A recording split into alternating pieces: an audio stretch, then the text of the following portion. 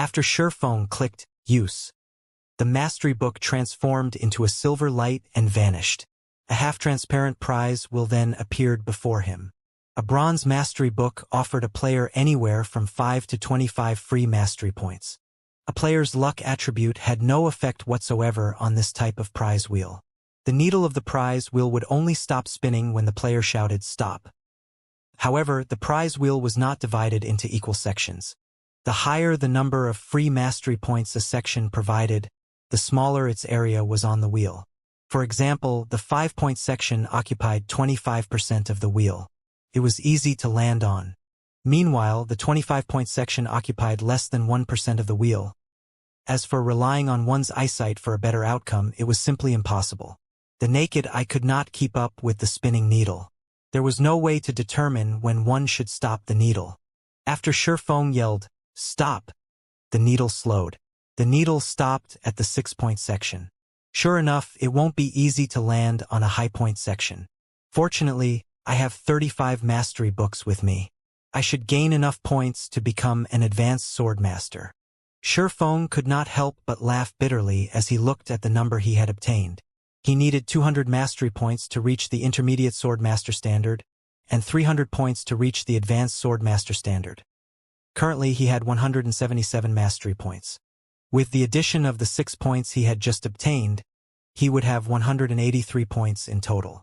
Even if he got 5 points from every bronze mastery book, he would gain at least 170 mastery points. He wouldn't have any issues gaining the promotion to an advanced swordmaster. His damage with the one-handed sword would increase by 50%. His strength would also rise significantly. Following which, Shifeng began plowing through the mastery books. Mastery plus 5, mastery plus 7, mastery plus 5, mastery plus 9, not a single roll he made exceeded 10 points. The bronze mastery books the ghouls had dropped were extraordinarily fraudulent. However, after using 14 bronze mastery books, Shifeng managed to increase his one-handed sword mastery to 300 points. I still have 20 books left, and I'm just 150 points away from 450 mastery points. Let's try for Sword King. Shifeng had intended to leave a few mastery books for Fire Dance and the others. However, if he could upgrade his one-handed sword mastery to basic Sword King, the lethality of his attacks would be no laughing matter. If he went up against a top-tier MT, he would need roughly 7 basic attacks as an advanced swordmaster to end the battle. If he became a basic Sword King, he would only need 5 hits. This was not including skills. In other words, if he upgraded his one-handed sword mastery to the basic Sword King standard, it would be the equivalent of permanently activating a minor berserk skill with an indefinite duration. In PvP battles, this improvement could allow him to challenge opponents of a higher tier. Currently, Shifeng was only at the flowing water realm.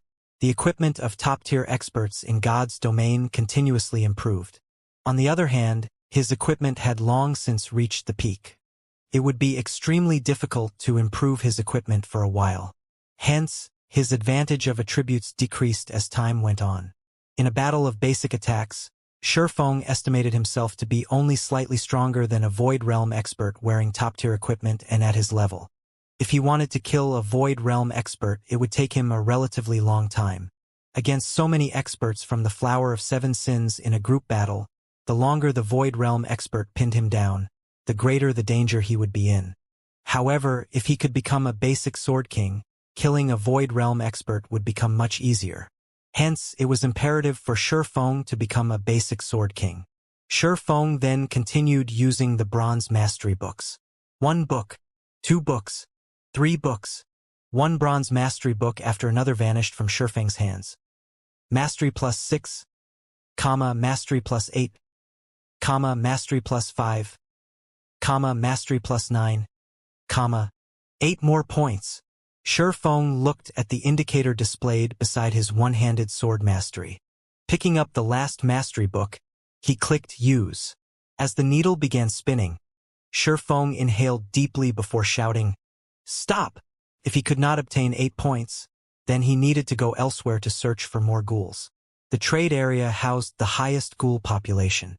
Other places had fewer ghouls. If he wished to obtain another mastery book, he would have to kill at least 100 ghouls. He would have to waste another 2 or 3 hours. Immediately, the needle began to slow, passing through the double-digit sections and the 5-point section. The needle continued through the 6-point section. In the end, the needle gradually came to a halt at the 9-point section. System. You have obtained 9 free mastery points.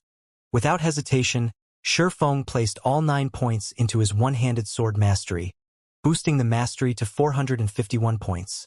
System. Congratulations! Your one-handed sword mastery has reached 451 points. For becoming the first player to upgrade your one-handed sword mastery to the basic Sword King, you will be rewarded with the title of Swordsmanship Master. Shifeng examined the Swordsmanship Master title. Swordsmanship Master, when using sword-type weapons, attack speed increased by 20%. When attacked by sword-type weapons, evasion plus 20. You may only use one title at a time. Effects will not stack with other titles. Increase attack speed by 20%. Such a powerful title. Shifeng was shocked. In God's domain, very few weapons and equipment increased a player's attack speed. Every item that did was precious. This was the first time Shifeng had seen a title capable of increasing a player's attack speed by 20%. In the past, the highest amount he had heard of was 15%. I had been unsure about going up against that Void Realm expert from the Flower of Seven Sins.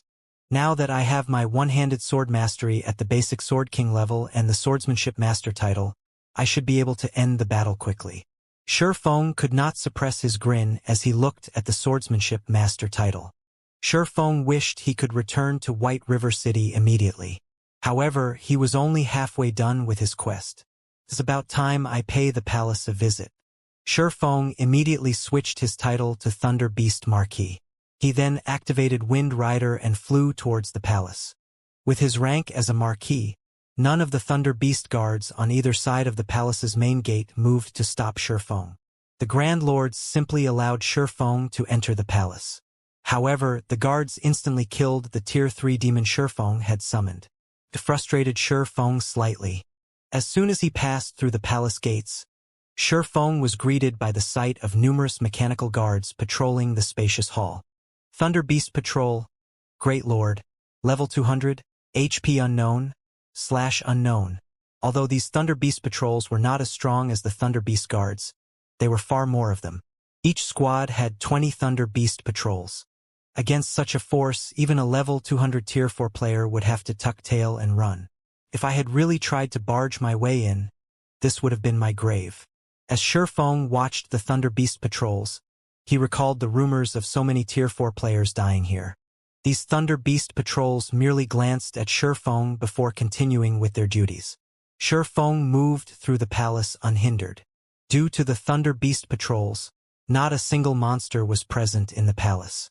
Shifeng easily reached the palace's heart, the Thunder Beast Courtyard.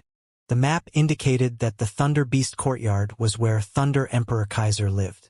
Hence, Shifeng had made his way there. Such intense mana. The density here is almost triple that of the outside world. Before Shifeng even entered the Thunder Beast Courtyard, he could feel his mind clearing. This was a phenomenon that would only occur when the mana reached a certain density. It seems that I was right to come here. A curse that could plague the imperial capital would require an immense amount of mana to sustain. Hence, places with high mana density had a higher likelihood of holding the curse's source. Shifeng entered the Thunder Beast Courtyard.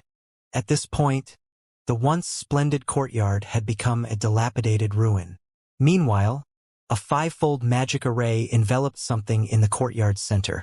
Shifeng could faintly see a bottomless pit in the center of the courtyard. This pit released a continuous stream of mana. However, unlike the mana Shifeng usually saw, this felt violent and cold. Just looking at sent chills down his back. Shifeng could not imagine what would happen if someone stayed near this mana for too long. If not for the five-fold magic array before him suppressing the mana, Shifeng did not doubt for a second that this mana would surge and flood the imperial capital in the blink of an eye. Could Emperor Kaiser have attempted to open the Endless Abyss? Shifeng suddenly recalled the Endless Abyss when he felt this cold, violent mana. The Endless Abyss had a vile environment, yet its mana density was astounding. With the combination of these two aspects, it birthed many horrifying monsters. There were some monsters that even gods feared. Hence, the gods had sealed the endless abyss. These frightening monsters wanted to claim God's domain as their own. Hence, the war between the human race and the endless abyss had never ceased. Rumors had it that Emperor Kaiser had reached the pinnacle of Tier 5 and was only a thread away from becoming a Tier 6 god. Shifeng could empathize with Emperor Kaiser. Although there was only a difference of one tier between Tier 5 and Tier 6, the power gap was like the difference between heaven and earth. One side was doomed to be devoured by the river of time, while the other was free of any bindings. To an emperor, nothing was more tempting than eternal life. Hence, there was nothing surprising about Emperor Kaiser trying to open a path to the endless abyss in search of a breakthrough. As Shifeng approached the bottomless abyss and was about to take a closer look at it, a chilling aura bound him, preventing him from moving. "Who are you? Why have you come here?" A cold voice dripping with power echoed from the bottomless pit. The voice was void of any emotion. "I am an adventurer. A great mage called Carrion Walker sent me here to lift the curse on the imperial capital, saving the suffering people within the city." Shifeng said slowly and truthfully, showing no resistance towards the person questioning him. "Carrion Walker?" the voice said with a hint of surprise. "I never imagined that little fellow would escape the capital with his life. He really is impressive. If I had not been swayed by my own feelings and my wish to improve myself, such a terrible disaster would never have occurred. Could you be the Thunder Emperor Kaiser?" Shifeng could not help his shock when he heard the disembodied words. "Thunder Emperor Kaiser. I wonder how many years it has been since I last heard that name? That's right. I am Kaiser." However, Kaiser sighed and said, "It is unfortunate, but you have wasted your time by coming here. It is impossible to lift the curse on the city. You are simply too weak right now, and you cannot help me seal this abyss. May I know how to seal it?" Shifeng probed, refusing to give up. If he gave up on the quest, only death awaited him.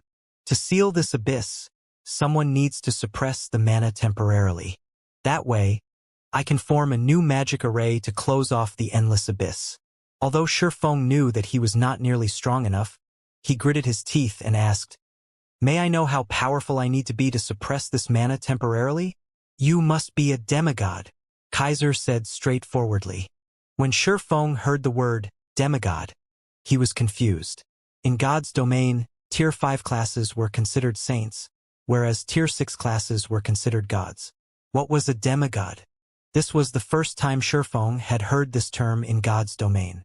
It should be known that even if players at the very peak of Tier 5 or Tier 5 NPCs that could rival Tier 6 gods, nobody had ever been referred to as a demigod. You are too weak, so it is expected that you do not know about demigods.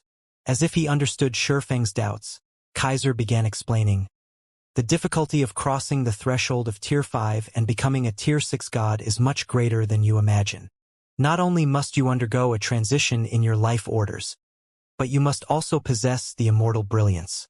A demigod has only reached Tier 6 in their life order but does not possess a brilliant will. Hence, they are limited as demigods. Transition? Brilliant will? Is this the requirement to become a Tier 6 class?" This was the first time Shifeng had heard details about becoming a Tier 6 classes. Although he had played God's domain for over a decade, he had never reached Tier 5. He had no authority to speak on Tier 6. Moreover, all information regarding Tier 6 classes were top secret. A second-rate guild had no access. However, once Shifeng understood what a demigod was, despair filled his heart. Not only must he be a Tier 5 class, but his life order must also be at Tier 6. There was no such player in God's domain right now. As for the NPCs, one could probably count them on one hand. He could not simply meet with one because he wanted to, not to mention getting their help. "Are there no other methods?" Shifeng asked anxiously. After a short pause, Kaiser replied, "None. Unless you have the 7 treasures, you will need the strength of a demigod to suppress this mana. However, the 7 treasures have been lost for hundreds of years. Locating them would be far more difficult than finding a demigod. Shi Feng knew of the 7 treasures. In fact, he had a quest to search for them. He even had the golden stigmata to assist him in locating the 7 treasures. However, he had yet to find even one of the 7 treasures. Either the strength of a demigod or a tool that can suppress the mana? Shi Feng racked his mind for any relevant information. When considering NPCs that might be demigods, Shi Feng could think of a few candidates.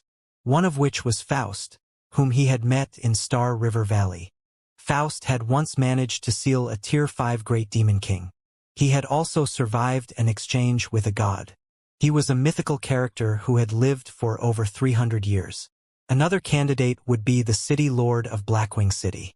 Even kingdoms and empires feared the City Lord. He was not an ordinary Tier 5 NPC. There was also Hell's Gatekeeper, Christie. That NPC guarded the most dangerous God Mode regional dungeon throughout God's domain. The final boss of the God Mode regional dungeon was a Tier 6 god. One could just imagine how powerful Christie was. The NPC was not a simple Tier 5 class either. However, none of these NPCs were easy to contact. Aside from these human NPCs, Shi Feng had also encountered several monsters with the strength of a demigod. The Fallen Angel Serena. Fallen Angel's life order was very high. They were only inferior to gods. At Tier 5, they should be as powerful as a demigod. Right? How could I forget? Demons are on the same level as fallen angels. Shi Feng suddenly remembered the Bible of Darkness. He possessed the original version of the summoning book. Even though it was only a fragment, it could still summon a Tier 5 Great Demon King. A Great Demon King was much stronger than a Tier 5 human. The only problem was that he wasn't strong enough to summon a Great Demon King. Maybe Kaiser could. The Bible of Darkness was a treasure created by the Lord of Destruction. It possessed the power to rule over all demons, allowing one to become the Lord of Demons. Since ancient times, abyssal demons were one of the top races in the Endless Abyss and were one of the human race's greatest enemies.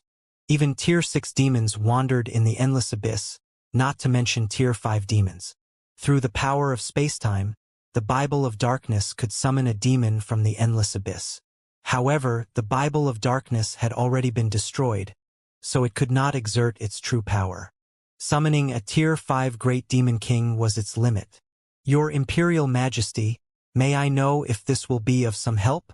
Shi Feng took out the thick, heavy Bible of Darkness. The dense power of darkness that radiated off the Bible was more than enough to instill fear. NPCs that were not quest-related could not steal items from players. Hence, Shi Feng was not worried about Kaiser snatching the Bible of Darkness. Although NPCs could not steal a player's items, they could use them. However, Shi Feng was not sure if Kaiser could use the Bible of Darkness as he was now. The Bible of Darkness? Kaiser recognized the thick book immediately, shock appearing on his face. I had never expected a little guy like you to have such a treasure. It's unfortunate that the Bible has been destroyed and cannot exert its true power. Otherwise, with this book's original strength, it could seal the passage to the Endless Abyss easily. Shi Feng was stunned. The passage to the Endless Abyss could not be opened and closed as one wished. Otherwise, the War God Temple would not have tried so hard to search for the 7 treasures to suppress the passage between the 2 worlds. However, listening to Kaiser, the Bible of Darkness actually possessed the power to open and close the passage. In other words, the completed form of the Bible of Darkness was as powerful as the 7 treasures. Although the Bible of Darkness has been damaged, it could be of some help, Kaiser said.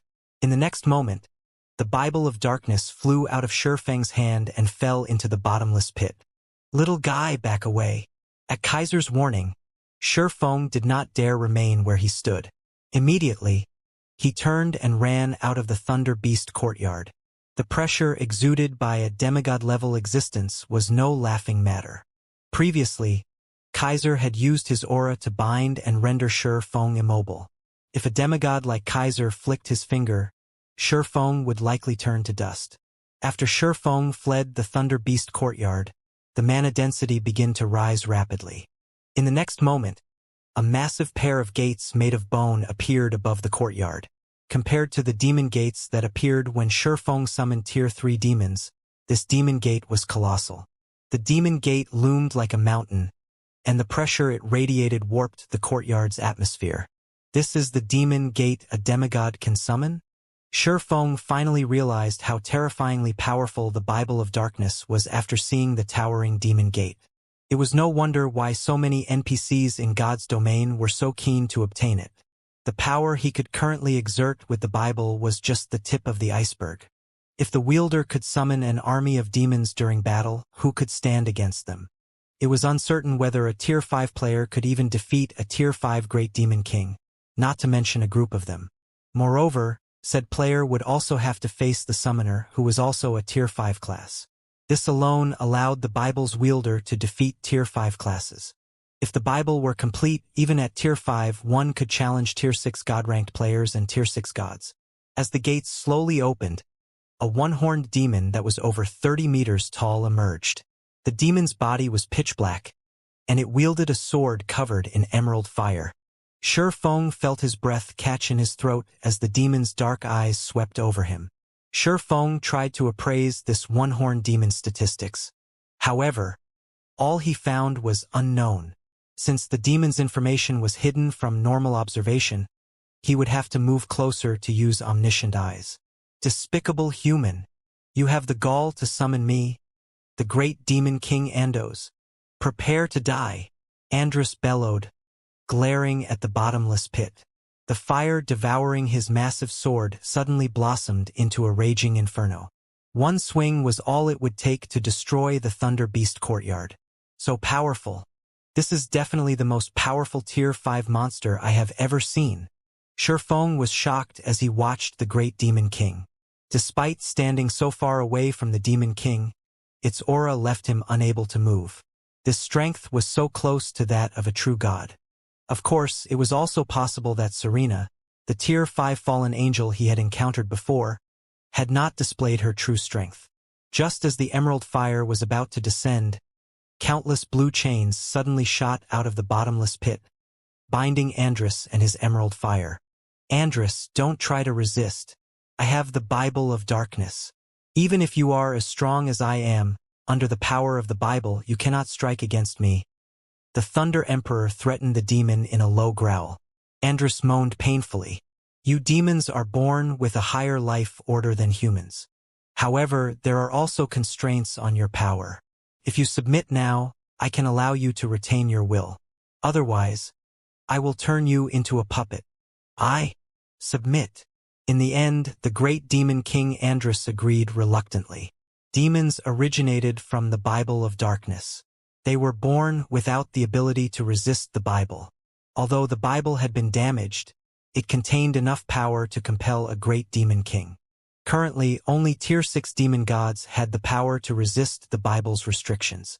Suppress the mana from the abyss for me, Kaiser ordered, not wasting any time with nonsense. Having no other choice, Andrus controlled his endless emerald fire to seal the bottomless pit. Suddenly, the mana from the abyss was contained. The Thunder Emperor Kaiser then flew out of the pit. Shifeng could finally see the true Thunder Emperor Kaiser. The Emperor wore a suit of golden armor with a set of white robes. Electric arcs were faintly visible as they surrounded Kaiser. Two sacred swords hung from the Emperor's waist, one red and one blue. His smooth golden hair and young face left one speechless. Female players would consider this man to be a god of male beauty. Kaiser, Thunder Emperor. Human, Sword Saint, level unknown, HP unknown, /unknown. After Kaiser emerged from the pit, he unsheathed his two sacred swords. As the blades left their scabbards, the surrounding space froze. It was as if the connections between the space around the swords and the outside world had been severed. What are those weapons? They can freeze the world around them. Shifeng's eyes nearly fell out of their sockets when he saw those sacred swords. Could one of them be one of the 5 fragments I am looking for? Just as Shifeng fantasized about the weapons, Kaiser used the twin swords to draw divine runes in the air before him.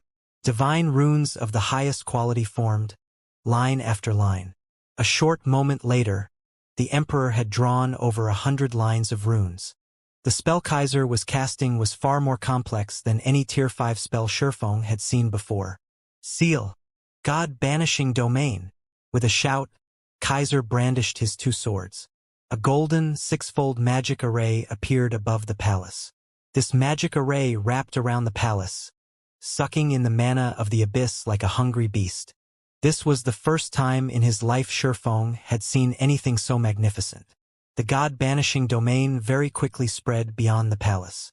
As mist began to gather above the Thunder Beast courtyard, the foggy imperial capital gradually clearing.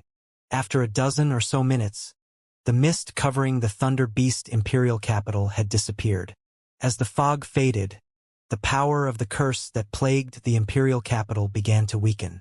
The ghouls and suffering souls wandering about the streets had started to die. Meanwhile, the humans, who had been petrified for hundreds of years now, recovered from their stone-like state. System Epic Quest Empires Pass completed. Quest reward 50 million EXP.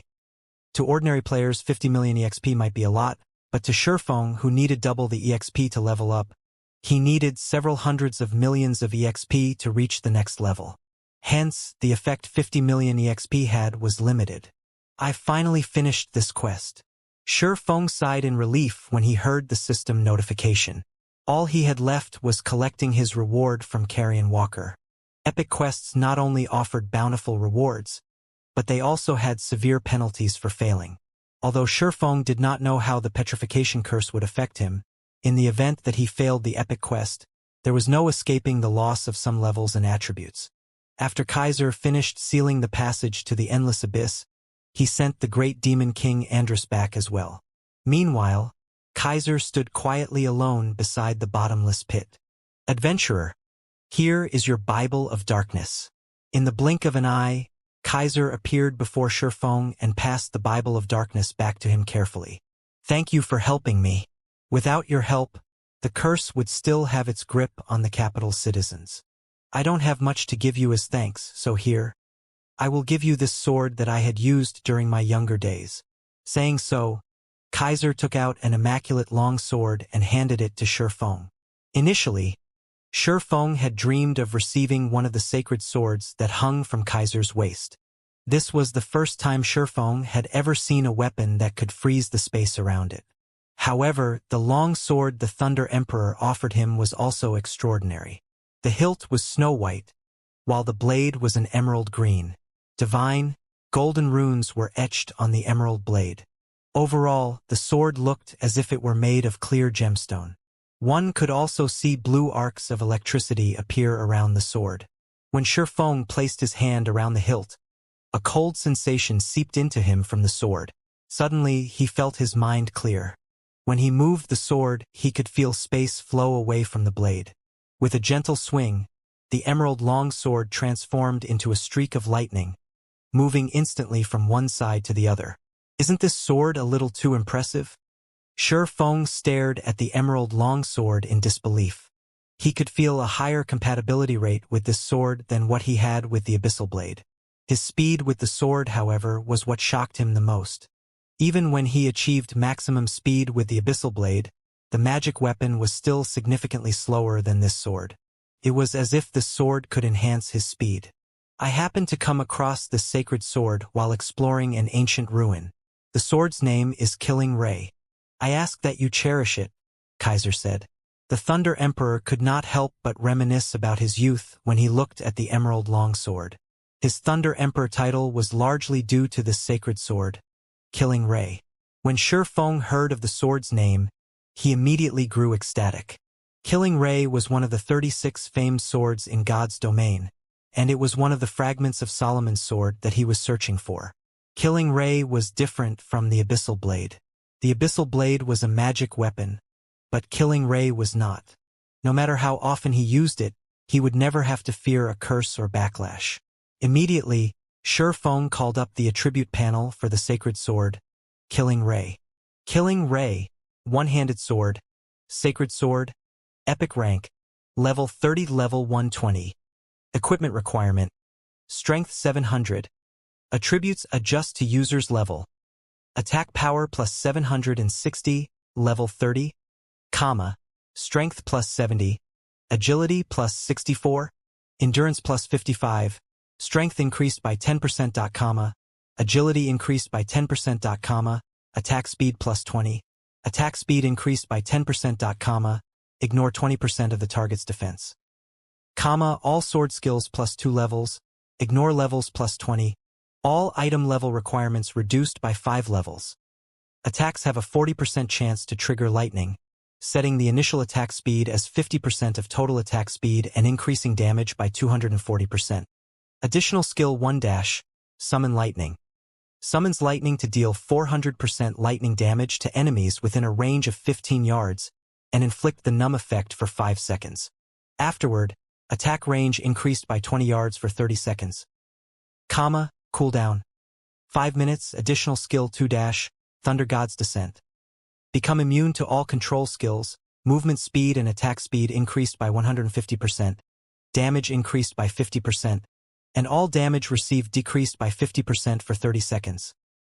Comma, cooldown 1 hour. This sacred sword had been forged by the Godsmith Arnold using a fragment from a mysterious sword. Killing Ray is one of the 36 famed swords of God's domain, ranking 20th. It was once used by the Thunder Emperor Kaiser. This weapon allows the user to move with the speed of lightning. When fighting darkness-type creatures, damage increases by 100%. Can be evolved. Cannot be destroyed. Such powerful attributes. Feng was stunned speechless as he examined Killing Ray's attributes. No wonder it ranks 20th among the 36 famed swords. Sure enough, it is even stronger than the Abyssal Blade. Regarding attack power or basic attributes, Killing Ray was much stronger than the epic weapon Petrified Thorn he had previously obtained. However, the Sacred Sword's attributes were not its most amazing aspect, nor was it the fact that it could not be destroyed and thus did not possess a durability limit or require repairs, nor the 100% damage increase towards darkness-type creatures. To players who love to PvP, its speed was the Killing Ray's most impressive feature. The passive skill Lightning allowed one's initial attack speed to start at 50% rather than 0. This meant that while attacking, players would not take as long to accelerate to a maximum speed. A player's sword draw would be much faster than normal, following which, Feng immediately traded the Purgatory Shadow for Killing Ray. To Feng, the requirement of 700 strength was nothing considerable. He had fully inlaid Tier 3 Strength-type gemstones into his equipment. His strength attribute had long since exceeded the 700-point threshold. Instantly, Feng's overall attributes increased by a sizable chunk.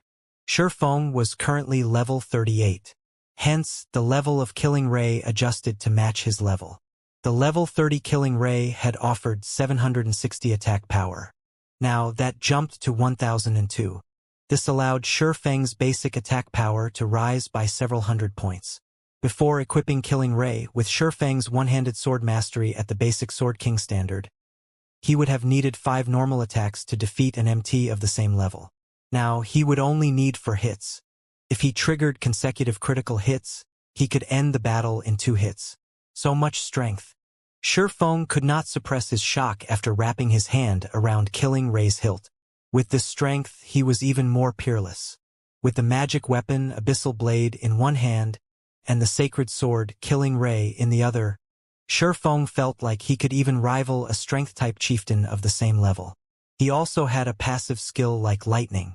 Even against a Void Realm expert, unless said expert was also astonishingly fast, Feng was confident of ending the battle in just a few moves. After completing the epic quest and obtaining the sacred sword, Killing Ray, Feng returned through the transfer passage to the Dragon's Maw's lowest underground floor. After leaving the special map, Feng used the activatable skill of the Aura of Space movement, to appear before Carrion Walker. Upon returning to Carrion Walker and the other NPCs, Feng noticed that these NPCs had grown significantly older. Although the petrification had allowed them to live for hundreds of years, once the curse lifted, time had begun to erode their bodies, causing them to age rapidly. At the end of the day, they were mortals, not gods.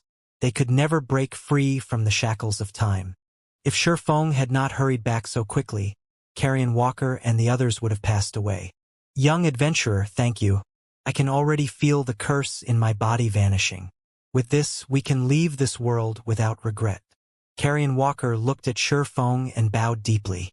He then took out a golden book and passed it on to Shi Feng, saying, "This is our Thunder Beast Empire's prided magic array, the 9-star polar domain.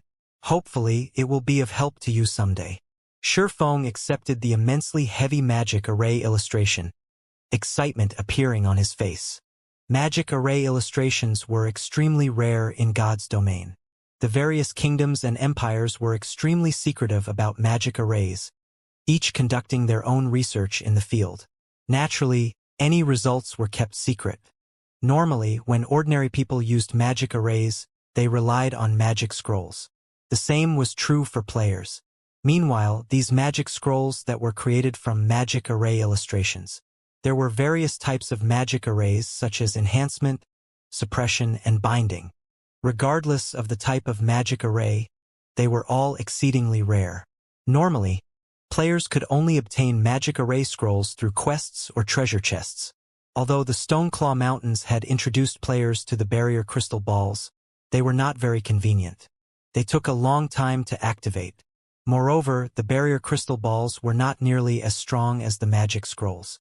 Their capabilities were also limited. They were unlike magic scrolls, which could be activated swiftly with little to no restriction. Hence, magic array illustrations were rare and precious.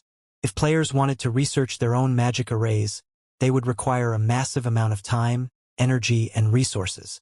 It was already exceedingly difficult for an ordinary large guild to obtain a magic array illustration, not to mention researching one from scratch. Now that he had obtained a magic array illustration, how could Shi Feng contain his excitement? With the magic array illustration, Zero Wing could produce magic array scrolls without limit at the cost of a few materials. Shi Feng could not help but click on the magic array illustration in his hand, eager to see what kind of magic array he had obtained. Why is it an intermediate magic array? Shi Feng was shocked when he saw its statistics. Magic arrays were also organized into several ranks: Basic, Intermediate, Advanced, Master, Grandmaster, Craftsman. Currently, the majority of the magic arrays players encountered were basic magic arrays.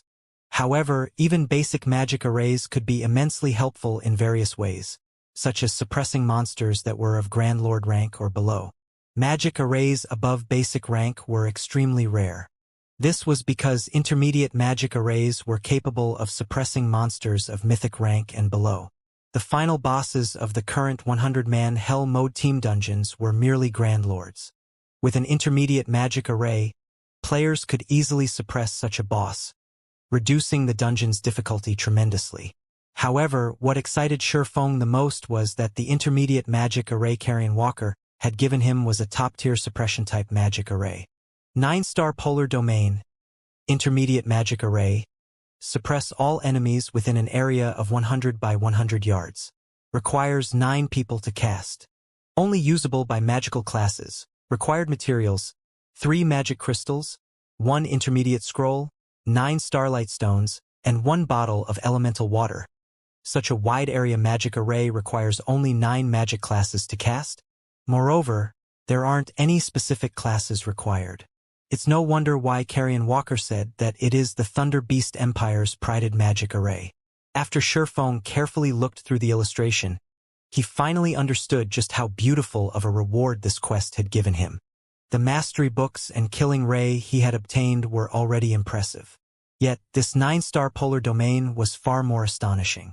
It was more valuable than an epic item. It was common knowledge that a limited number of players could enter a dungeon at a single time. If a team used a magic array to suppress a boss, the players maintaining the array would not be able to attack or defend. The more people a magic array required, the greater the effect it would have on the team's combat power. Hence, the fewer people required, the better. Generally, magic arrays that could suppress bosses required more than 10 people to maintain. For example, the demon-suppressing barrier Bluefrost and the others had used against the Great Lord Noya required 12 people. Even so, it was considered a very powerful magic array. Yet, the 9-star polar domain only required 9 people. Moreover, the 9-star polar domain's class requirement was not too specific. requiring only 9 magical classes to cast. On the other hand, the demon-suppressing array specifically required 12 elementalists. The difference between these two requirements might seem small, but for those who had researched magic arrays before, they would know that the more advanced a magic array was, the more people it would require to maintain and the more specific it would be with its class requirement. It was extremely difficult to reduce the requirement by even one person, not to mention reducing the restriction on classes. That was twice as difficult. Only after the Thunder Beast Empire had gathered all of its talents had it managed to construct such a streamlined and practical intermediate magic array. It would most likely be impossible for any other empire to produce such a magic array. Looking at this magic array now, Shifeng could not help but think of the Thunder Emperor Kaiser. Without any help, the Emperor had created a 6-fold magic array. This showed that Kaiser's magic array research had reached a profound realm. At the very least, he should be a grandmaster. In God's domain, he was as rare as a phoenix's feather. I had thought of using the barrier crystal balls to set a trap, but with this 9-star polar domain, they'll have no chance of escaping. Shifeng smiled at the illustration in his hands. Although the 9-star polar domain was an intermediate magic array, the materials required to produce it were not especially rare. For starters, Zero Wing had no lack of magic crystals. Meanwhile, starlight stones were stones containing star power. Although they were somewhat rare, there were many places where one could harvest them. The rarest material required to make the 9-star polar domain was the elemental water. Elemental water could automatically absorb large amounts of mana. When used to produce magic scrolls, it could reduce the mana that the magic array required. It was very valuable. Aside from being used to produce magic scrolls, elemental water was also used in alchemy and forging. It was an item with a wide variety of uses. However, even in large-scale team dungeons, the drop rate for elemental water was very low. The various large guilds treated elemental water like a strategic item and would not sell any unless necessary. Of course, if Shifeng were willing to spend a little more money, he could obtain a significant amount. After Shifeng stored the 9-star polar domain magic array illustration, he bid Carrion Walker and the others farewell and used a return scroll to teleport back to White River City. Ever since Stone Forest Town had fallen under Zero Wing's control, the town developed faster by the day. Due to the Stoneclaw Mountains, Stone Forest Town had already become a haunt for elite players. Various facilities constantly emerged within the town undergoing endless changes and improvements. At this point, the town had 6 smithies. There were over 20 hotels. Even though more players had gathered than before, there were no longer the long queues there had been when the town had first fallen into Zero Wing's clutches. They no longer needed to wait several hours to repair equipment. However, ever since Zero Wing had given up on developing the Stoneclaw Mountains itself and shifted its focus towards conquering team dungeons and leveling up elsewhere, Stone Forest Town's atmosphere had grown extraordinarily intense. It felt as if a war would break out between the guilds at any time. Although Zero Wing had given up on developing the Stoneclaw Mountains, the number of guilds replenishing their supplies in Stone Forest Town had never diminished. On the contrary, more guilds arrived each day. This allowed Zero Wing's income of magic crystals to remain steady. The various large guilds were extremely envious, and they all hungered to replace Zero Wing as Stone Forest Town's manager. Inside the secret pavilion's guild residence, Uncle Yuan, you called us here so suddenly. Did something major happen? A young man asked. This youth wore silver scale armor and carried a heavy greatsword on his back. His expression was indifferent, and he wore his red hair in a spiky style. The youth radiated a suffocating bloodthirst that prevented anyone from approaching him casually. Moreover, this youth's level was very high. He was a level 34 berserker. He could rank at the very top of Star Moon Kingdom's ranking list. Aside from this youth, there were also quite a few young men and women waiting in the guild hall. These men and women also had very high levels, with the lowest among them being level 33. The weakest piece of equipment they wore was level 30 fine gold rank. Even in first-rate guilds, such high-leveled and well-equipped individuals were extremely rare. However, almost 100 of such players stood in the secret pavilion's guild hall. Of course, something good has happened. Cold autumn. Don't tell me you've forgotten why the guild leader told you to come here. Yuan Tiexin, who had already reached level 35 and currently wore a set of long, black robes, said, chuckling. Every major power would nurture their own experts. Meanwhile, Cold Autumn was the most outstanding individual among the new generation of the Secret Pavilion. He was also a genius, recognized by many of the guild's elders and founding members. Huh? Has the Flower of Seven Sins finally started to take action? Cold Autumn asked excitedly. To let them, the guild's new generation, learn the strength of the Flower of Seven Sins, their guild leader had sent them on a trip to Stone Forest Town. This would show them of the difference between their power and the organization's. At the very least, they would not remain ignorant like frogs at the bottom of a well. Although the Secret Pavilion was a powerful force in the virtual gaming world, compared to the incomparably mysterious Flower of Seven Sins, the pavilion was almost nothing. After all, the Flower of Seven Sins was an organization that struck fear even in the hearts of super guilds. However, I've heard that after sustaining several attacks from the Flower of Seven Sins, Zero Wings members have become more cautious and have kept a low profile. Both the guild's main force and the Dark God's Legion either held themselves up in the Divine Colosseum or went out to complete quests after disguising themselves. They have stopped forming teams to level up in the fields. Even the Flower of Seven Sins could not find an opportunity to attack. How could the organization have found a chance to make a move now? Could they be planning to trade their lives, ignoring their safety to kill their targets? Cold Autumn asked, wondering aloud. They had seen a few battles between Zero Wing and the Flower of Seven Sins assassins. However, Zero Wing's members had been defenseless. Before the organization's assassins could exert their full strength, the players from Zero Wing had died. However, Cold Autumn had to admit that there were some powerful experts among Zero Wing. In the last secret battle between the two organizations, Zero Wing had 10 members on their side. On the other hand, the Flower of Seven Sins had sent a party of 6 to ambush Zero Wing. During that battle, the assassin named Fire Dance had performed magnificently. She had fought the assassin's party leader to a standstill. In the end, she had activated a berserk skill, killing one of the assassins and escaping with her life. However, at the end of that battle, Zero Wing had suffered 9 deaths, while one from the Flower of Seven Sins had died. Even so, this had been an amazing outcome as, during the previous exchanges between the two, Zero Wing had always suffered complete while the Flower of Seven Sins came out unharmed. These battles were not due to Zero Wing having weak members. Rather, it was because the Flower of Seven Sins was simply too strong. Cold Autumn had pondered his capabilities in such a situation.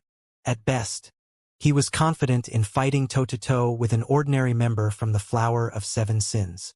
If neither side had the class advantage, his chances of emerging victorious would be roughly 50%.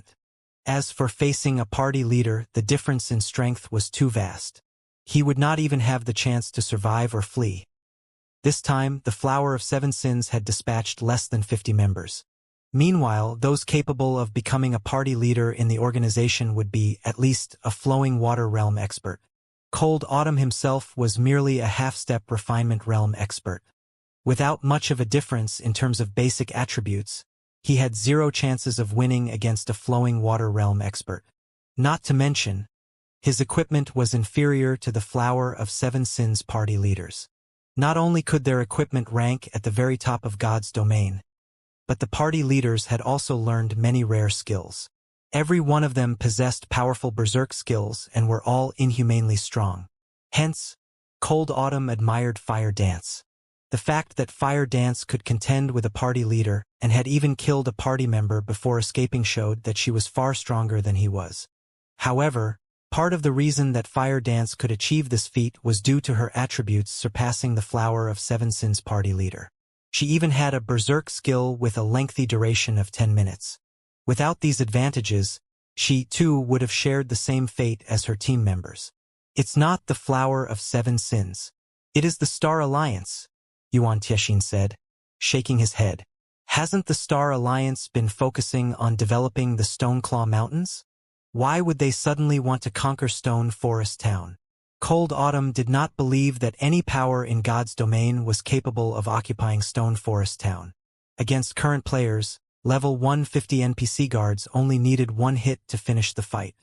Plenty of high-tiered NPC guards also protected the town. You'll understand once you see the official forums, Yuan Tiexin said. Cold Autumn immediately opened Star Moon Kingdom's forums. Sure enough, at the very top of the front page, massive letters attracted attention to a specific post. Moreover, the post had been created by none other than the Star Alliance's guild leader, Galaxy Past. The Star Alliance officially issues a challenge to Zero Wing. We will wait in the Stoneclaw Mountains. Do you dare accept? If Zero Wing does not have the courage to accept this challenge, you can hide in Stone Forest Town for the rest of your lives. Although the post had just been issued, the Star Alliance's many members had constantly upvoted it. They had also disparaged Zero Wing in the comments. Isn't Zero Wing supposed to be impressive? Do you guys dare accept our challenge? Black Flame, aren't you Star Moon Kingdom's #1 expert?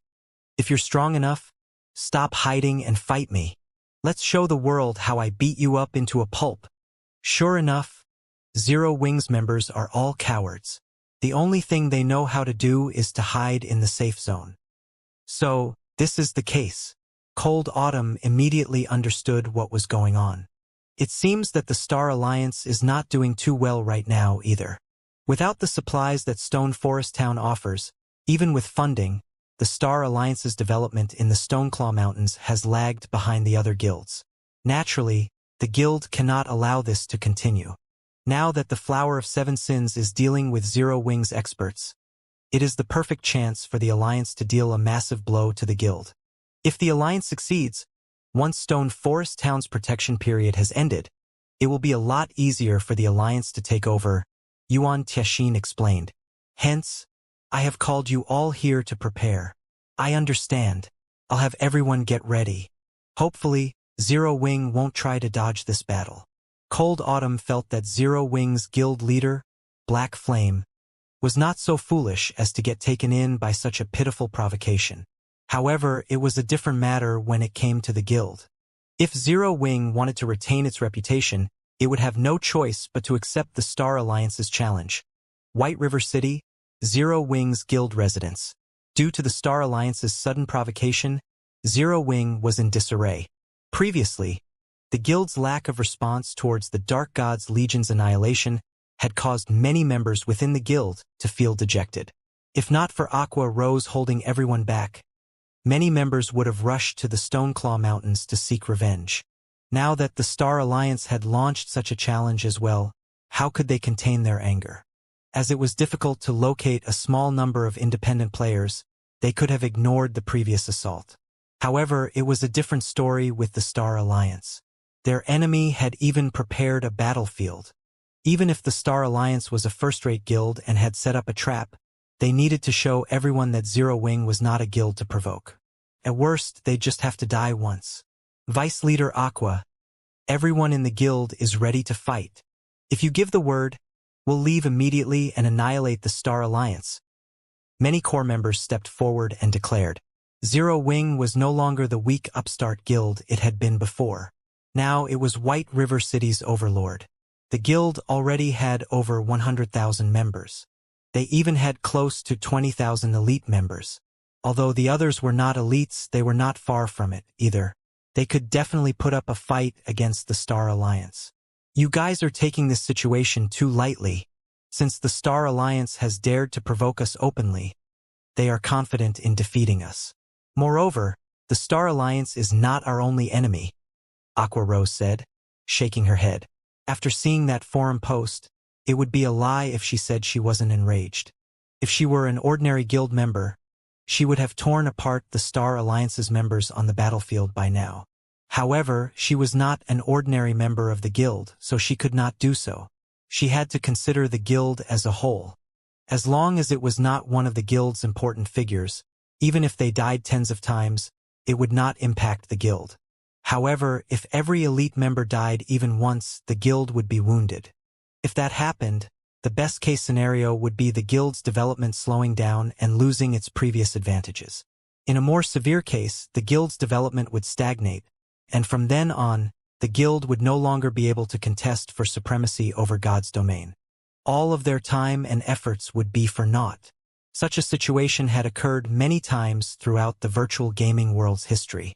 The guilds involved had long since been forgotten.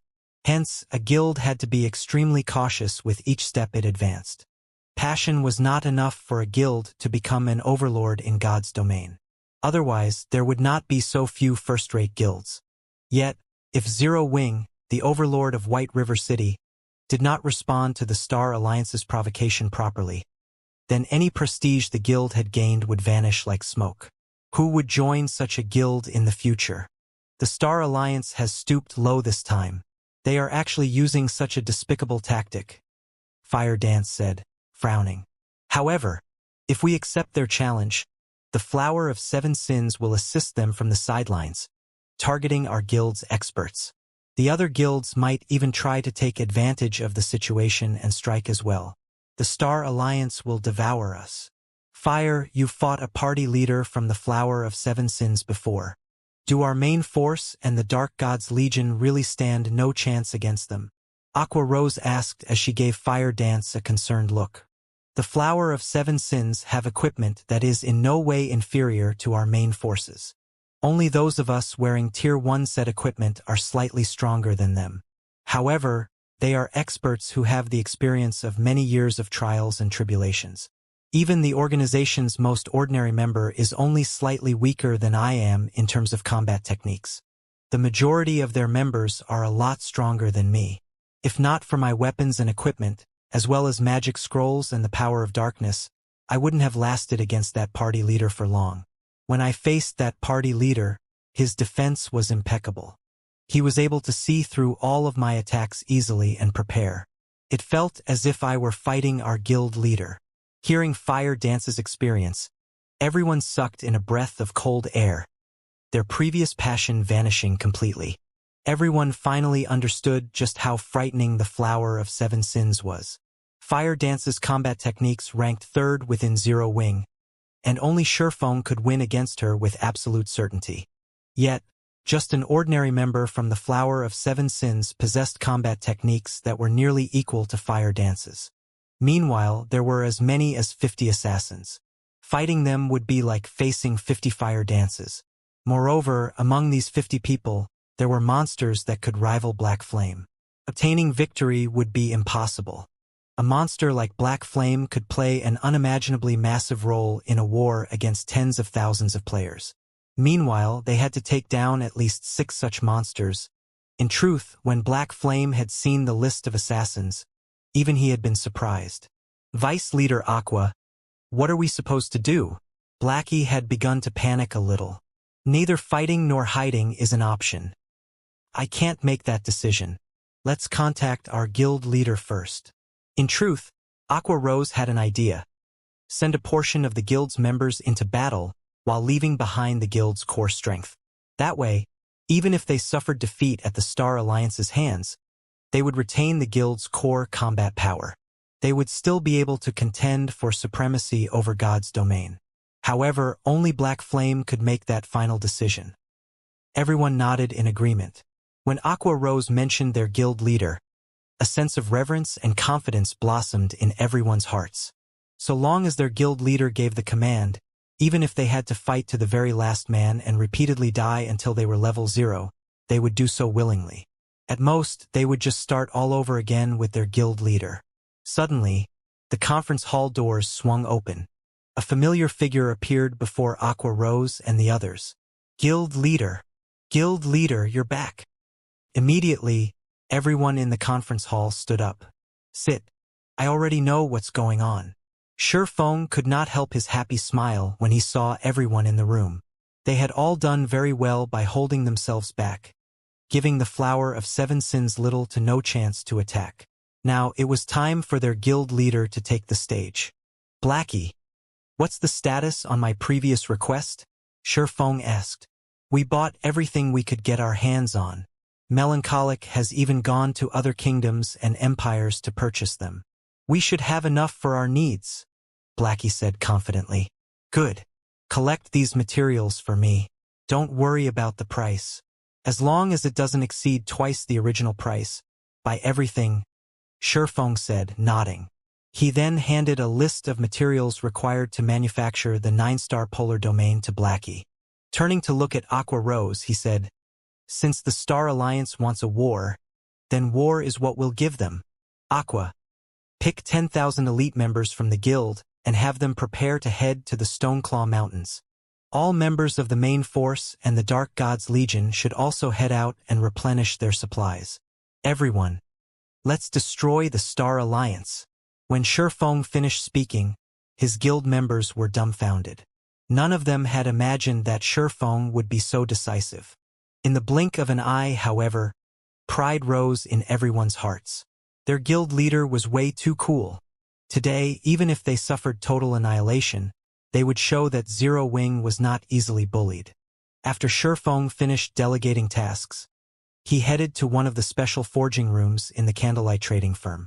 The Star Alliance had gone all out this time.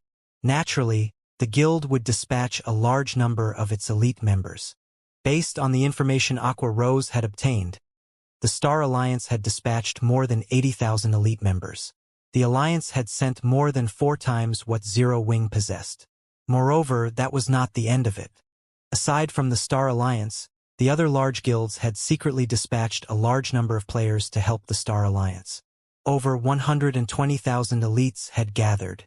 In a head-on clash, Zero Wing had 0 chances of victory. The Star Alliance also had the help of the Flower of Seven Sins experts. As long as the Flower of Seven Sins pinned down or killed Zero Wing's experts, they would have no hope of escaping the slaughter. Although Gentle Snow had said she would help, even if they included the power of Ouroboros, they still far from enough to secure a victory. "Guild leader, here are all the materials that you requested," Melancholic Smile said as she entered the forging room. She proceeded to stack materials on the stone table. Melancholic Smile understood the Star Alliance's strength. Zero Wing had no chance against this opponent. Yet, during such a crucial period, Shifeng shut himself away in this forging room, producing items. She was confused. Time passed, little by little. The Star Moon Kingdom had gone into an uproar.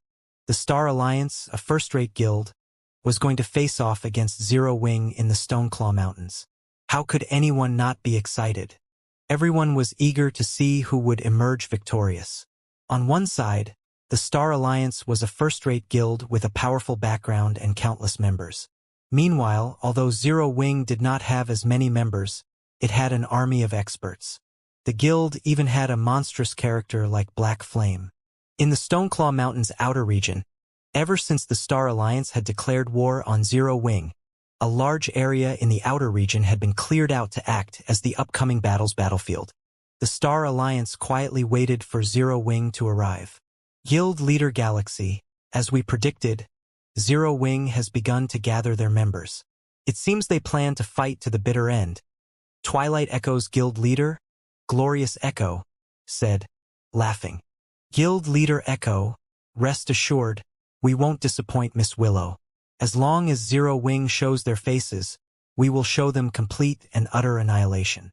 As for Zero Wing's experts, however, I will leave them for you, Galaxy Pass said, similarly laughing. You can rest assured. The Flower of Seven Sins' reputation is not undeserved. As long as they make a move, even Zero Wing's Black Flame will surrender his life, Glorious Echo said, patting his chest confidently. Previously, Glorious Echo had only heard about the Flower of Seven Sins. This time, he had witnessed the organization's power personally. No first-rate guild stood a chance against that power. Glorious Echo had rewatched the battle video of the Flower of Seven Sins facing the Dark God's Legion more than half a dozen times so far. In terms of equipment, the Dark God's Legion could rank at the top of God's domain. Even Twilight Echo's strongest legion could not compare to the Dark God's Legion. However, what had shocked Glorious Echo the most was the Legion's Berserk skill. All 300 members of the Legion possessed a Berserk skill. After activating their Berserk skill, even the weakest member possessed the strength to overwhelm a 5th-floor expert with top-tier equipment. Neither Twilight Echo nor the Star Alliance possessed more than 100 experts who had broken past the Trial Tower's 4th floor. Even a veteran guild like Twilight Echo only had around a dozen more of such experts than the Star Alliance. Meanwhile, these experts were considered the highest combat power first-rate guilds like theirs possessed. As for second-rate guilds, even having 30 of these experts would be impressive. Yet, the Dark Gods Legion had 300.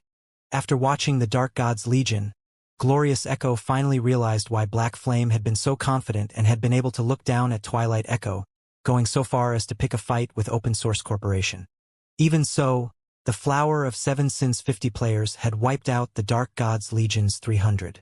Despite the numerical advantage, the Dark Gods Legion had been nearly annihilated, while the Flower of Seven Sins had not suffered even a single death. The difference was massive.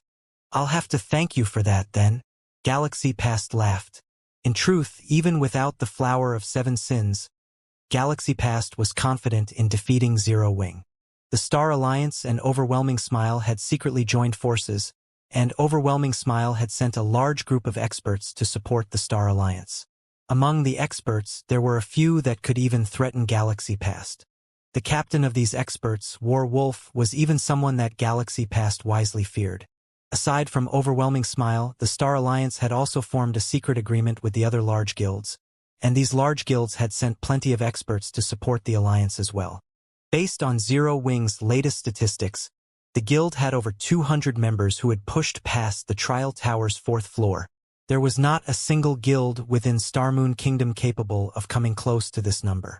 However, after including the experts that other guilds had sent, Galaxy Past counted more than 1,000 5th-floor experts on their side. Purely in terms of numbers, they had already exceeded Zero Wing by at least 5 times. Zero Wing had no chance of winning this war.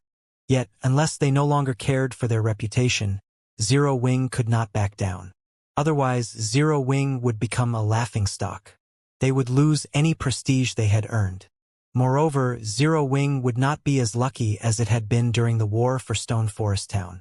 Galaxy Past had chosen the Stoneclaw Mountains for the battle precisely because he was afraid that Zero Wing would somehow come up with another powerful monster. However, there was no monster in the Stoneclaw Mountains outer region that the Star Alliance could not handle. In one of the Stoneclaw Mountains' stone pillar forests, the members of Overwhelming Smile cleared out the monsters. Standing at the lead was a level 34 shield warrior who wielded a massive, deep blue shield. This shield warrior currently took on 2 half-orc lords. Yet, despite receiving attacks from the 2 lords simultaneously, this shield warrior remained steady like an iron wall. No matter how hard the 2 half-orc lords struggled, they could not break past this warrior's shield. Boss Wolf, Zero Wing is really finished this time. Not only must it face the Star Alliance, but they also have to face us. As long as we crush Zero Wing, White River City will belong to Overwhelming Smile. Soaring Snake, who bombarded a half-orc lord, could not help his excitement about their army's strength. Overwhelming Smile and the Star Alliance are just working to get what each of us wants. Moreover, Zero Wing is not our main objective. Instead, we need to hinder Ouroboros. You are not allowed to get revenge on Zero Wing on impulse, the pale-faced werewolf said. Glancing at Soaring Snake, he continued, Moreover, it is too early to determine the outcome of this battle. Don't forget how Dark Star perished under Black Flame's hands. It is better to avoid trouble whenever possible. Boss Wolf, Big Sis Yulon has already reminded me. Why would I dare act impulsively and ignore the bigger picture? Soaring Snake said, laughing. While the various large guilds prepared for war, Shurfeng had finished crafting the items in the candlelight trading firm's special forging room. Aqua, have the main force and the Dark Gods Legion gather at the residence in Stone Forest Town. Stone Forest Town. Under Shurfeng's command, Zero Wing's main force and the Dark Gods Legion quickly gathered in Stone Forest Town's guild residence. I heard that the Star Alliance has gathered a lot of experts. I will finally have the chance to stretch my muscles. A berserker, Shadow Sword, said as he caressed his Tier 1 weapon, Tempest's Breath, his fighting spirit burning in his eyes.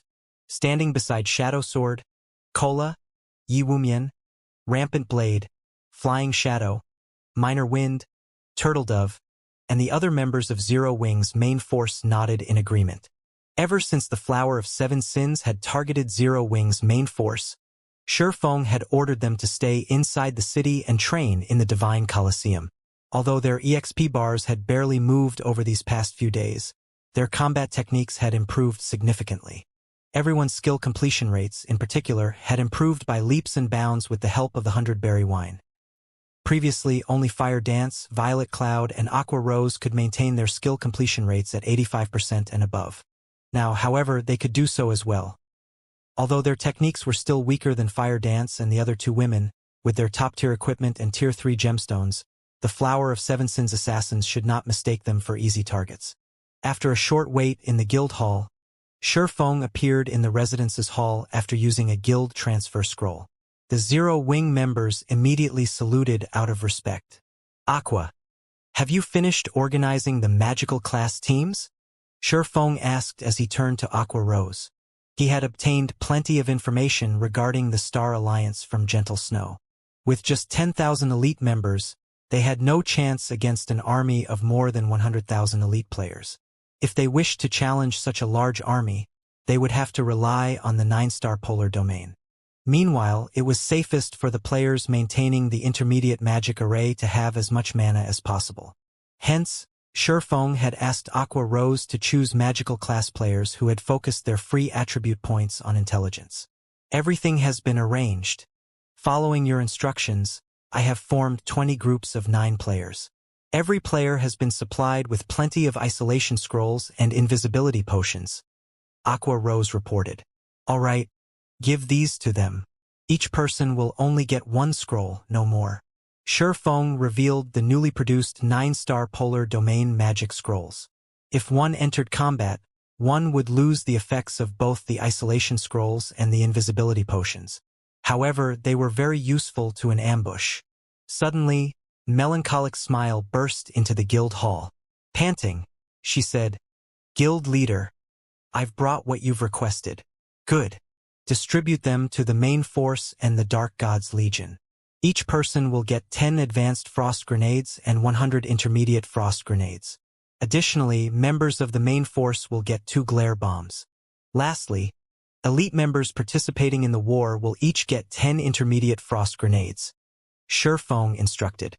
The glare bomb was very easy for engineers to manufacture, and it did not share the same cooldown as the frost grenades. Furthermore, like the frost grenade, the glare bomb was an invaluable tool for war. Unfortunately, Feng had only found a single design. Even with the Starstreak trading firm's intermediate engineer producing them constantly, he had only managed to craft around 200 bombs, barely enough to supply the main force. Although Feng's words had been leisurely, his subordinates were shocked. They had used the frost grenade before. It was one of the guild's strategic items that they kept in reserve.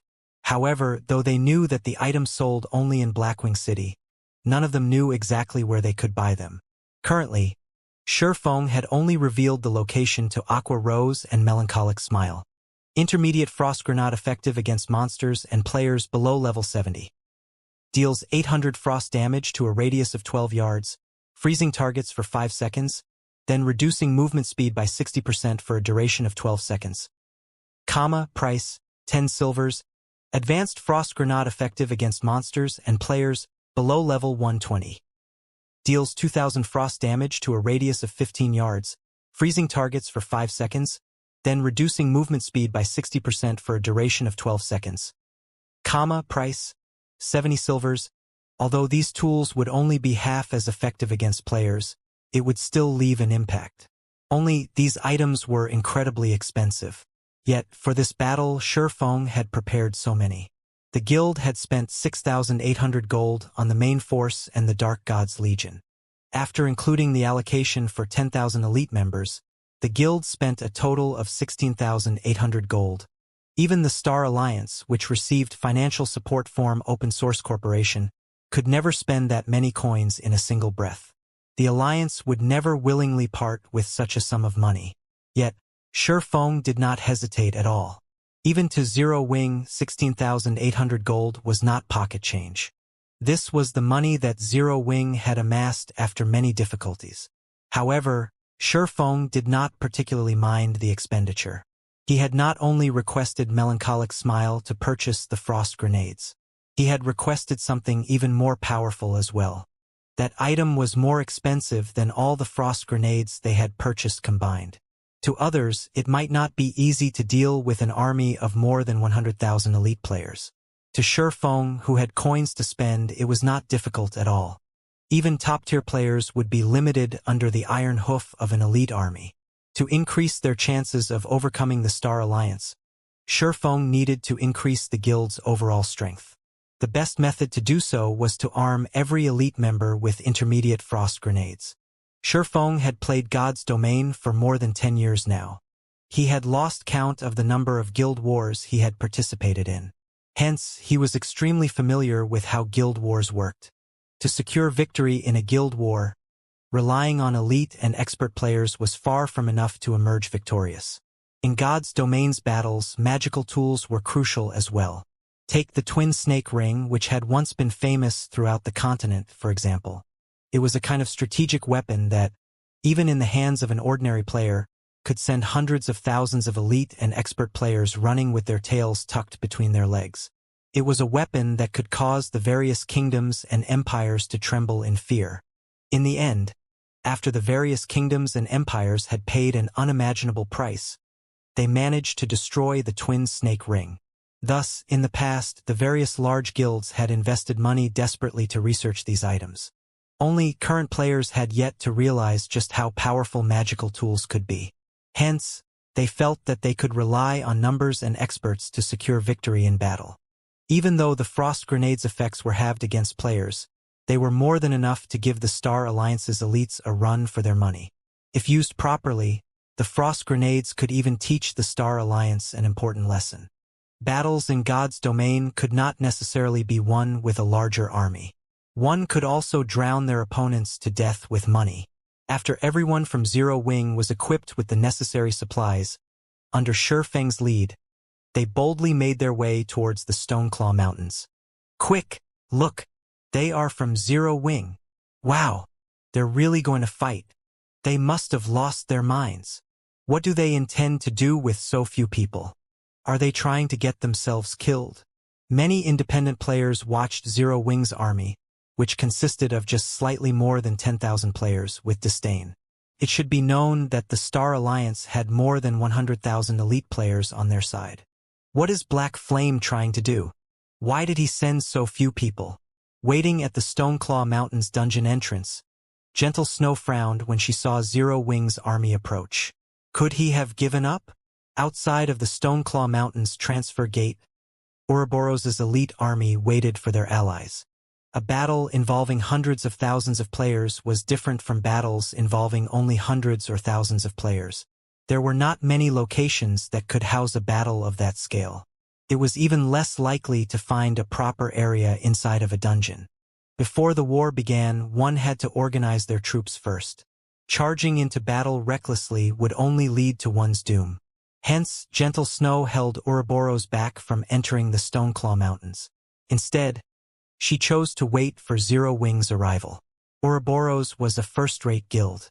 Although the guild had lost quite a few of its elites due to infighting, it still possessed the background of a first-rate guild. Moreover, due to its guild residence in Stone Forest Town, Ouroboros developed far faster than their competitors. At this point, God's Domain had already evolved from the era of coins to the era of magic crystals. With sufficient magic crystals, a first-rate guild with a strong background could quickly nurture elite players. Ouroboros already had more than 60,000 elite members. They had only slightly fewer than when they had conquered Stone Forest Town with Zero Wing. However, if one wanted to compare the quality of their elite members, Zero Wing was still slightly superior to Ouroboros. Shifeng had always been an advocate of quality over quantity. Otherwise, Zero Wing would have had 40,000 or 50,000 elite members rather than 20,000. Guild leader Black Flame, what do you have planned for the war with the Star Alliance? Gentle Snow asked as she turned to Shifeng. Initially, Gentle Snow had thought Shifeng would bring all of his guild members above level 30 with him into this war. She had never imagined that he would only dispatch 10,000 elite members. If so, she had no choice but to alter her original plan. There were over 100,000 players on the Star Alliance's side. Based on the latest reports she had received, they had more than 150,000 elites. Had Zero Wing brought all of its level 30 and above members, after including Ouroboros' elite members, they would have had more than 100,000 players as well. In truth, many of Zero Wing's ordinary members would be considered elites in other guilds. However, Zero Wing was very strict with its elite members. Not only must one hit the mark in terms of both level and combat techniques, but they must also be capable of defeating an elite monster of the same level. Hence, even until now, the guild did not have many elite members. If Zero Wing dispatched 40,000 members, the army's overall combat power would most likely be higher than an army of 40,000 elite members from other guilds. Hence, even if they faced the Star Alliance's army of 150,000 elites, their army of 100,000 players would still have a chance of victory. Yet Shifeng had not done so. Zero Wing will draw the enemy's fire while Ouroboros will engage in a pincer attack from the sides, Shifeng said very simply. By the time the Star Alliance had issued the challenge, Shifeng had already formulated a plan to deal with the enemy guild. Although the Stoneclaw Mountains were vast, the dungeon was covered in dense forests and mountainous regions. The area had few flatlands and they were also small in size. There was nowhere large enough for a battle of hundreds of thousands. It would be a miracle if a single battle zone could fit several thousand players. Hence, Shifeng had only chosen to dispatch 10,000 elite members. Had he dispatched any more, they would not have had enough 9-star polar domain magic arrays to go about. You really don't need any of our members? Gentle Snow placed great importance on this guild war. Ouroboros was already in the same boat as Zero Wing. If Zero Wing suffered defeat, Ouroboros would suffer in the Stoneclaw Mountains as well. The Star Alliance and their allies would make sure of it. They needed to defeat the Star Alliance no matter what. If they removed the Star Alliance from the picture, the other guilds would hesitate before moving against them. Of course, Gentle Snow had not forgotten about the issue with the Flower of Seven Sins. However, the Flower of Seven Sins assassins would only target Zero Wing's experts. They would not participate in the battle between elite members. Hence, they would not necessarily affect the war's outcome. As long as they crushed the Star Alliance's elite army quickly, the Star Alliance would struggle to return to prominence. No need. I have already prepared. When the time comes, you just have to remember your desire to eliminate the Star Alliance, Shifeng said, his lips curling into a confident smile. Following which, after both guilds finished preparing, they entered the Stoneclaw Mountains. Main force, follow me. The Dark God's Legion will act as the spearhead and penetrate the Star Alliance's core. Everyone else, as we discussed, split up into 10 legions and advance slowly. Shifeng shouted his orders after entering the Stoneclaw Mountains. Shifeng's decisions had confused Aqua Rose and the others. In such a massive battle, he wanted all of Zero Wing's experts to gather in a single location. They would be throwing away an expert's advantages on a battlefield. On such a large battlefield, their enemies would scatter. By concentrating all of their experts into a single point, although their combat power was astounding, they would only be able to claim a limited number of lives. They wouldn't be nearly as efficient on the battlefield as they could be. All right, enough daydreaming. Move, Shifeng commanded. Naturally, he understood everyone's concerns. However, he did not have time to explain his plan. Although this formation would not benefit the guild on the battlefield, it would not give the Flower of Seven Sins a good opportunity to strike. Moreover, they could reduce the number of casualties from the elite legions. The Flower of Seven Sins was an assassin organization. They had only been hired to do one thing in this battlefield: kill Zero Wing's experts.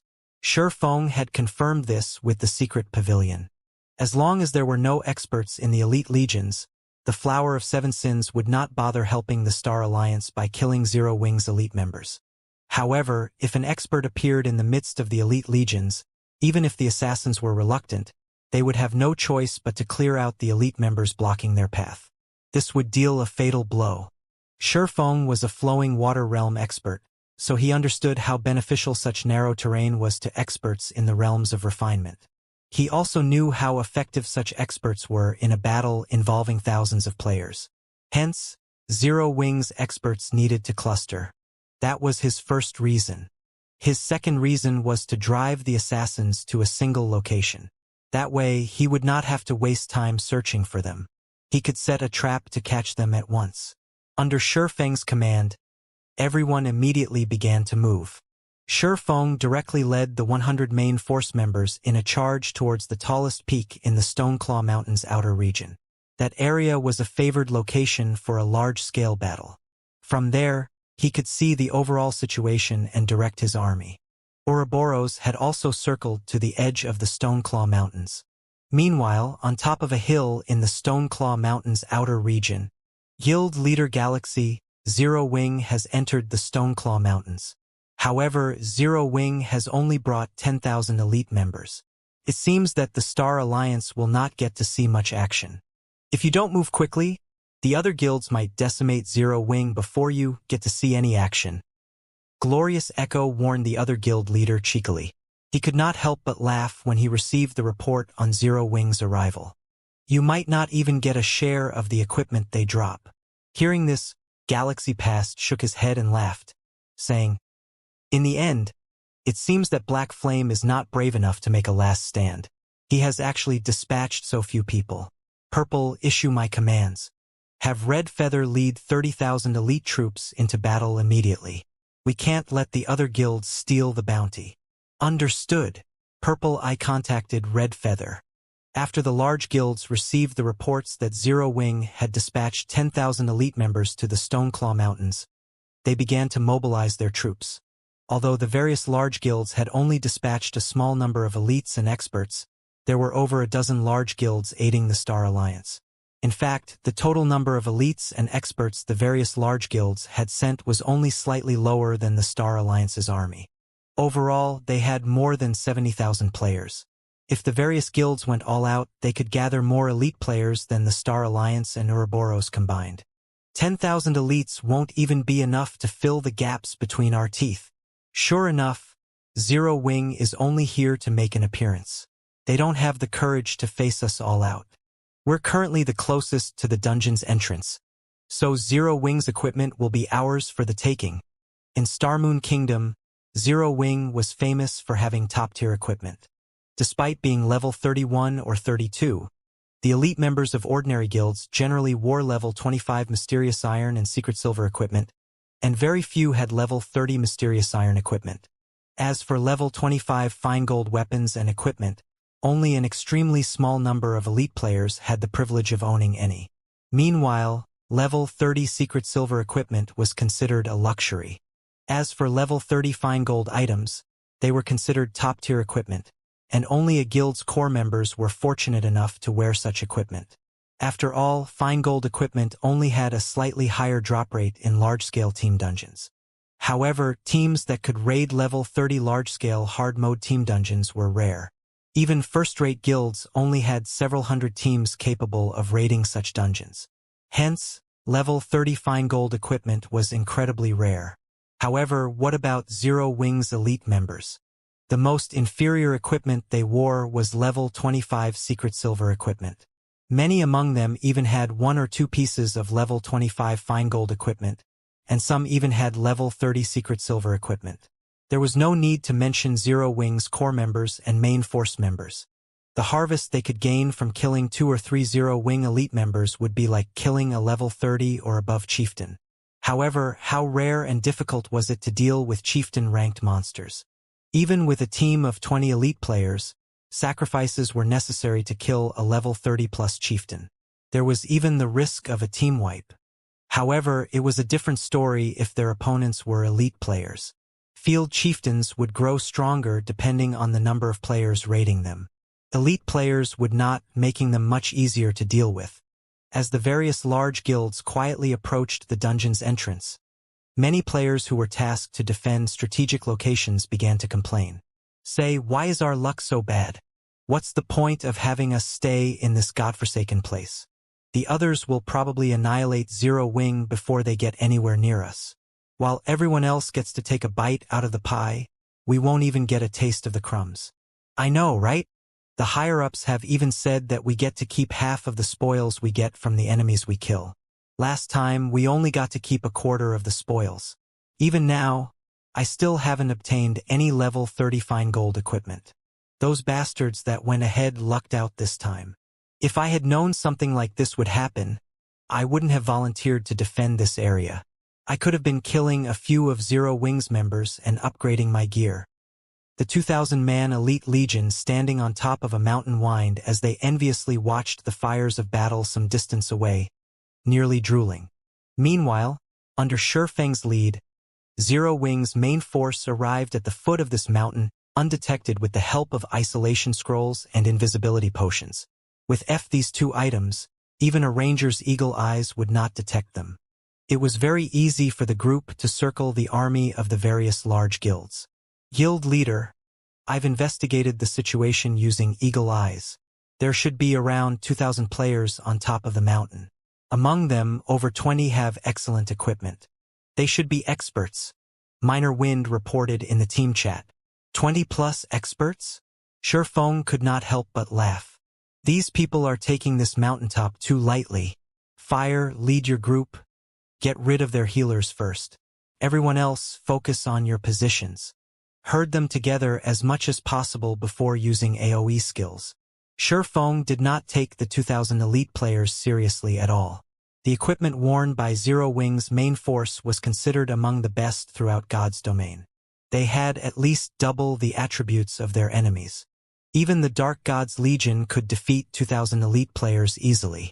The only ones who might actually pose a threat would be the 20+ experts. Currently, those that could be considered experts were players who had, at least, reached the Trial Tower's 5th floor. Unfortunately, even the weakest members of Zero Wings' main force were 6th floor experts. Hence, Shurfeng did not have a shred of doubt that his team would slaughter the army of 2,000 elite players. The Rangers, who observed the situation on the mountain, did not detect Shurfeng and the others' approach. Guild leader, we're in position. Fire Dance, who stood a short distance away from the enemy's healer team, said quietly through the team chat. Flying Shadow and 8 other assassins accompanied Fire Dance. Guild leader, we've arrived at the enemy's magical class team, Kola reported quietly. Shurfeng stood a short distance away from the 20+ experts. Through a combination of void steps and the effects of the invisibility potion, even a ranger or druid with sharp senses would not detect Shurfeng. Kill them, Shurfeng growled. Immediately, everyone burst into action. Fire Dance activated the additional skill of the Tier 1 set equipment for assassins, Flurry, increasing her movement speed and attack speed by 50% for 20 seconds. She then executed ambush and thrust her flaming shortsword into the back of a level 32 cleric. Minus 15,267. The cleric, who had close to 7,000 HP, died instantly. Magical classes were very fragile. Not only did they possess very little defense, but they also lacked passive skills that reduced damage. Against Fire Dance, who boasted both high attack power and critical rates, magical classes could not withstand even a single blow. Even without a critical hit, Fire Dance could still kill a cleric with more than 7,000 HP with a single move. With the sudden death of a cleric, the remaining healers were dumbfounded. The healers were typically safe in the heart of the Legion. It was nearly impossible for an enemy to reach them undetected, yet their enemy had done just that. However, the most frightening aspect about Fire Dance was her damage. She killed a cleric with nearly 7,000 HP instantly, just like that. After Fire Dance killed off the level 32 cleric, she immediately executed Backstab, her short sword sinking into a nearby oracle. Minus 11,485. Landing another critical hit, Fire Dance instantly killed the oracle with over 6,000 HP.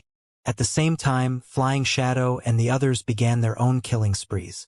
In an instant, the healer team with over 200 members lost over 10 players. We're being ambushed, a player suddenly shouted. However, as soon as this player announced the attack, he heard screams. The fires of war illuminated the area. Activating charge, Shadow Sword arrived before a level 32 elementalist. Before this elementalist could use Blink, the berserker forced him into a fainted state. Shadow Sword then followed up with a whirlwind slash. A damage of over minus 4,500 points appearing above the heads of all enemies within 8 yards. Some even received critical damage of over -9,000 points. Even level 30+ expert magical class players would rarely have more than 8,000 HP. In the blink of an eye, Shadow Sword killed off 3 players, while 4 held on by a thread of HP. However, Shadow Sword had also triggered the Bluefire Double-Edged Sword's passive skill, Bluefire Dance, with his previous attack. Swinging his sword violently, Shadow Sword sent a cone of blue fire ahead of him, dealing more than -7,600 damage and killing another 8 players. Zero Wing's main force had only begun their assault. Yet, in the blink of an eye, close to 300 elite players fell. To Zero Wing's main force, these elite players were even less of a challenge than ordinary elite monsters. "Leader, we're being ambushed." Some quick-witted players hurriedly called for help from their team leader. However, when these players shifted their gazes towards their team leader, they were all dumbfounded. Countless divine, golden swords rained down on their leader and the other experts, damages of over -5,500 points appearing above their heads. Those who received critical hits received more than -10,000 damage with each shining blade. In the blink of an eye, half of the 20+ experts died while everyone else was sealed within the Skywheel Sword's effective area. Black Flame. The dozen or so experts turned to look at Shifeng, who had suddenly appeared, their eyes widening in shock. The various guilds' upper echelons had long since engraved Black Flame's name in their minds. Hence, they were extremely familiar with his appearance. He wore entirely black armor, including the cloak draped over his shoulders. Even his eyes resembled the night sky. 2 exquisite swords, one made of emerald and the other shining black, hung from his waist. Black Flame just stood there, but it felt as if he had become the focus of this battlefield. Their instincts screamed a warning. "Everyone, be careful. Do not engage him in close combat." Endless Plains, a level 33 ranger who led this elite legion, hurriedly warned his comrades. "Use ranged attacks." In response, the surviving experts nodded, serious expressions appearing on their faces. Black Flame's reputation was simply too monstrous. He even had the one-hit Azura title. Even God's Domain's top-tier experts could only last a few moves against him. A few of Black Flame's battle videos had even been regarded as a teaching scripture for swordsmen.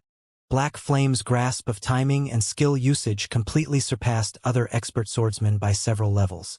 Although none of them had ever believed they could win against Black Flame in a one-on-one fight, they had never imagined that, after meeting Black Flame in person, the man would be this frightening. Despite being a swordsman, Black Flame had approached them undetected by relying on an isolation scroll and an invisibility potion. His sneak attack was so fast that they had not had time to react.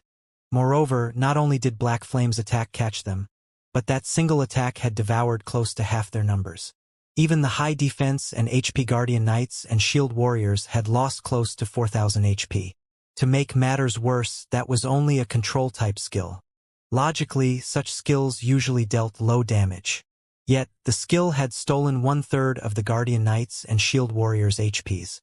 If Black Flame had used a high-damage skill, the consequences would have been unimaginable. "1,000 hunts and I will hold him back. Look for chances to attack him.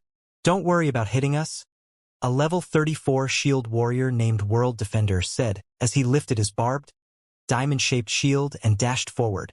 Sternly, he said, "1,000. If Black Flame moves, activate all defensive skills immediately. Don't hold anything back." "I understand." The Guardian Knight named 1,000 Hunts nodded as he stepped to the forefront of his team. They absolutely could not afford to be careless against Black Flame.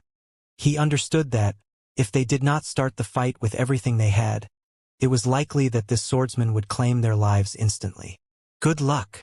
The other team members dashed towards the sword domain's edge. To them, World Defenders and 1,000 Hunts' strength felt reassuring.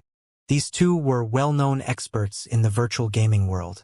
Although they could not compare to hidden experts like War Wolf, they could still rank near the top among MTs in Starmoon Kingdom. Previously, they had only received so much damage because Black Flame had caught them by surprise with his ambush. Now that these two were going all out, even Starmoon Kingdom's top experts would not find it easy to break through their defense. It seems like you guys have done your homework, Shifeng stated as he glanced at the 12 remaining experts. Among these people, he was familiar with quite a few of these experts. Endless Plains from the second-rate guild Wildfire. World Defender from the second-rate guild Arrogance. Thousand Hunts from the second-rate guild Secluded Fantasy.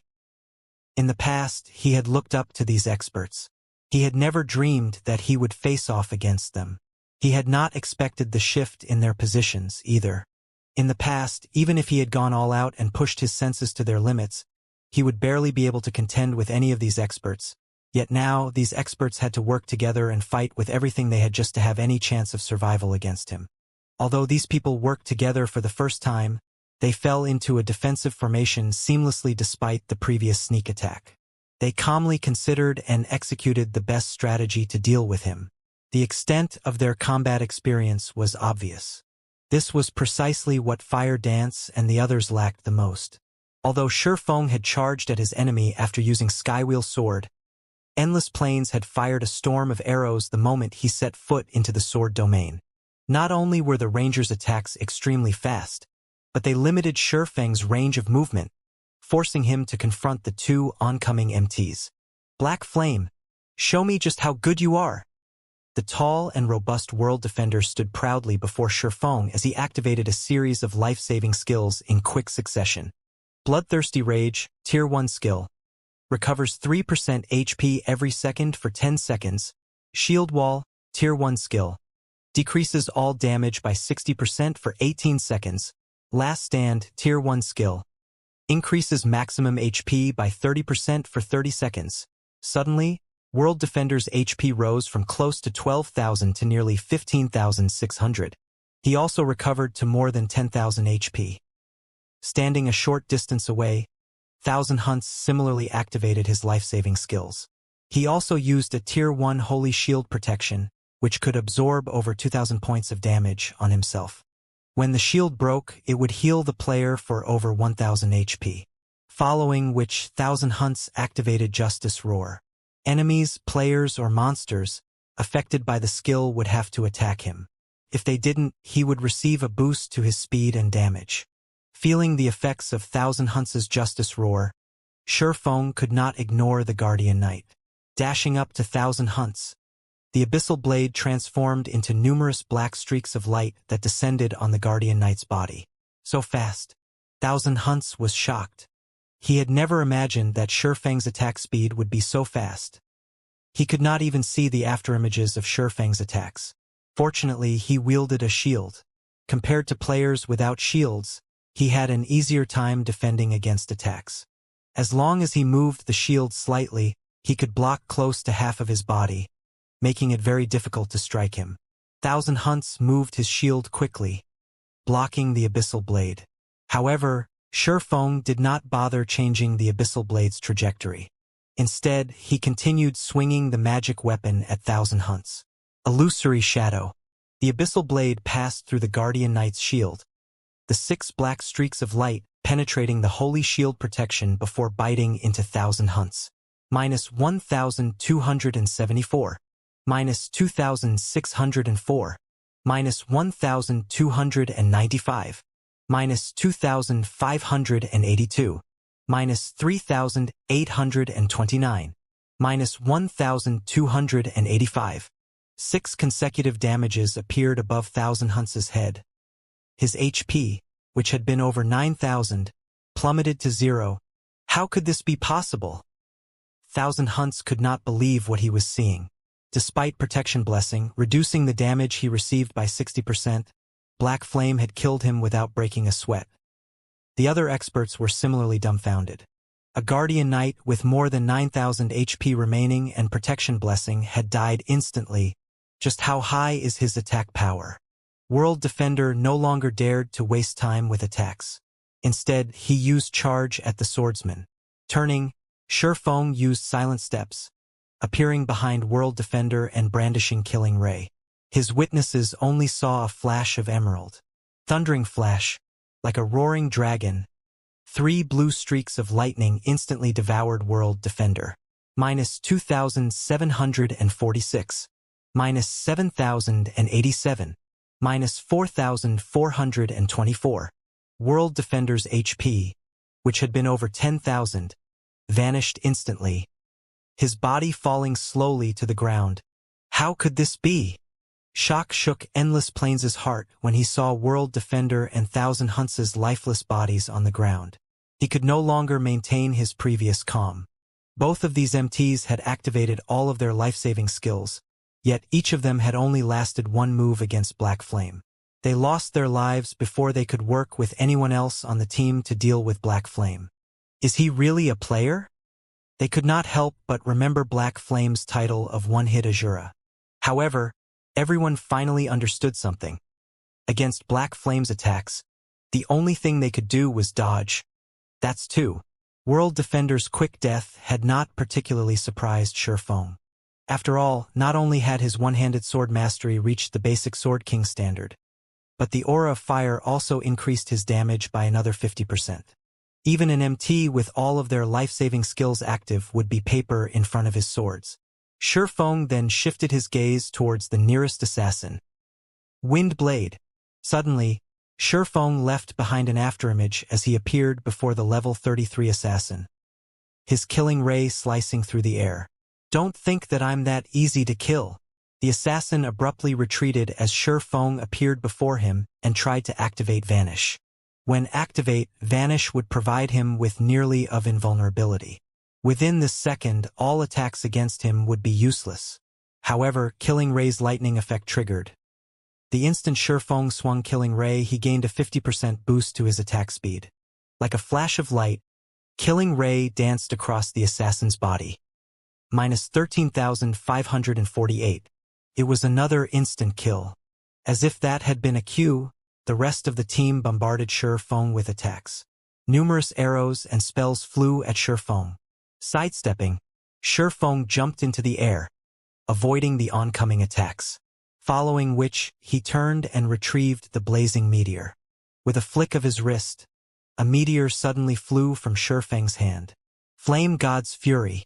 Flame God's Fury deals physical and flame damage to enemies within a 40 by 3 yard area. Deals 900% damage to the initial target, and damage reduces by 10% with each consecutive enemy hit to a minimum of 500% damage. Show. An elementalist, a cursemancer, and a summoner, who were in the midst of spellcasting, could not avoid the attack in time. The crimson flames devoured them in an instant. The remaining experts were shocked. They had never imagined that Black Flame would also possess such powerful long-range attack capabilities. As soon as Shifeng landed, over a dozen frost arrows descended on him. Endless Plains had grasped the timing of his attack. Not only had he predicted Shifeng's landing position, but his arrows also blocked off Shifeng's path of retreat. He had aimed several other arrows at Shifeng's vital points. Dang, dang, dang. Before 5 frost arrows could strike Shifeng, they pinged against the swordsman's emerald blade. The remaining frost arrows simply brushed past Shifeng's body, dealing no damage whatsoever. Fuck my life. Endless Plains stared, stunned. Despite his perfect angle of attack and timing, it seemed as if his arrows had actually tried to avoid Black Flame. After dealing with the attacks, Shifeng released a low shout. Dragon Breath. He fired a white beam from his mouth. Endless Plains threw his body to the side, hoping to avoid the incoming beam. However, as if this white beam had predicted the ranger's actions, the beam plowed into the ranger. Shifeng achieved another instant kill. Even after death, Endless Plains was confused. No matter how he thought about it, why would he have jumped into the Dragon Breath's path? However, Violet Cloud, who happily massacred the Elite Legion, was not the slightest bit surprised when she saw this scene. Shifeng had already reached the flowing water realm of the realms of refinement.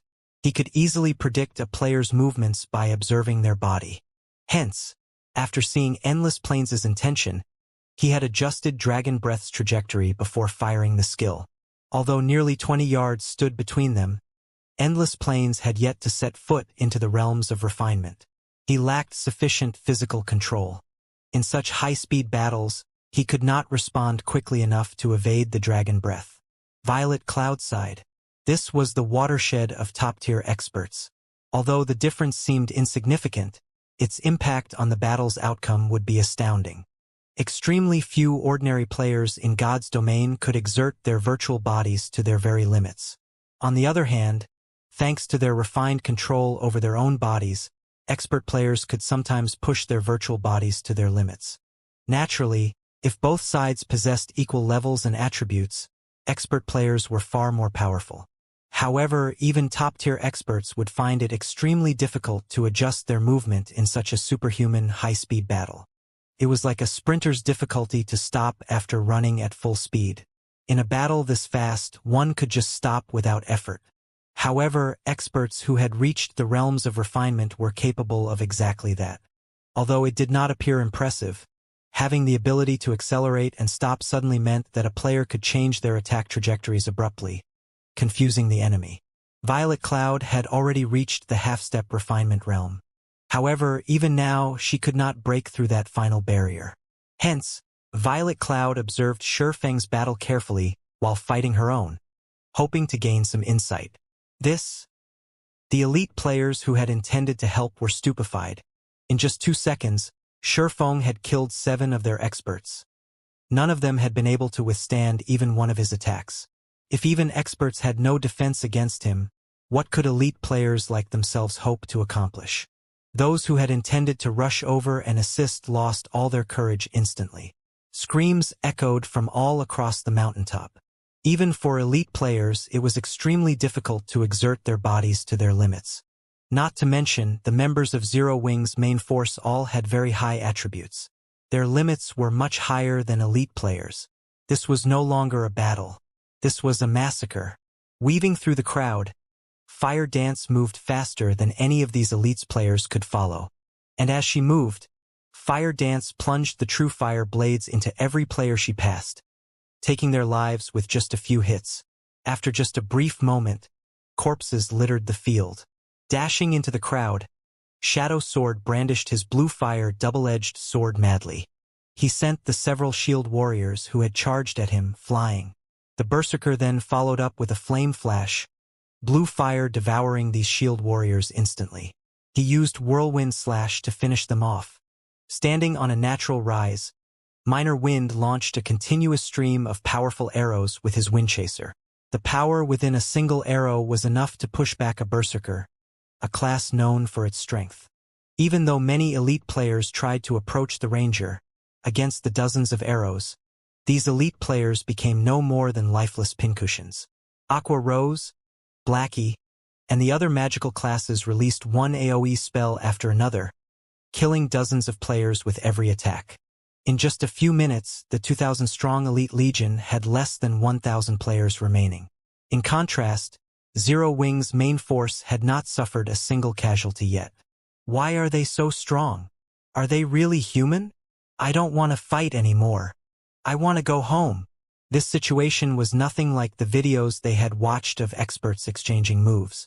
Now that they witnessed a true battle between experts, they finally understood just how huge of a gap there was between themselves and expert players. Suddenly, fear swept across the battlefield. The Elite Legion's members refused to continue fighting as they fled in all directions. While Zero Wing's main force fought, the situation in the Stoneclaw Mountains grew increasingly intense. Both sides' armies had finally begun fighting a short distance away from the foot of the mountain. How dare you face us with just 10,000 players? Everyone, charge. Kill them all. Red Feather sneered as he glared at Zero Wing's elite members. In the Stoneclaw Mountains outer region, Zero Wing's 10 1,000-man elite teams finally faced the legions from the Star Alliance and other enemy guilds. However, Zero Wing's elite legions were at a disadvantage. Their opponent outnumbered them by more than 10 times. It seems Zero Wing really wants to die here. Despite so few players, they still split themselves so sparsely. We mustn't let the other guilds get a head start on us. Red Feather also ordered his army of 30,000 elites to split into multiple legions to surround Zero Wing, afraid that they would lose Zero Wing's elite members to the various large guilds. The other guilds had sent more than 70,000 elites in total. The army was more than enough to deal with Zero Wing's 10,000 elite players. Just as Red Feather led the Star Alliance's army to Zero Wing's position, the other guilds began to clash with their enemy. However, Zero Wing's elite members had slightly superior equipment. Moreover, the battlefield was only so large. Only so many ranged players could attack at once.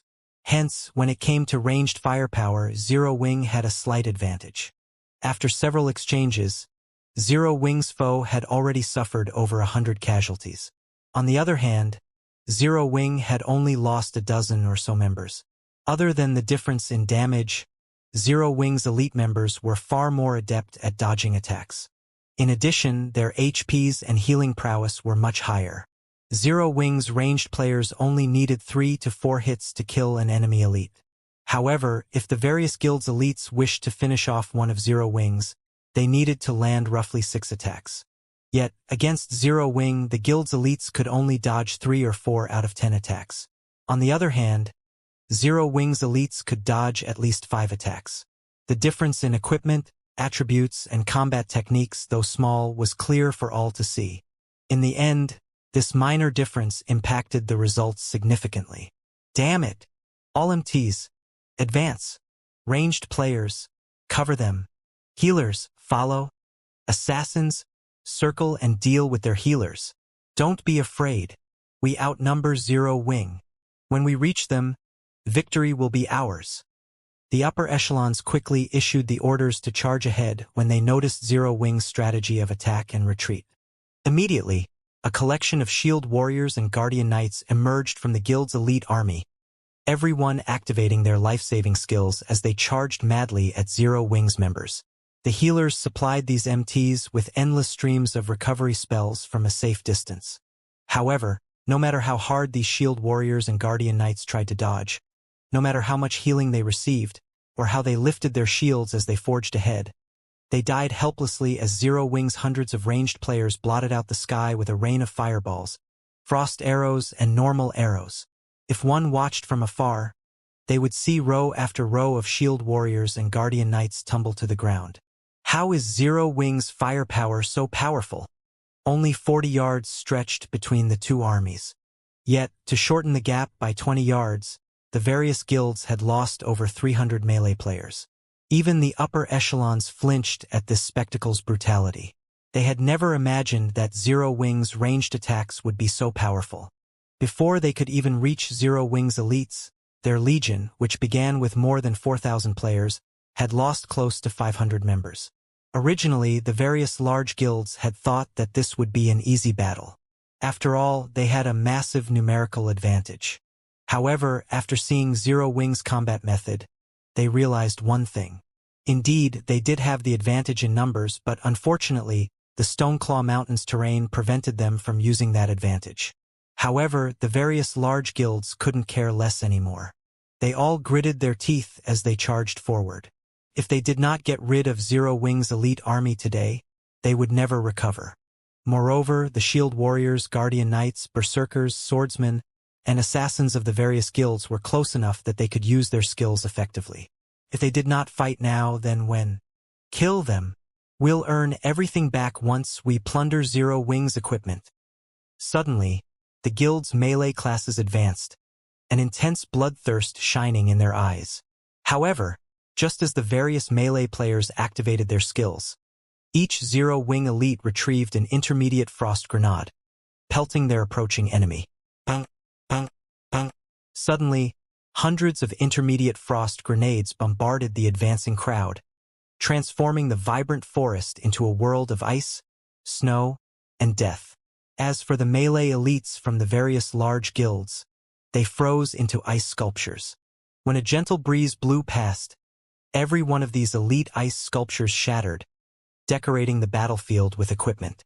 Even though there were some assassins and swordsmen that had reacted quickly enough and activated their life-saving skills in time, their life-saving skills could only deflect a limited number of attacks. These skills' durations were also extremely short. However, the bombardment of the hundreds of frost grenades lasted for nearly 6 seconds. In the end, these players still fell under the rain of frost grenades. Each intermediate frost grenade could deal roughly 400 damage to players and had an effective radius of 12 yards. 100 frost grenades would deal roughly 40,000 damage. At this stage of the game, no player in existence had more than 40,000 HP. Furthermore, Zero Wing had not thrown only 100 grenades. The various guilds' commanders were shocked, speechless. Their remaining elite players also paused, every one of them wearing dazed expressions. Nice! Awesome! You guys thought you were impressive, huh? Now you understand Zero Wing's power. When Zero Wing's members saw how nearly all of the enemy melee players had fallen, pride and joy suddenly welled in their hearts. They also felt endless reverence towards their guild leader, Black Flame. They, too, had thought that their defeat was inevitable. However, this scene had cleared their minds of any doubt. In the blink of an eye, they had wiped out thousands of their enemies. These several hundred intermediate frost grenades were far more powerful than even a large-scale destruction spell.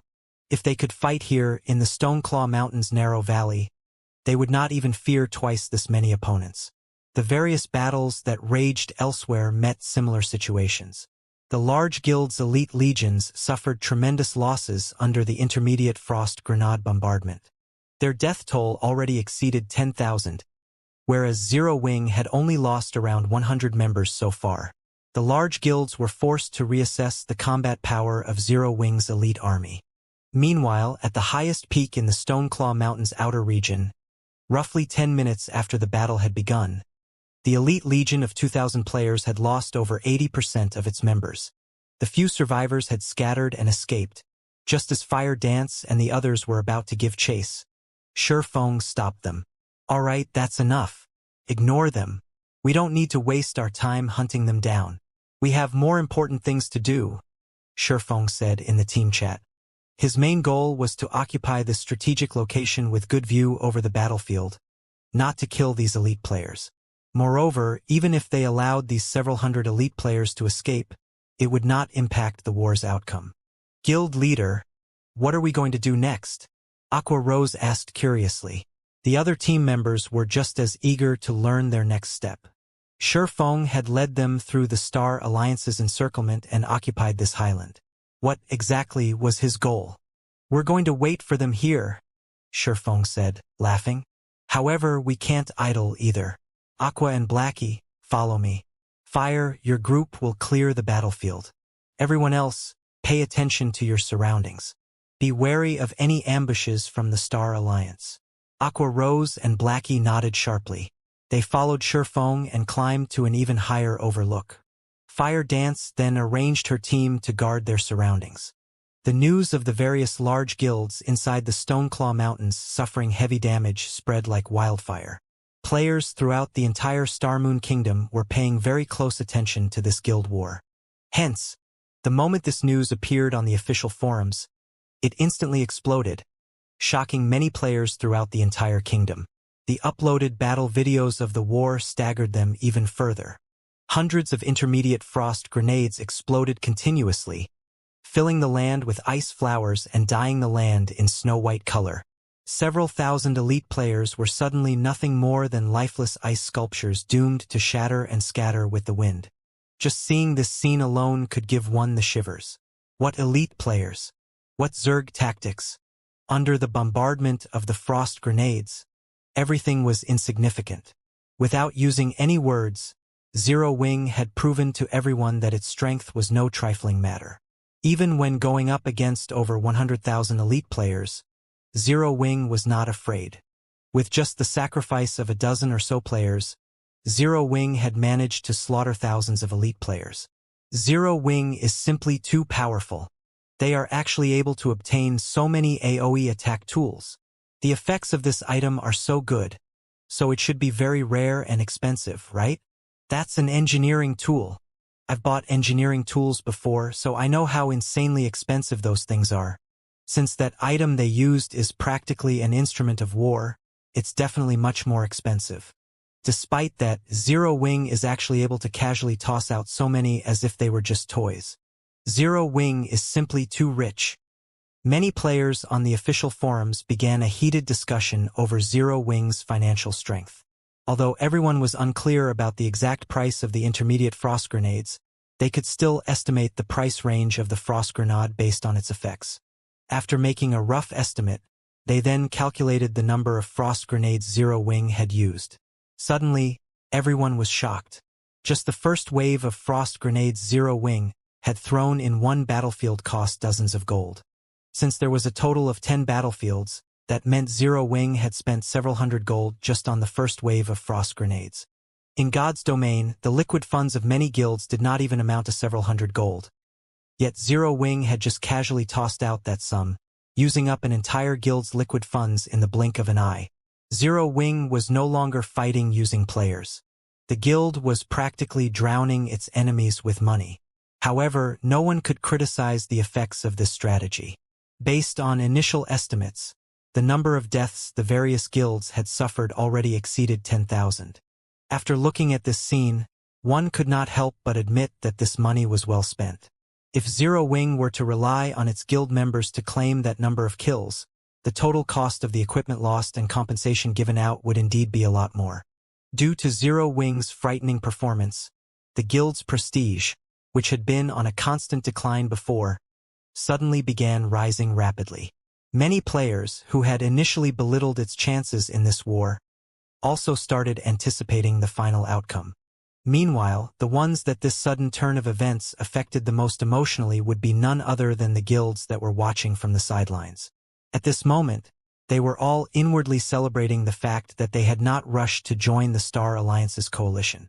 The outcome of this war, which was initially against Zero Wing's favor, had suddenly taken a big turn. For the guilds directly participating in this war, should the Star Alliance come out victorious, they would definitely benefit greatly from the Stoneclaw Mountains in the future. However, should Zero Wing win, then Zero Wing would surely banish from Stone Forest Town every guild that had aggressed. These guilds would then have a much harder time developing themselves at the Stoneclaw Mountains. So this is his trump card. It's no wonder he insisted on being the spearhead and attracting enemy fire to himself. Gentle Snow could not help but smile after looking at the video showing the situation on the battlefield. It seems that I have really underestimated him. Black Flame had deliberately dispatched only 10,000 members, giving his enemies the impression that Zero Wing was vulnerable. He had then brought out the frost grenades and taken his enemies by surprise. Although the Star Alliance's side had lost over 10,000 players, the impact on the overall situation of this war was negligible. However, it had still awakened the belief that Zero Wing might emerge victorious in this war. This counterattack of Zero Wing had also struck anxiety in the Star Alliance. Guild leader, what should we do now?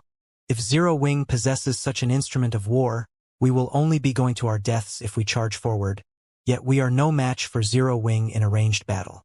We also can't utilize our numbers advantage, Red Feather said. When Red Feather received news of this situation, he immediately reported it to Galaxy Past. Due to Zero Wing's counterattack, the various large guilds no longer dared to close in, only fighting at range. However, such ranged battles were extremely time-consuming and extremely disadvantageous for the Star Alliance's coalition. When their members died, they would have to travel over 10 hours to return to the battlefield in the Stoneclaw Mountains. However, when Zero Wing's members died, they only needed an hour or so to rejoin the war. Regarding reinforcements, Zero Wing was overwhelmingly superior to the Star Alliance. A war of attrition was unfavorable to the coalition. They should not have too many of such tools. We have the numerical advantage. Continue sending people forward, but lower the number of people charging at a single time. It would be best if we can have people attacking Zero Wing from all sides. I want to see just how much money Zero Wing has to spend.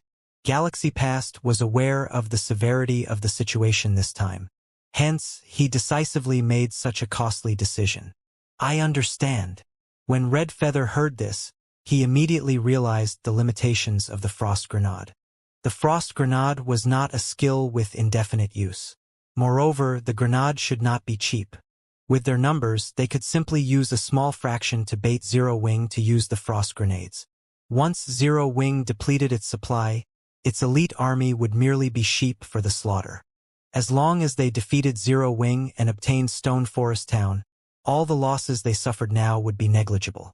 After the various large guilds received the directions from the Star Alliance, they also began attacking Zero Wing's elite legions from multiple locations, as well as using the lives of their members to draw out Zero Wing's frost grenades. Time passed slowly. The battle between both sides grew increasingly intense and increasingly concentrated. Although the effect of the frost grenades was indeed striking, the results now were much more subdued, compared to the first time Zero Wing used the instruments of war. After facing several charging attempts from the Star Alliance, Zero Wing exhausted its supply of frost grenades. However, the Star Alliance suffered only 40,000 plus casualties. In terms of their number of elite members, the Star Alliance was still superior to both Zero Wing and Ouroboros combined. Without the frost grenades, Zero Wing's casualties also began rapidly rising. Ha ha ha! Zero Wing has already run out of AoE attack tools. Brothers, it's time to let Zero Wing know how amazing the Star Alliance is. Brothers, charge! Suddenly, the Star Alliance and the various large guilds initiated an all-out charge. Many expert players who could exert massive destructive power accompanied the assault teams. These experts could kill an elite Zero Wing player in just a few hits.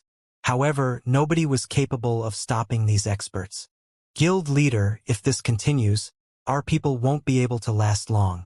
Why don't I lead a team to go and clear out some of the Star Alliance's teams? Fire Dance took the initiative to ask. She could no longer stand watching this one-sided battle. The Star Alliance's experts had already begun moving and were casually killing their companions. Meanwhile, the experts of Zero Wing, could only stand and watch from the sidelines. This inaction made them feel greatly troubled. Standing at the peak of the mountain, Shifeng shook his head, saying, "Your duty is to guard this place, not to kill elites."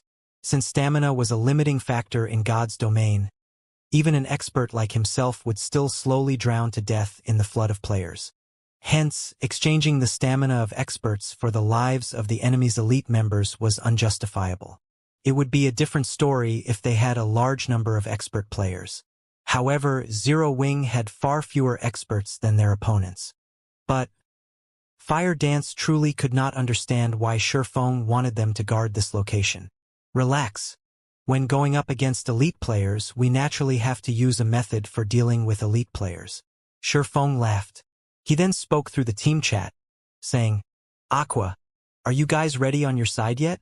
If you don't take action soon, Fire is going to start growing anxious." Before he had come to the Stoneclaw Mountains, he had already thought of a way to cope with the Star Alliance's army. He had never once thought of relying on just the frost grenades to win this war. His real trump card was another item he had asked Melancholic Smile to purchase. Basic Mana Pulse Cannon. He had spent a full 20,000 gold to purchase this thing. However, in order to use this item, they had to fix it to the ground and could not move it. Moreover, its assembly and disassembly were extremely troublesome processes. It was also very easily destroyed. Generally, it was an instrument of war used to defend towns and cities. Despite it being only a basic mana pulse cannon, the power contained in a single shot could rival even a Tier 4 large-scale destruction spell.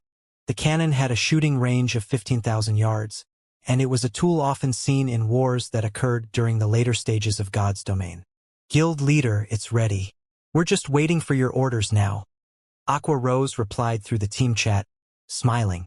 Now that Zero Wing has used up their frost grenades, they no longer have anything to depend upon. Although the Dark God's Legion is slaughtering the elite legions of the Star Alliance, the Alliance has already sent over 500 experts to hold back the Legion. Once the duration of the Dark God's Legion's berserk skills ends, Zero Wing's Dark God's Legion will be finished as well. Even if the 100 experts of Zero Wing's main force were to take action now, the assassins of the Flower of Seven Sins will block them. This battle should be nearing its end now. Autumn, have the others get ready. We're heading over to the Highland Black Flame has occupied right away. Now that the outcome of this war is about to be determined, it should be about time for the Flower of Seven Sins to make its move. Yuan Tiexin, who stood observing from an elevated position, could not help but shake his head. In the end, going up against the major forces of God's domain was simply impossible for an upstart guild with no background.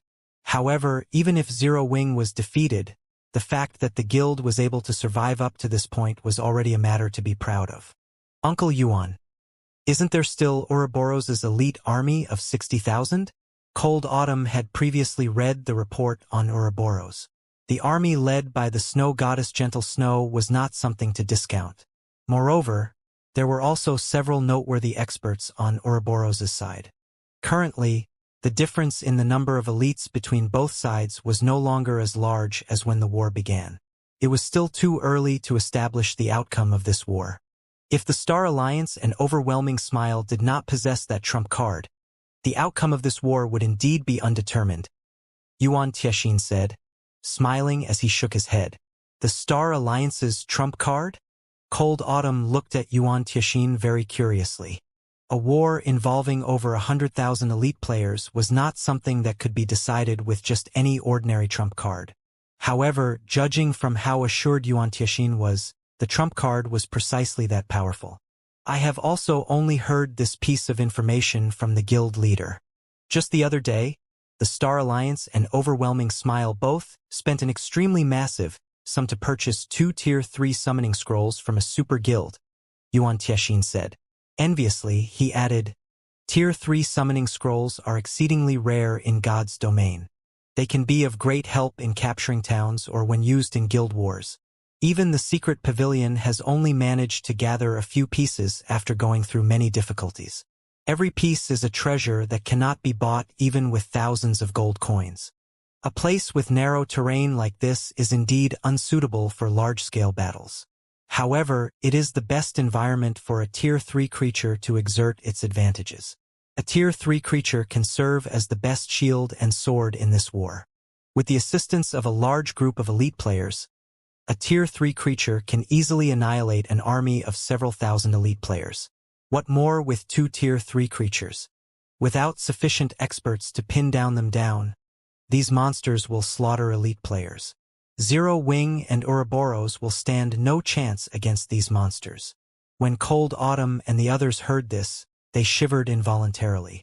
The power that 2 great lords controlled by players could exert was simply unimaginable. With the current strength of players, coping with these monsters was impossible.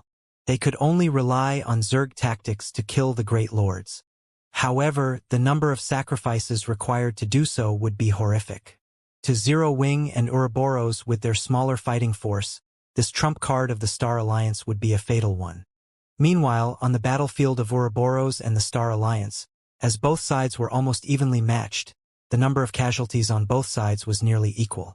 Since Zero Wing is almost finished, Purple, give Ouroboros the final blow, Galaxy Past, who was commanding the battle, whispered to Purple Eye. They had brought 2 Tier 3 summoning scrolls to this war. One was in Purple Eye's hands, while the other was in Overwhelming Smile's War Wolf's hands. Galaxy Past was not in control of the Tier 3 summoning scroll in Overwhelming Smile's possession. However, seeing as Zero Wing had already become sheep for the slaughter, he did not wish the Star Alliance to continue losing more elite members.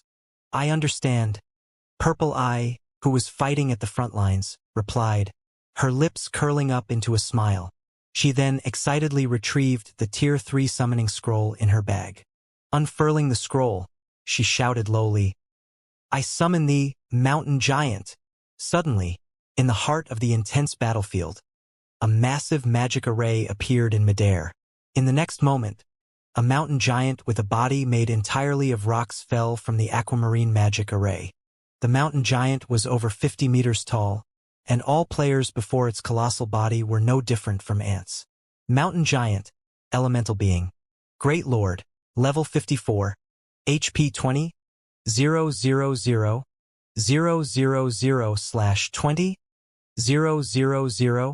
000, 000. Purple Eye was currently level 34. Meanwhile, creatures summoned using summoning scrolls would be 20 levels higher than their summoners. Hence, the mountain giant summoned was level 54. At the same time, its control also fell to Purple Eye. As the number 1 elementalist in the Star Alliance, Purple Eye's standard in terms of techniques was slightly above even Galaxy Past's. The instant the mountain giant appeared, Purple Eye promptly controlled it to slaughter hundreds of Ouroboros' elite members.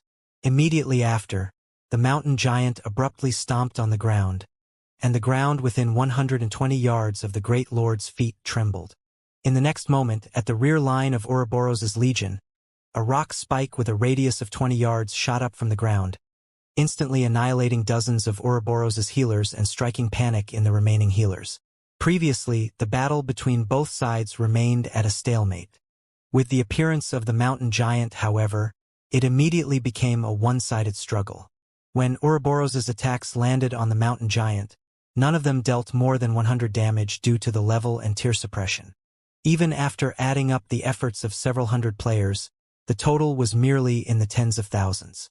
To the mountain giant, who had 20 million HP, this amount of damage was not worth mentioning.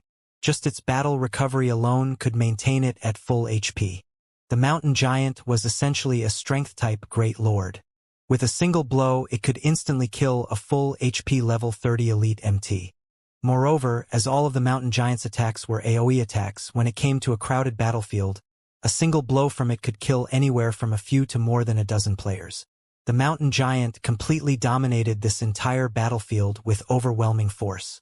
In less than 5 minutes, one of Ouroboros' 3,000-man elite legions was wiped out. This scene shocked the other elite legions into a constant retreat. Shortly after the appearance of the mountain giant, a level 54 Great Lord ranked three-headed hound appeared on overwhelming Smile's side of the battlefield.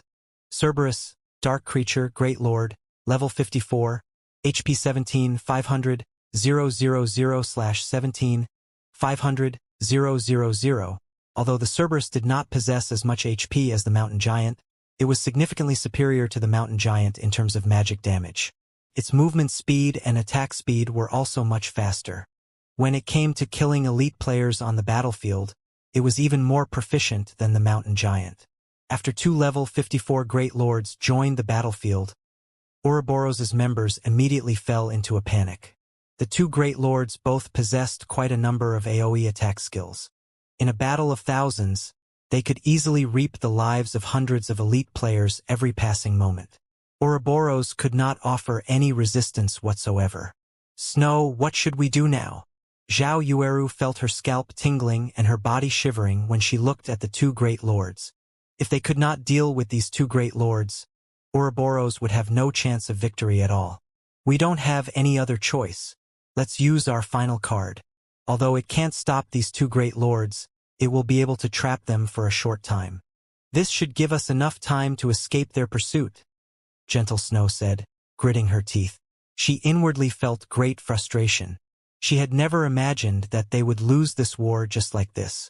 Faced with 2 Great Lords, choosing a direct confrontation would only increase their losses. As for waiting until the summoning duration of the 2 Great Lords ran out, by the time that happened, everyone from Ouroboros would most likely be dead already. Just as the 2 Great Lords were pushing forward relentlessly, a beam of alternating black and white lights flashed down from a distant mountaintop, directly piercing the advancing mountain giant. A black and white pillar of light then appeared, devouring an area of 200 yards around the mountain giant. When the light pillar dissipated, not even a blade of grass lingered within the 200-yard radius. Only a large crater and a half-kneeling mountain giant remained. The appearance and disappearance of the black and white pillar of light stunned everyone. The power of this sudden attack was simply devastating. The shocking scene etched itself deep into everyone's minds. It was difficult to forget even if one wanted to. Just what was that thing? At this moment, looking at the half-kneeling mountain giant, the shock Gentle Snow felt was indescribable with words. It would have been fine if the pillar of light had just killed every player within a radius of 200 yards. However, not only had the devastating attack dealt over 4 million damage to the level 54 Great Lord, but it had also placed the mountain giant in a heavily injured state, immobilizing it. Although the mountain giant could still fight, its controller, Purple Eye, had already died within the pillar of light. Normally, summoned creatures could only move within a certain range from their summoners. They could not leave this area. Meanwhile, if the summoner died, the summoned creature would also vanish. One could say that this dependence on the summoner was the weakness of a Tier 3 summoning scroll. Initially, Gentle Snow had also considered killing the player controlling the Great Lord. However, it was simply impossible for them to circle around the Great Lord and break through the numerous elite players protecting the summoner. Hence, they could only retreat in defeat. But with this devastating power, not to mention killing the controller, even killing the Great Lord would not be a problem. Compared to the shock Gentle Snow and the other members of Ouroboros were feeling, the members of the Star Alliance were utterly dumbfounded. If just a single attack could kill over 1,000 players, wouldn't it be only a moment's effort to finish off tens of thousands of players? Just how were they supposed to go up against this power? Setting aside the fact that the attack covered a radius of 200 yards, the speed of that attack was simply not one that players could dodge. One could say that the instant the black and white beam of light appeared, everyone within its range of attack only had death awaiting them. Suddenly, everyone could not help but turn to look at the origin of that beam of light. Black flame! Galaxy Past's eyes immediately turned crimson with rage, his expression becoming exceedingly ugly. Galaxy Past had known the location of Zero Wing's main force ever since Shurfeng launched his attack on the elite legion stationed on the mountain. The only reason he had not sent anyone after them was because he intended to have the Flower of Seven Sins finish the job. He had never imagined that Shurfeng would have such a card as well. In just a single attack, Shurfeng had exterminated one of his trump cards. The Star Alliance had paid an unimaginable price to obtain that Tier 3 summoning scroll. Moreover, this price did not take the form of coins. Instead, it was the magic crystals that the Star Alliance had amassed with much difficulty during this period. Yet now, before the mountain giant could even begin to display its strength, Shurfeng had already wiped it out of existence. At this moment, Galaxy Past wished he could rip out Shurfeng's heart with his very own hands. Kill! Kill them all! That kind of attack should only be usable once. Victory still belongs to us. Galaxy Past immediately notified everyone as he began attacking the members of Ouroboros in a frenzy. Due to Galaxy Past's reminder, everyone from the Star Alliance quickly regained their senses. Launching such a heaven-defying attack even once was already plenty amazing. The possibility of Zero Wing pulling off another such attack should be extremely low. Currently, although one of their two great lords had been defeated, they still had one left. The advantage their side possessed had yet to disappear. Zero Wing and Ouroboros were still on the losing side. Aqua, how long till the next shot? Shurfeng could not help but ask as he saw the Star Alliance going into action once more. The requirements to use the Mana Pulse Cannon were extremely stringent. It had its limitations. Firstly, the cannon could not be used inside dungeons.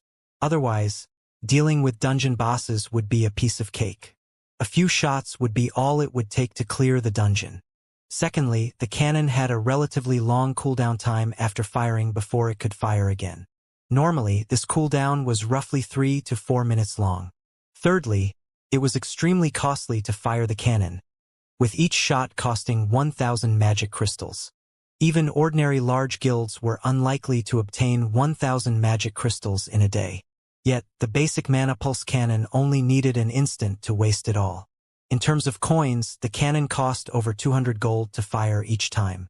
To first-rate guilds, 200 gold was not a small amount, not to mention 1,000 magic crystals.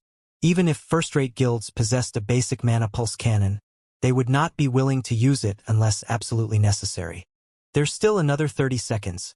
Aqua Rose, who was controlling the Mana Pulse Cannon, immediately replied after taking a look at the cooldown time. Previously, she had felt slightly confused when Shurfeng had asked her and Blackie to follow him. However, after Shurfeng took out the basic Mana Pulse Cannon, she was left dumbfounded for a long time. She never imagined there would be such a horrifying weapon even in God's domain. Of course, one also needed considerable financial strength to use this horrific weapon. First and foremost, the basic Mana Pulse Cannon's selling price of 20,000 gold was enough to deter the majority of the guilds in God's domain from buying it. The next part was the fuel of 1,000 magic crystals. If Zero Wing had not occupied Stone Forest Town and could not collect a large amount of magic crystals from the various large guilds every day, using the Mana Pulse Cannon would really have been too expensive. However, she also could not help but admit that this money was well spent. Just a single shot had directly stunned everyone in the Stoneclaw Mountains. However, compared to the cannon's actual effects, its impact on morale was much more amazing. In a war, if one side's momentum were suppressed by the other, this would greatly affect the spirits of both sides, regardless of whether it was the stronger side or the weaker side. Alright, the next target will be that Cerberus. Make sure you don't let the summoner get away, Sherfong commanded. He then messaged Gentle Snow, having her lure the Cerberus as close as possible to the basic mana pulse cannon. The basic mana pulse cannon only had a shooting range of 15,000 yards. Beyond this range, the cannon was no threat. After receiving Sherfang's message, Gentle Snow immediately began directing Ouroboros's army with renewed vigor to move closer to Sherfang's location. Seeing the members of Ouroboros escaping, the players on the Star Alliance's side naturally gave chase. The duration of a summoned creature was limited. Obviously, they needed to achieve the greatest results during this time limit. 30 seconds quickly passed. You're next. Aqua Rose aimed at the approaching Cerberus and fired the mana pulse cannon once more. Show! The black and white beam of light shot directly at the three-headed hound. Despite the distance of several thousand yards, the energy pulse of the mana pulse cannon took only an instant to hit a spot close to the Cerberus. When the black and white pillar of light appeared in the Stoneclaw Mountains once more, every player at the outer area of the dungeon was able to see it clearly. Warwolf had noticed the energy pulse the moment it appeared. However, he instantly knew that it was too late to avoid it. The only thing he could do was activate every life-saving skill he possessed. However, the energy pulse, which had the might of a Tier 4 large-scale destruction spell, was not something a measly Tier 1 player could defend against. Even for Sherfong, his only option when going up against this attack would be to activate space movement to escape. The aura of Earth's absolute defense might not even be able to defend against this move, as invulnerability in God's domain was not absolute. If an attack surpassed the limit a skill could endure, it would likewise break through the skill. After the black and white light pillar dissipated, as expected, Warwolf had fallen to the energy pulse. The Cerberus had disappeared as well together with Warwolf. At the same time, over 1,000 overwhelming Smile members had also been turned into ash, leaving behind only a crater filled with equipment. The reappearance of the black and white light pillar and the new wave of devastation that came with it stunned just about everyone in the Stoneclaw Mountains had once more stunned everyone in the Stoneclaw Mountains. For a moment, they had forgotten to fight as they turned to watch Pillar of Light. In the face of this horrific power, the prowess of tens of thousands of players was a joke. Complete annihilation could happen at any minute. Although the energy pulse had killed was only over 1,000 players, a deep fear of the weapon had seeped into their bones. Nobody wanted to be on the receiving end of that attack, disintegrating into dust. Suddenly, everyone, players from the Star Alliance and various guilds alike, feared Zero Wing. They were deeply afraid that Zero Wing would launch another such attack. After the energy pulse first appeared, they consoled themselves that it was impossible to use such an attack twice. However, that consolation vanished after the second energy pulse. Players would lose one level when they died. However, losing a level in the 30s would require several days to recover. At the thought of losing their lives to a single attack, the Star Alliance and its allies began to move cautiously. The various troops reigned in their bloodlust. After all, if they attracted too much attention, Armageddon could come knocking on their doors next. In contrast, Ouroboros and Zero Wing's morale flourished, the members of both guilds passionately launching their counterattacks. One side held back with caution, while the other side forged on with guns blazing. The battle's outcome was obvious. Damn it! Just where did Black Flame get that thing? Galaxy Pass scowled. That energy pulse attack was simply too much of a threat to the Star Alliance. If they did not deal with it quickly, they would certainly lose this war. Losing this war would be a fatal blow to the guild.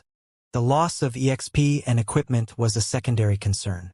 Most importantly, the Star Alliance's prestige as a first-rate guild would vanish. Not only had the Star Alliance challenged an upstart guild like Zero Wing, but it even lost miserably. In the future, how was the Alliance supposed to compete with Ouroboros in Star Moon City? Meanwhile, if Zero Wing won this war, not only would it gain more prestige, but the guild would also see a flood of players trying to join, which, in turn, would allow the guild's strength to grow. Just how was the Star Alliance supposed to capture Stone Forest Town?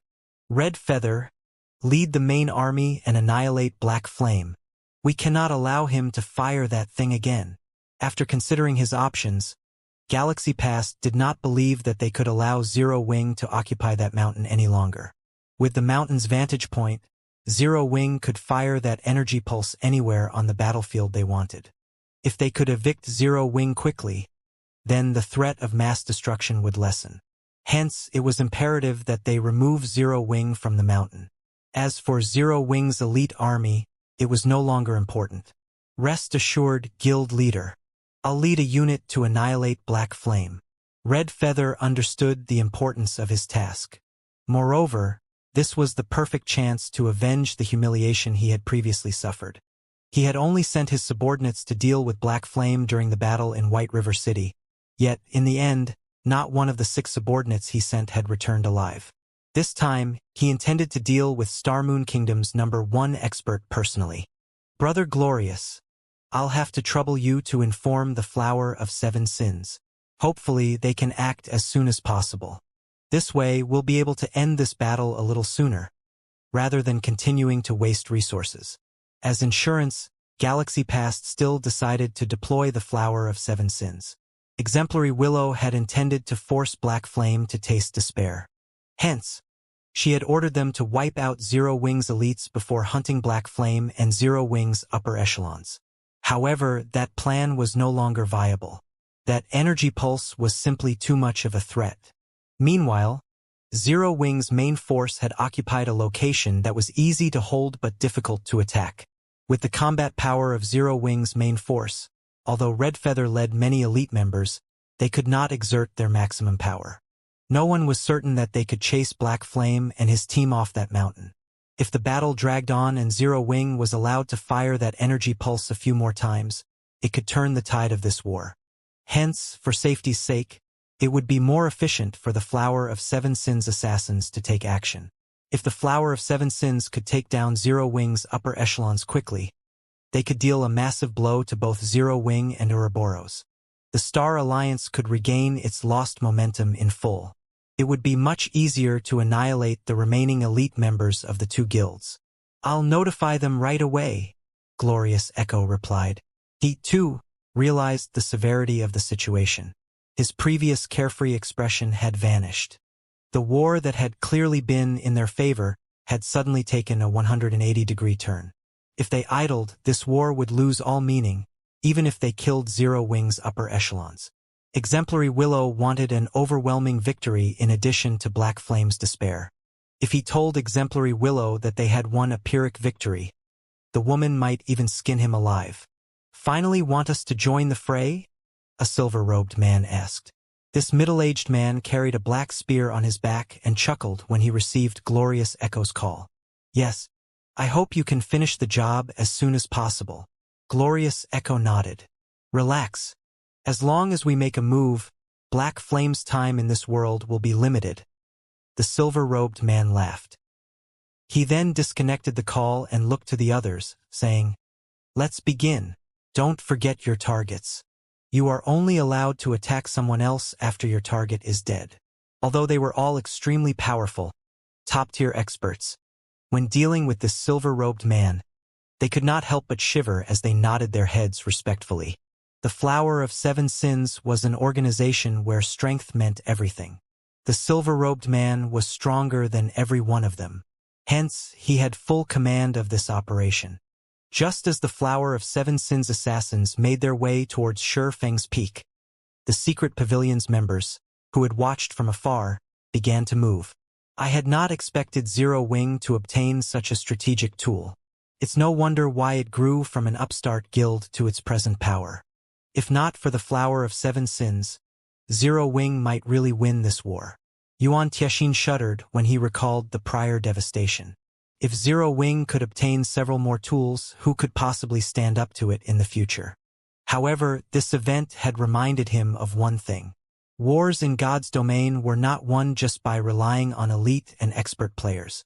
Such strategic tools were similarly very important. While the Star Alliance mobilized a unit, approaching Shurfeng's position, Sherfeng used this time to fire the Mana Pulse cannon a few more times, annihilating thousands of the Star Alliance's members. The Star Alliance's expert team, which faced the Dark God's Legion, also received a shot. The energy pulse had instantly disintegrated close to half of the expert team, alleviating the pressure on the Dark God's Legion. This situation had nearly caused the upper echelons of the Star Alliance and the various other guilds to faint. Guild leader, as expected, they're approaching. Should we have the nearby elite legion head our way and assist us? That way, we'll have an easier time holding this area. Fire Dance asked Sherfeng as she watched the elite army gather at the foot of the mountain. With only Zero Wing's main force, it would be extremely difficult to secure this location. No need. Having more people will only hinder us. Sherfeng waved his hand. He then took out the Bible of Darkness and the Tier 3 Magic Amplification scroll from his bag, smiling faintly. The Star Alliance had dispatched an army of 20,000 elite players to surround Sherfeng's mountaintop. Even if Sherfeng and the others were more powerful, they would never escape an army of 20,000 elite players and numerous experts. Everyone split up as much as possible and attack in groups. Be careful of Zero Wing's AoE spells, Red Feather commanded. The Star Alliance had investigated Zero Wing's main force members extensively. Blackie's Stars of Light and Sherfeng's Firestorm were the army's biggest threats. These two spells had displayed their frightening, destructive power many times in the past. If they charged as one, they would be no more than target practice. Even without the Flower of Seven Sins, 20,000 elite players are more than enough to drown Black Flame's group of 100. Cold Autumn, who watched from a nearby mountaintop, could not help but sigh at the sea of players as they climbed the mountain. Players' stamina in God's domain was not unlimited. It might have been fine if Zero Wing fought ordinary players, but not only was every member of the 20,000-man army an elite, but the army also contained plenty of experts. This battle would not end quickly. If Zero Wing faced only common monsters, it might have a chance at victory. After all, common monsters did not require much from players. There was no need to push oneself to the limit to fight such opponents. In a normal battle, players could fight for a very long time. However, it was a different story in a high-speed battle where it was necessary to remain at one's peak. This would have a high demand of one's stamina and concentration. This was like running a marathon. A runner might have the stamina to jog 10 kilometers but not at full speed. It'd be a miracle if an experienced runner could run a full kilometer at full speed. It was the same concept with maintaining one's peak during combat. If they, the younger generation of the Secret Pavilion, were the ones to fight in this battle, let alone 20,000 players, even 10,000 players would be more than enough to drown them to death. They could only retreat if they wanted to survive. Choosing to fight would simply lead to their grave. The fact that the Star Alliance had dispatched 20,000 elites to entrap Black Flame and his team showed just how afraid the Alliance was of the Swordsman. Ordinary top-tier experts would not warrant such treatment. Meanwhile, as the war raged, the official forums exploded with comments. Zero Wing is too amazing. They're actually going up against 20,000 people with a team of 100. I wonder who will win. I wish I could watch this battle in person. I'm guessing that Zero Wing will wipe. We're talking about 20,000 guild elite members. Indeed, that's 20,000 elite players, not 20,000 common monsters. If Zero Wing comes out victorious, they will be a legend in God's domain. I wonder how many people Zero Wing's 100 members will kill? This battle would determine the supremacy over the Stoneclaw Mountains. Hence, the players throughout Starmoon Kingdom paid very close attention to it. Moreover, one did not often see a guild war of this scale. Aside from the forum discussions, players also broadcasted live streams of the war on the official forums. For this war, the Star Alliance did not bother with chasing away outsiders. Instead, the guild allowed other players to watch. They wanted everyone to know how powerful the Star Alliance was. Only the Star Alliance had begun to regret that decision. Advance. Show everyone the consequences for opposing the Star Alliance. Red Feather shouted. Suddenly, the army of 20,000 elite players ascended the mountain, leaving no gaps for Zero Wing to escape through. They intended to wipe out Black Flame and his team. When the Star Alliance's army was halfway up the mountain, a black figure suddenly appeared in midair. Whenever the figure flapped its pitch-black wings, it generated powerful winds. Why is a demon here? Everyone from the Star Alliance turned to look at the figure. Battle Demon, level 55, HP 11, 000, 000/11, 000, 000. While everyone was caught in a daze, the Battle Demon lifted its twin blood-red war axes and swooped down into the crowd. Swinging its weapons, the Battle Demon created a storm that sent all players within a radius of 15 yards flying into the air, the countless wind blades ending their lives. Once the violent storm ended, hundreds of pieces of equipment fell from the sky. Everyone involuntarily shuddered. With players' current standard, none of them had any hope against a level 55 tier 3 creature.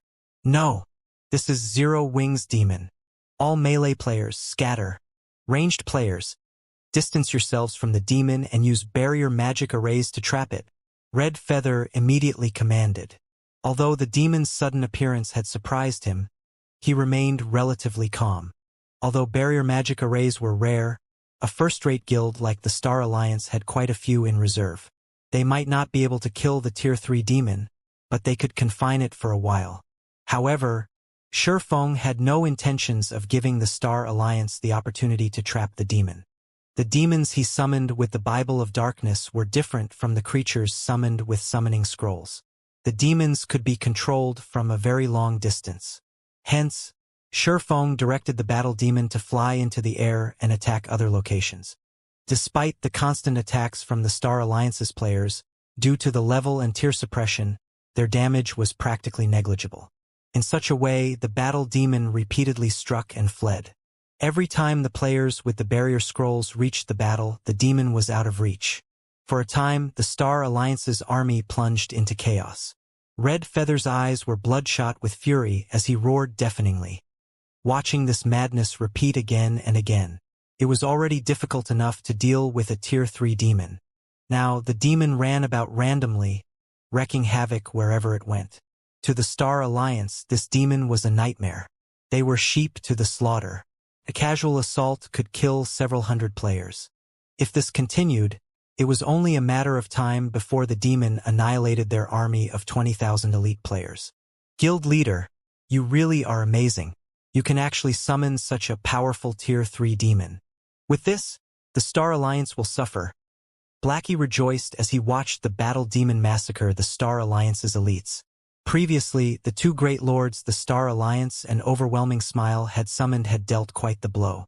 Just when he thought that this war had been over, Shurfeng revealed the basic mana pulse cannon. With just 2 shots, they had dealt with the two great lords, forcing the Star Alliance to send out an army of players. Now, Shurfeng had summoned a tier 3 demon. In such a narrow mountain path, a tier 3 demon was far more effective than several thousand elite players. Ignore that demon. Charge up the mountain. If we kill the summoner, that demon will disappear. Galaxy Past, who commanded the battle against Ouroboros in the distance, suddenly shouted in the guild chat. Regardless of how powerful a summoned creature was, its summoner was always its weakness. Rather than wasting time with the tier 3 demon, it was more effective to attack its summoner. Zero Wing itself had taught them this lesson. Sure enough, after Galaxy Past's reminder, the Star Alliance's elites calmed themselves and pushed up the mountain, leaving only the barrier team behind to deal with the tier 3 demon. Guild leader, they're coming. Should I fire? Blackie asked as he watched the elite army charge at them like a swarm of ants. He desperately wanted to use Stars of Light to show the Star Alliance who they were dealing with. Before replying, Shurfeng glanced at a 50-man team that climbed the mountain path swiftly. With a serious expression, he said, "Save it for now. We can deal with the Star Alliance after we deal with the Flower of Seven Sins." Hearing Shurfeng's comment, Fire Dance and the others turned towards the Flower of Seven Sins approach. If they had to name their greatest threat in this war, it was definitely not the Star Alliance's army of over 100,000 elite players. It was the 50-man team from the Flower of Seven Sins. Watching the assassins close the distance between them, Fire Dance and the others grew nervous. They knew that, should the assassins defeat them here, their previous efforts would be for naught. Don't hold back against them. Use the power of darkness right from the start. Shifeng reminded his team through the team chat. Victory or defeat, let it be determined within these 10 minutes. In terms of techniques, the Flower of Seven Sins was leaps and bounds above them. They only had two advantages. First, they had more numbers on their side.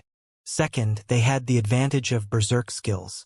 The power of darkness had a duration of 10 minutes. Ordinary berserk skills generally only lasted a fraction of that time. When they activated the power of darkness, their opponents would have no choice but to activate theirs as well. If they could last through the duration of the Flower of Seven Sins berserk skills, they would emerge victorious. Shifeng directed the battle demon to charge at the assassins with flying speed. With the overwhelming combat power of a Tier 3 demon, it should be simple to defeat the 50-man team of assassins. Do you think you can stop the Flower of Seven Sins with a single Tier 3 demon? The silver-robed man glanced at the battle demon flying towards his team, a playful smile appearing on his face. He then revealed a black magic scroll. Unfurling it, he shouted, "I summon thee, Magma Giant!" Suddenly, a massive humanoid figure covered in molten lava appeared on the mountain. Lava Giant, Elemental Being, Great Lord, Level 55, HP 18, 000, 000/18, 000, 000. The instant the lava giant appeared, it released an angry bellow and lifted both its hands. Suddenly, lava spewed from the ground and swept across the mountaintop, transforming an area of 300 yards around the lava giant into a lava domain. Not only did the lava domain suppress enemies' attributes, but it also ate away 3% of their HPs every 5 seconds. Players could not fight within the domain for very long at all. After establishing its domain, the lava giant tightly clasped both its hands together. In the next moment, hot lava began to spew into the air, engulfing the battle demon and preventing it from moving. A Great Lord actually knows a domain skill and a Tier 3 imprisonment skill. The Flower of Seven Sins is even willing to part with such a summoning scroll? Shifeng could not help his frown. A Tier 3 imprisonment skill could seal the battle demon's movements for a very long time. However, throughout the skill's duration, the caster could not move.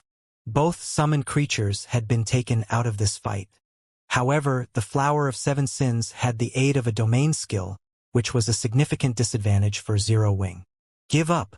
Nobody can avoid the Flower of Seven Sins assassins. The silver-robed man chuckled.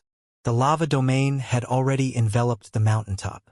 Zero Wing's members were trapped inside. Moreover, with the suppression and HP reduction effects, even if Zero Wing's members activated their berserk skills, they would not survive for long inside the lava domain. In the end, death would be waiting to greet them. That isn't necessarily true. Watching the assassins charge at them, Shifeng suddenly shouted, "Activate the magic array!" Suddenly, a purple-gold magic array appeared in the air, enveloping both Zero Wing and the Flower of Seven Sins. This magic array was none other than the intermediate magic array, 9-star polar domain, that Shifeng had previously obtained. As long as the 9-star polar domain was active, people outside the barrier could not enter. Similarly, those inside could not leave. Only after the 9 caster's mana ran out would the barrier disappear. Moreover, the 9-star polar domain also suppressed the assassin's attributes. Furthermore, its suppression was more powerful than the lava domains. The lava domain could suppress a player's attributes by 30%, whereas the 9-star polar domain could suppress a player's attributes by 40%. Against high-tiered monsters, it could suppress over 70% of their attributes. It was an extremely powerful magic array. When the players outside of the barrier saw Zero Wing and the Flower of Seven Sins' various combat methods, they were momentarily stunned. Very good. At least things are getting a little interesting now. The silver-robed man could not help but laugh. Let's see which one of us will last until the very end. Saying so, the members of the Flower of Seven Sins activated their berserk skills. Although they suffered a more powerful suppression, the lava domain would chip away at Zero Wing's HPs. If they dragged on the battle, they could win easily. Meanwhile, Zero Wings' side similarly activated the power of darkness. Suddenly, both sides' attributes soared, their combat powers reaching greater heights than before. With only a few dozen yards between them, they began to launch ranged attacks. Spells and arrows flew at their targets. However, neither side was easy to defeat as they weaved between the rain of spells and arrows. In the blink of an eye, the distance between the two teams closed. The melee classes exchanged blows rapidly, their bodies moving with blurring speed. Fire Dance immediately set her sights on a level 34 cleric. Using shadow steps, she appeared behind the cleric and activated the assassin class' strongest skill, Absolute Strike. However, this cleric had sensed Fire Dance's approach. Not only did he manage to activate Truth Shield before Fire Dance's attack reached him, but he also activated Terrorizing Roar. Fire Dance was forced to activate a control removal skill. Afterward, she thrust her short sword towards the cleric. In response, the cleric used his staff to block the attack. As Fire Dance possessed overwhelming strength, her attack had sent that cleric flying. However, the cleric took the opportunity to put some distance between them. Unfortunately, Fire Dance's damage only shattered the cleric's truth shield. The cleric remained unharmed. Just as Fire Dance thought of chasing after the cleric, she felt an intensely dense killing intent from behind her. Hurriedly, Fire Dance used wind steps. Dang! Without her notice, a dagger struck her back. Fortunately, Fire Dance had activated wind steps in time, the 1-second invulnerability nullifying the attack. Your reaction time is quite good, but how about this? The black-clothed assassin that suddenly appeared behind Fire Dance bantered. He then brandished 2 daggers, sending over a dozen afterimages at Fire Dance. It was as if he had launched these attacks simultaneously, entrapping Fire Dance. Instinctually, Fire Dance had wanted to defend against the attacks. However, she quickly changed her mind and used Void Steps instead. Suddenly, Fire Dance vanished. The black-clothed assassin halted his attacks and activated Wind Steps. Dang! Fire Dance suddenly appeared beside the black-clothed assassin, her short sword stopping just before the man's back, unable to proceed even an inch. Such an amazing footwork. It seems that I did not choose the wrong target. The black-clothed assassin laughed. He glanced at Fire Dance, saying, I'm Pleiades, the one who is going to kill you. A flowing water realm expert? When Fire Dance saw her opponent's calm reaction to Void Steps, she could roughly guess Pleiades' standard. Otherwise, he would not have been able to defend. Only those capable of predicting her movements could defend against her Void Steps. Aside from Fire Dance, who had encountered a flowing water realm expert, Violet Cloud faced down one of the Flower of Seven Sins party leaders.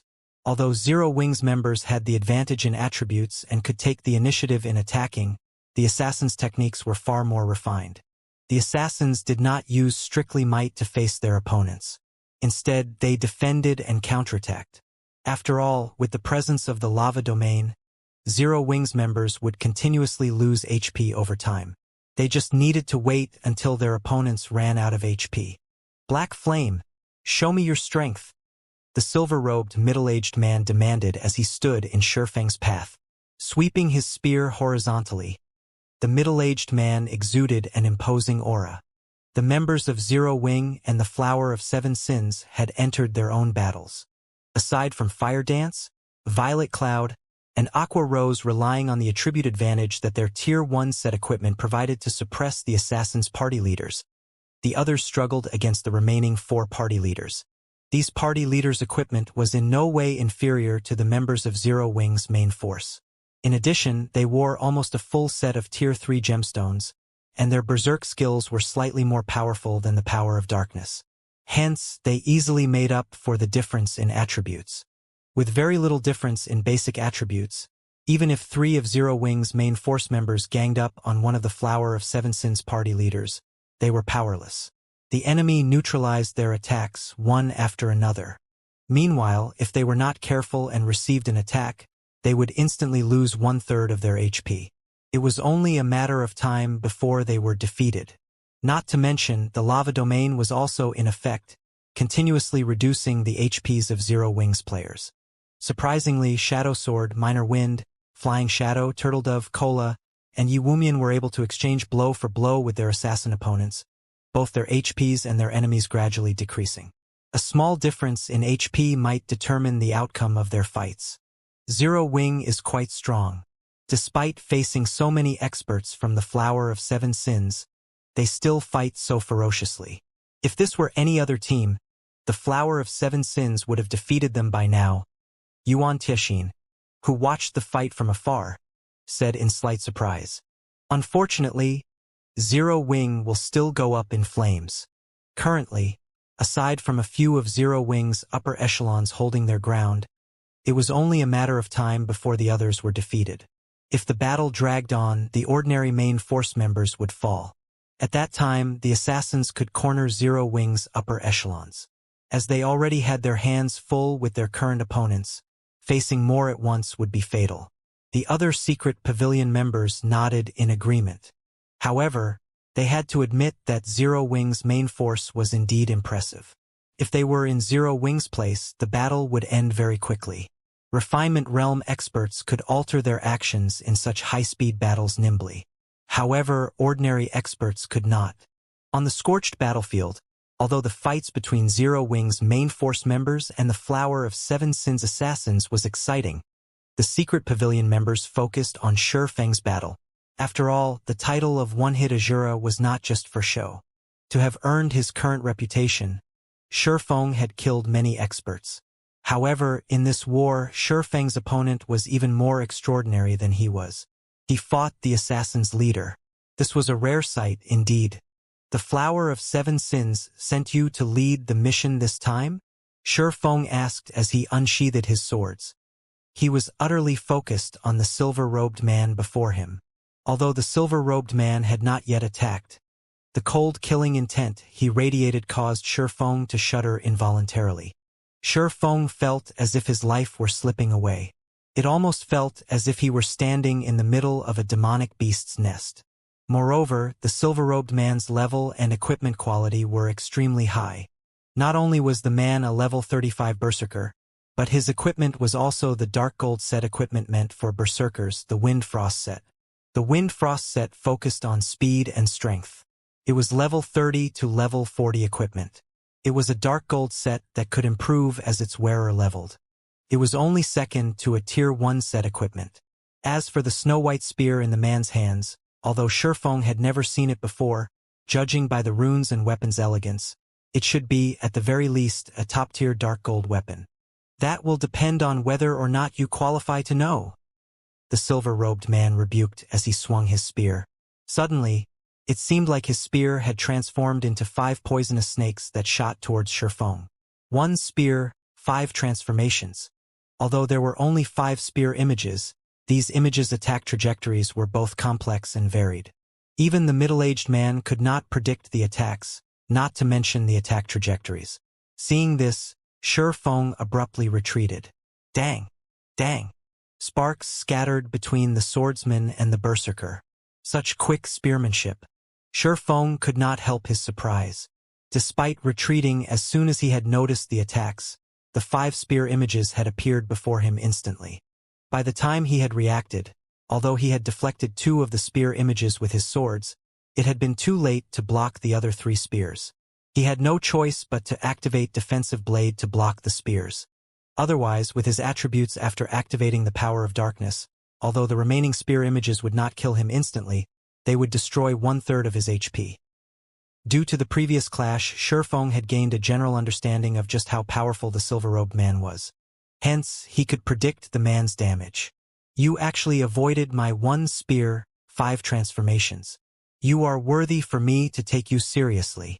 The silver-robed man smiled. Suddenly, he launched another attack. This time, 6 spear images flew towards Shi Feng. This attack was also much faster than the last. By the time Shi Feng could react, the 6 spear images appeared before him. Despite having taken precautions, 3 of the 6 images struck Shi Feng. Fortunately, Defensive Blade blocked the other 3. How are his attacks so fast? Shi Feng could not help his surprise as he glanced at his opponent's spear. He had clearly predicted the man's general targets. Yet, by the time he had defended himself, the 6 spear images had arrived before him. It almost seemed as if the images had teleported. Despite predicting the trajectory of the attacks, his body could not keep up with the assassin's speed. This was the first time Shifeng had encountered such a situation. Logically, he should be much faster than the silver-robed man. Yet, the man's spear moved as if it had instantaneous movement. Even if he were faster, he could not keep up with the silver-robed man's spear attacks. With no other choice, Shifeng used Abyssal Bind. The 4-second binding gave him plenty of time to kill the silver-robed man several times over.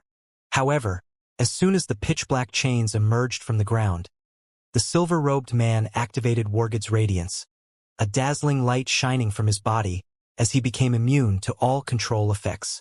Immediately after, 6 more spear images appeared before Shifeng, striking him.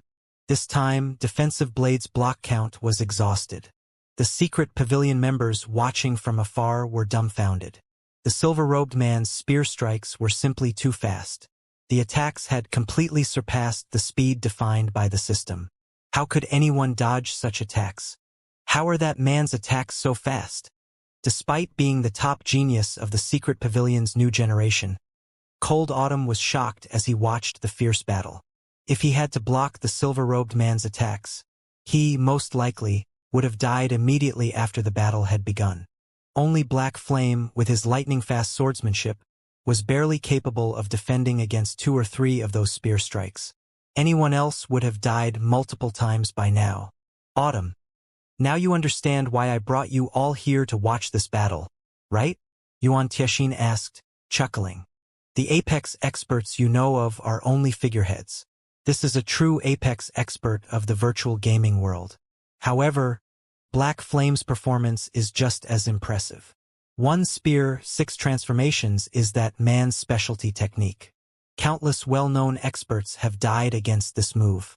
I can count the number of experts who can block 2 or 3 strikes while in the flowing water realm on one hand. Now that Black Flame has used up all his life-saving skills, this fight should end very quickly. The silver-robed man executed 1 spear, 6 transformations once more. However, Shifeng suddenly closed his eyes. He saw nothing as he allowed the assassin to attack. Could he have given up already? The sudden development shocked the onlookers. With the spear moving so fast, if Shifeng did not rely on his sight to predict the silver-robed man's actions, how could he defend against the spear attacks? It seems the fight is over, Cold Autumn said, shaking his head. The 6 spear images pierced Shifeng's body. However, the instant the 6 spear images shot through Shifeng's body, another Shifeng appeared beside the silver-robed man. This other Shifeng swung down his abyssal blade. Dang! The clear ring of metal clashing with metal resounded throughout the battlefield. The silver-robed man was forced to retreat 3 steps before stabilizing himself. You actually dodged all of them. Shock appeared on the silver-robed man's face as he stared at the unharmed Shifeng with disbelief. Shifeng's sudden evasion of the silver-robed man's 1 spear, 6 transformations left the secret pavilion members speechless. How did he do it? Cold Autumn's eyes widened as he stared at Shifeng, who still had his eyes closed. Shifeng had avoided that godlike spearmanship, which had been impossible to dodge with open eyes, with his eyes closed. This was simply inconceivable. Yuan Tianxin was similarly stunned. Black Flame really is surprising. I had never imagined he would see through Sky's 1 spear, 6 transformations so quickly, Yuan Tianxin exclaimed. Years ago, I suffered numerous losses against Sky's 1 spear, 6 transformations, yet Black Flame had seen through it after only a couple of attacks. Could he be a monster? The silver-robed man named Sky was one of the Flower of 7 Sins' veteran assassins.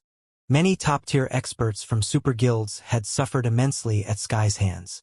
Sky had even killed many experts who had also stepped into the Void Realm. Only those at the Void Realm, who could exert their 5 senses to their limits and possessed rudimentary control over their surroundings, had the ability to block 1 spear, 6 transformations. Even Yuan Tianxin struggled to defend against 1 spear, 6 transformations while wielding 2 weapons. He could block 4 or 5 strikes at most. However, he was a shield warrior, so he had a much easier time defending against the spear strikes with a shield. Only, he would have a much harder time closing in on Sky. Of course, there were many skills in the game, such as wide-range attacks, that could neutralize such precision attacks. One could also distance themselves from Sky. After all, a berserker's attack range was only so far. Even a long spear would not increase one's attack range by much. However, in a close-quarters, high-speed battle like this, aside from the life-saving skills that one could activate with a thought, it was impossible to defend against Sky's attacks with skills. Skills generally required specific motions before activation. This would create a sense of disharmony in expert players.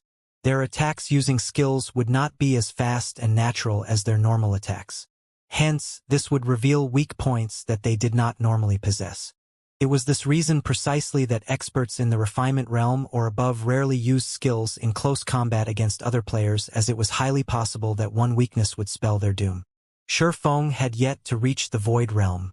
However, without using any skills, he still managed to neutralize Sky's one spear, 6 transformations. This was the first time Yuan Tiexin had seen such an occurrence. Meanwhile, on the battlefield, after Sky calmed his slightly surprised heart, fighting spirit flared in his eyes. He began to execute one spear, 6 transformations once more. Sky executed his specialty technique numerous times in succession. Yet, Shi Feng dodged all of his attacks with his eyes closed, launching a counterattack each time. Initially, Shi Feng had only gotten one hit in during his counterattacks. Now he landed 2 hits. Although Sky had blocked every attack Shi Feng had sent at him, he had received a lot of damage. Each one of Shi Feng's attacks had dealt over -500 damage. Shi Feng's strength was astonishing. In God's domain, the resulting impact as weapons clashed would offset the damage. If there were a significant difference between the combatant's strength, however, some damage would occur. However, this damage was usually so low that it was almost negligible. If the difference in the combatant's strengths was quite vast, the weaker side would receive significant damage, even if they blocked the attack successfully. Sky experienced this firsthand against Black Flame. His equipment had already reached the current peak among players in God's domain. He was also a berserker, a class famed for its strength. The berserk skill he had activated was even a strength-type berserk skill. Yet, Shi Feng's strength was still far above his own. This was the first time Sky had encountered such a situation. In terms of the strength attribute, even those monster-like players in God's domain could not overwhelm him like this. It no longer felt as if he fought another player. Instead, it felt more like he fought a humanoid lord-ranked monster. He received over -500 damage just by defending against attacks. His HP after activating his berserk skill was only slightly more than 19,000. He had a limit to the number of times he could defend against Shi Feng's attacks. Although Sky put in the utmost effort to dodge Shi Feng's attacks, he discovered that he could not dodge any of them. Despite having relatively powerful control over his surroundings, Shi Feng's attacks were simply too fast.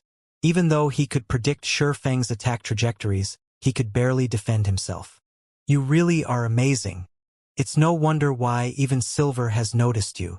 Glaring at Shi Feng, Sky said in a low tone, "I had intended to save this card for challenging Silver, but it seems that I have no choice but to try it on you." As soon as he said this, Sky's spear shot out and transformed into 9 spear images. 1 spear, 9 kills. This was currently the limit of Sky's abilities. Not only did this move have a greater range than 1 spear, 6 transformations, but it was also much faster. This time, Shi Feng opened his eyes, facing the sudden approach of the 9 spear images. Rather than retreating, Shi Feng moved forward to welcome the spears. Yuan Tiexin, who watched from afar, thought that Shi Feng had lost his mind. Players who knew of it already avoided 1 spear, 6 transformations like the plague. On the other hand, 1 spear, 9 kills sent chills down even Yuan Tiexin's spine. Even if he could lift his shield in time, the spear images would most likely hit him. Yet, Shi Feng had taken the initiative to welcome the spears. Did his success of neutralizing Sky's 1 spear, 6 transformations make him overconfident? However, as Yuan Tiexin stood too far away from Shi Feng, He did not notice the faint blue arcs of electricity circling Shi Feng's body. This move was none other than Killing Rei's second skill, Thunder God's Descent. Thunder God's Descent become immune to all control skills, movement speed and attack speed increased by 150%, damage increased by 50%, and all damage received decreased by 50% for 30 seconds. Cooldown 1 hour. In the next moment, numerous blue lights flashed. The lights deflected the spear images as they closed in on Shi Feng.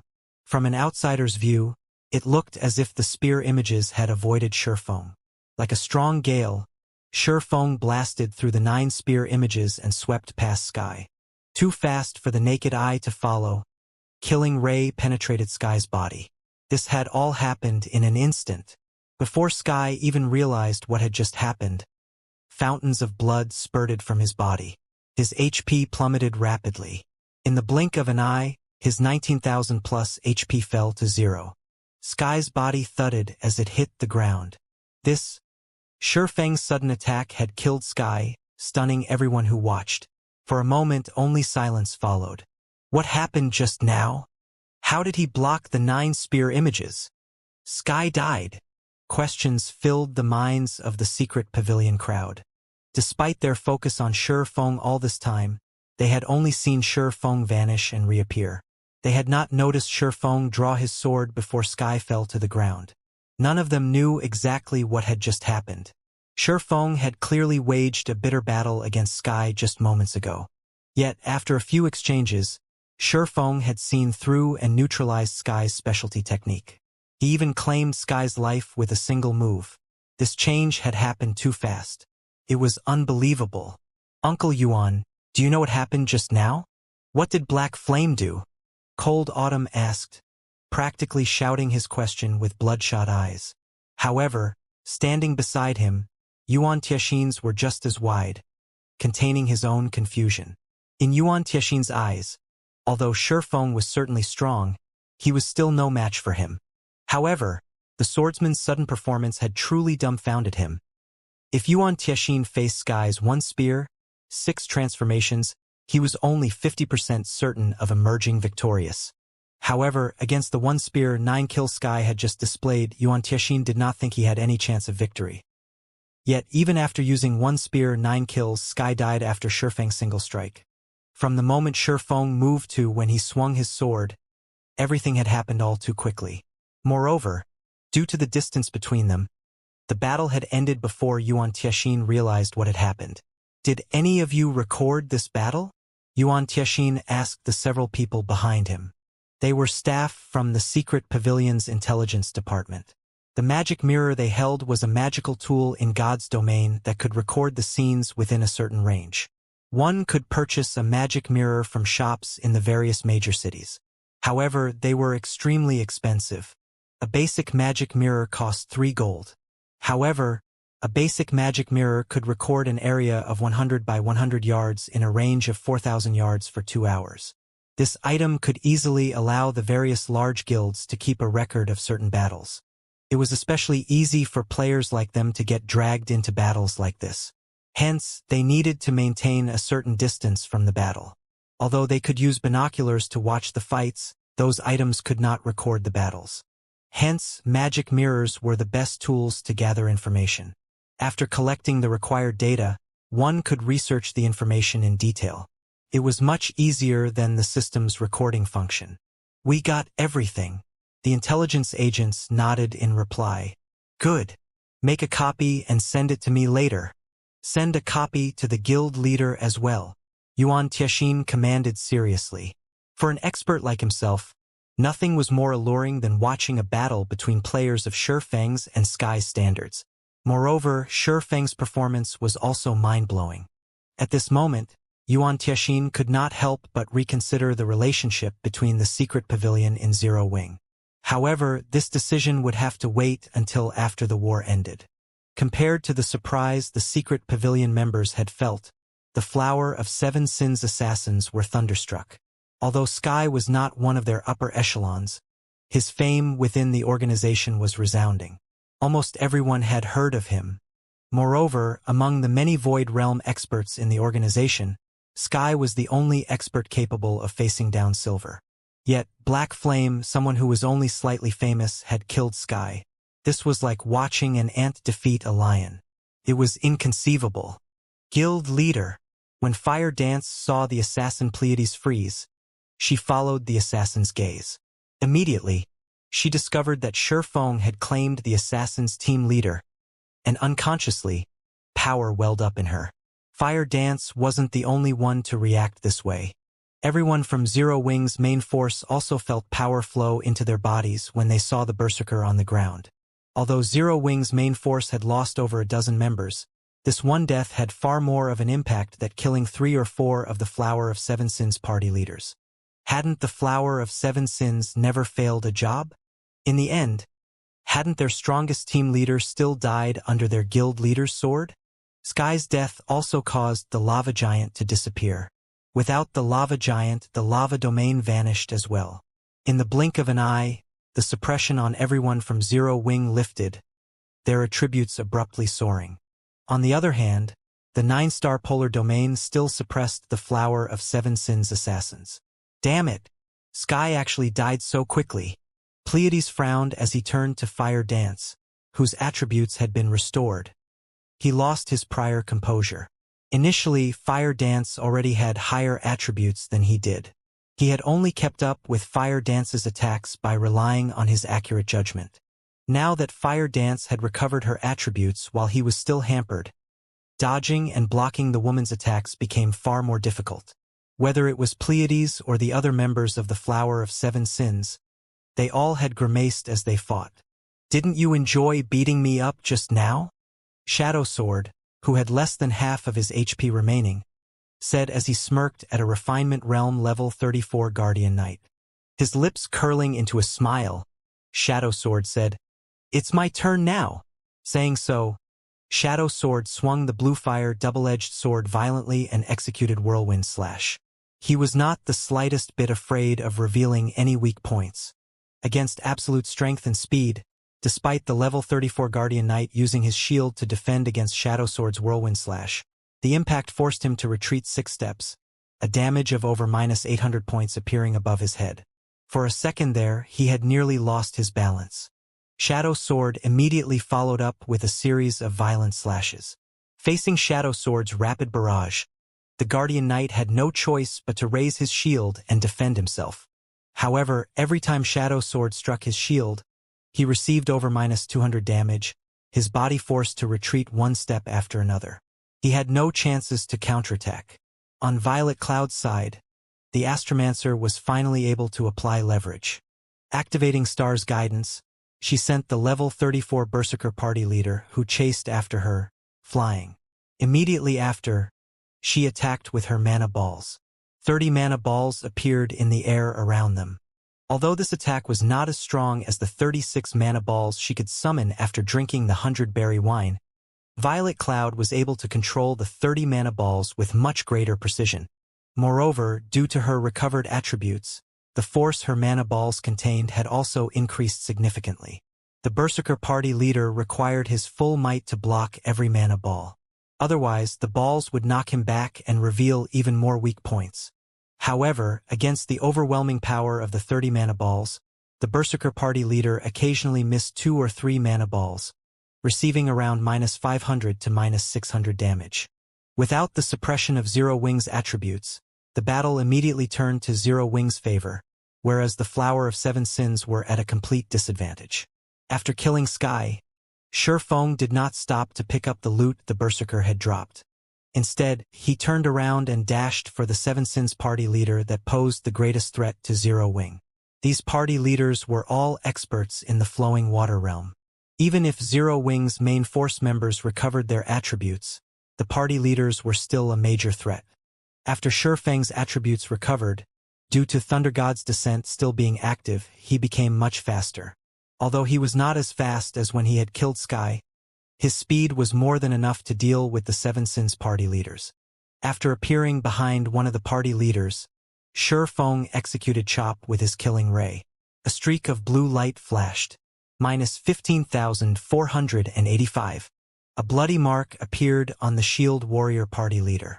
Only at this moment did the Shield Warrior's shield appear in Shurfang's trajectory. The Shield Warrior was slower than Shurfang's by a massive margin. Suddenly, the party leader, who had roughly 11,000 HP remaining, fell to the ground. Observers were, once again, rendered speechless. Shurfang's attack was simply too fast. Watching from afar, they had only seen a flash of blue light. They had not even seen his sword's afterimage before it struck his opponent. Just how was someone supposed to defend against such an attack? After just a short moment, 4 of the 7 Flower of Seven Sins party leaders had died at Shurfang's hands. Fire Dance, Violet Cloud, and Aqua Rose took care of the last 3. In the end, Zero Wing had annihilated the assassins from the Flower of Seven Sins.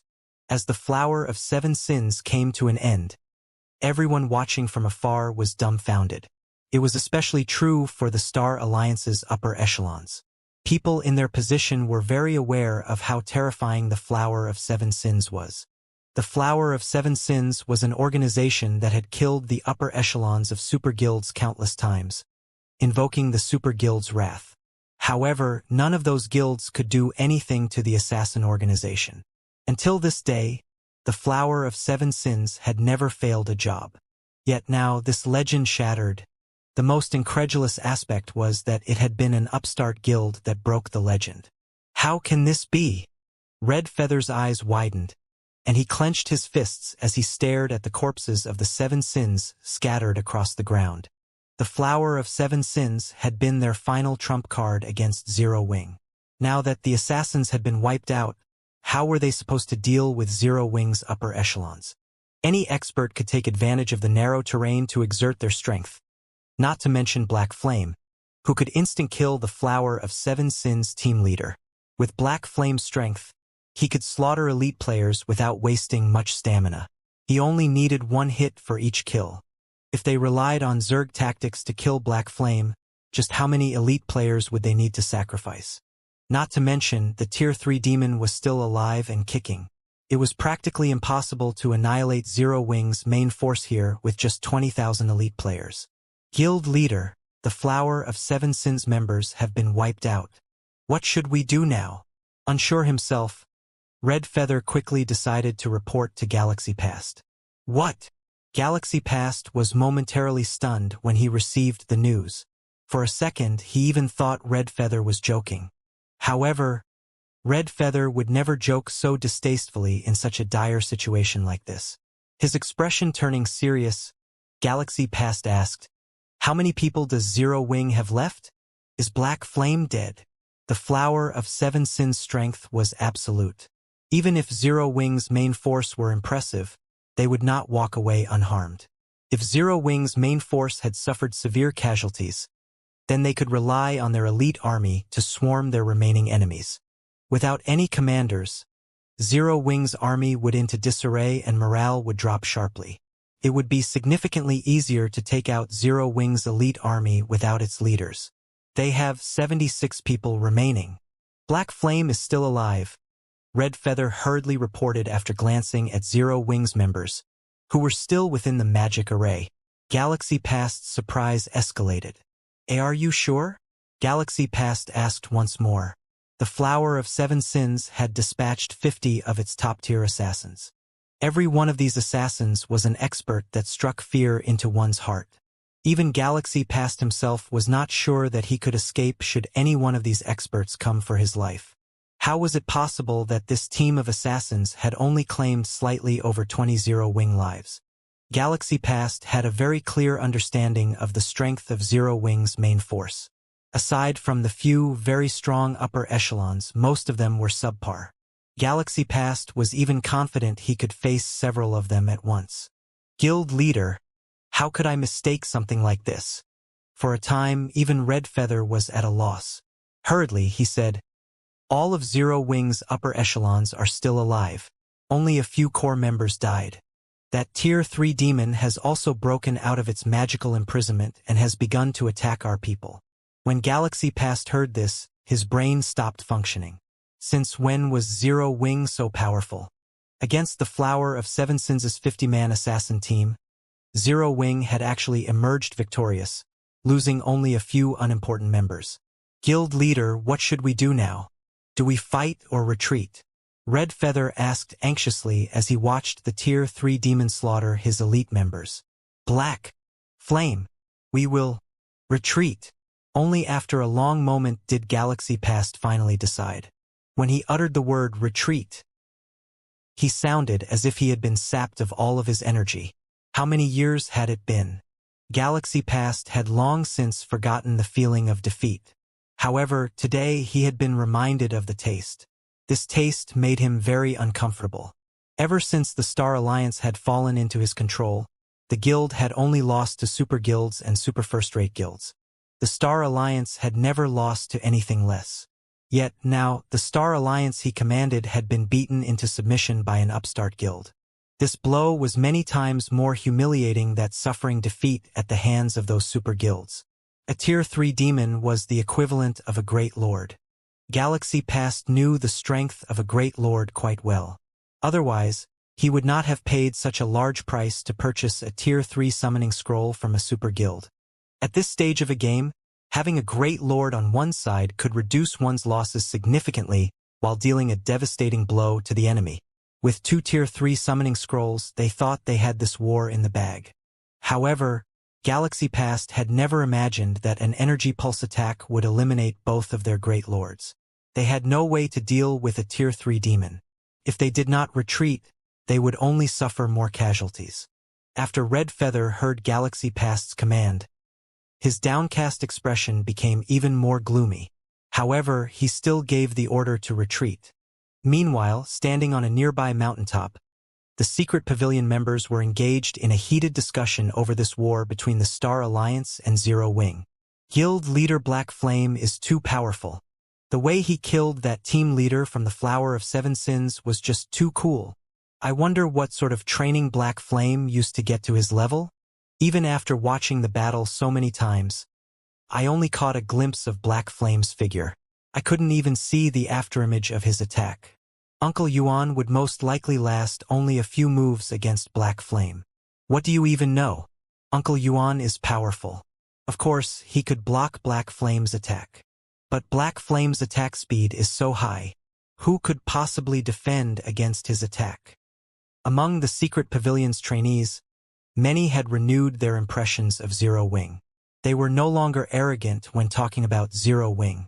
Unconsciously, they had gone from calling the swordsman Black Flame to calling him Guild Leader Black Flame. However, a few youths among them were still unsatisfied. There is no need to argue. I am not a match for Black Flame. Or to put it in another way, only those few monstrous players can contend with Black Flame now, Yuan Tiexin said suddenly. He could not help but laugh at everyone's conversation. Autumn, what did you think of this fight? Yuan Tiexin asked the silent Cold Autumn. Cold Autumn was the top genius among the secret pavilion's new generation. The youth had joined the secret pavilion's secret training program a year ago. He was only 17 years old, yet he had already become the pavilion's star pupil. He had already reached the half-step refinement realm and was only a thread away from truly entering the refinement realm. He could break through at any time. Initially, Yuan Tiexin had brought Cold Autumn and the other trainees here to teach them not to be too arrogant, showing them that there were many experts in the virtual gaming world. He had also wanted to show them a true monster. Unfortunately, Silver had not made an appearance this time. However, their gains from watching the battle between Sky and Black Flame should be sufficient. Yuan Tiexin had even hoped to see a confrontation between Black Flame and Silver. Just what kind of outcome would such a battle yield? Black Flame is very strong. With my current strength, I am no match for him, the prideful Cold Autumn admitted softly. However, I will continue to work hard. Sooner or later, I will surpass him. Ha ha ha. That's right. This is the sort of mindset you must possess. It seems that this trip here has not been a waste at all. Yuan Tiexin nodded with satisfaction. Suddenly, he heard the ring of his communicator, surprising him. After all, this was a call from none other than the secret pavilion's guild leader. After Red Feather gave the order, the elite army the Star Alliance had sent to deal with Zero Wing's main force retreated. leaving behind only a small squadron to deal with the battle demon. The elite legions of the Star Alliance and the various large guilds, which fought elsewhere on the battlefield, also began to retreat, preparing to leave the Stoneclaw Mountains. "It's too late to retreat now," Shurfeng sneered as he swept his gaze across the fleeing Star Alliance army. Immediately, he sent a command through the guild chat, saying, "All elite legions, activate the 9-star polar domain magic array." There was why Shurfeng had previously split Zero Wing's army into 10 separate elite legions. The Stoneclaw Mountains' outer region was vast. However, there were only 10 paths that led to the dungeon's teleportation array. As soon as the war began, Shurfeng had used the Guild War order to seal off the Stoneclaw Mountains. Any player within could not escape with a return scroll. The only way to leave the dungeon was by using the teleportation array. There were 2 methods of using magic arrays in God's domain. The first method used a magic array aggressively to suppress the enemy. The second use was defensive. Due to the unique characteristics of barrier magic arrays, once these magic arrays were activated, enemies trapped inside the barrier could not leave. Similarly, nobody would be able to enter the barrier unless they destroyed the magic array itself. However, it was not easy to destroy a magic array. A lot of time was required to do so. Attacks from outside the array would be weakened. Normally, it was much easier to destroy a magic array from inside. The 9-star polar domain was no exception. Hence, Shurfeng had sent Zero Wing's 10 elite legions to guard the 10 paths. When the elite legions activated their 9-star polar domain magic array, they would prevent the Star Alliance and other large guilds from leaving the Stoneclaw Mountains. They could then take the opportunity to gain more from this war. With Shurfeng's command, the barrier parties mobilized, every one of them revealing the 9-star polar domain magic scroll they had held on to all this time. As the 90 players unfurled the magic scrolls in their hands, 10 massive magic arrays suddenly appeared above the battlefield, enveloping a large portion of the battlefield and sealing all exits out of the Stoneclaw Mountains. "What's going on? Why have my attributes decreased? Damn it! I don't even have 6,000 HP right now." The various guilds' elite members, who had forced Zero Wing's elite legions into a constant retreat, suddenly discovered something amiss. Their attributes had decreased by 40%. Their attacks could not cause any significant damage to Zero Wing's elite members at all. In contrast, Zero Wing's elite members, whose attributes remained unchanged, could finish them off with just a few hits. Suddenly, Zero Wing's enemies began to panic.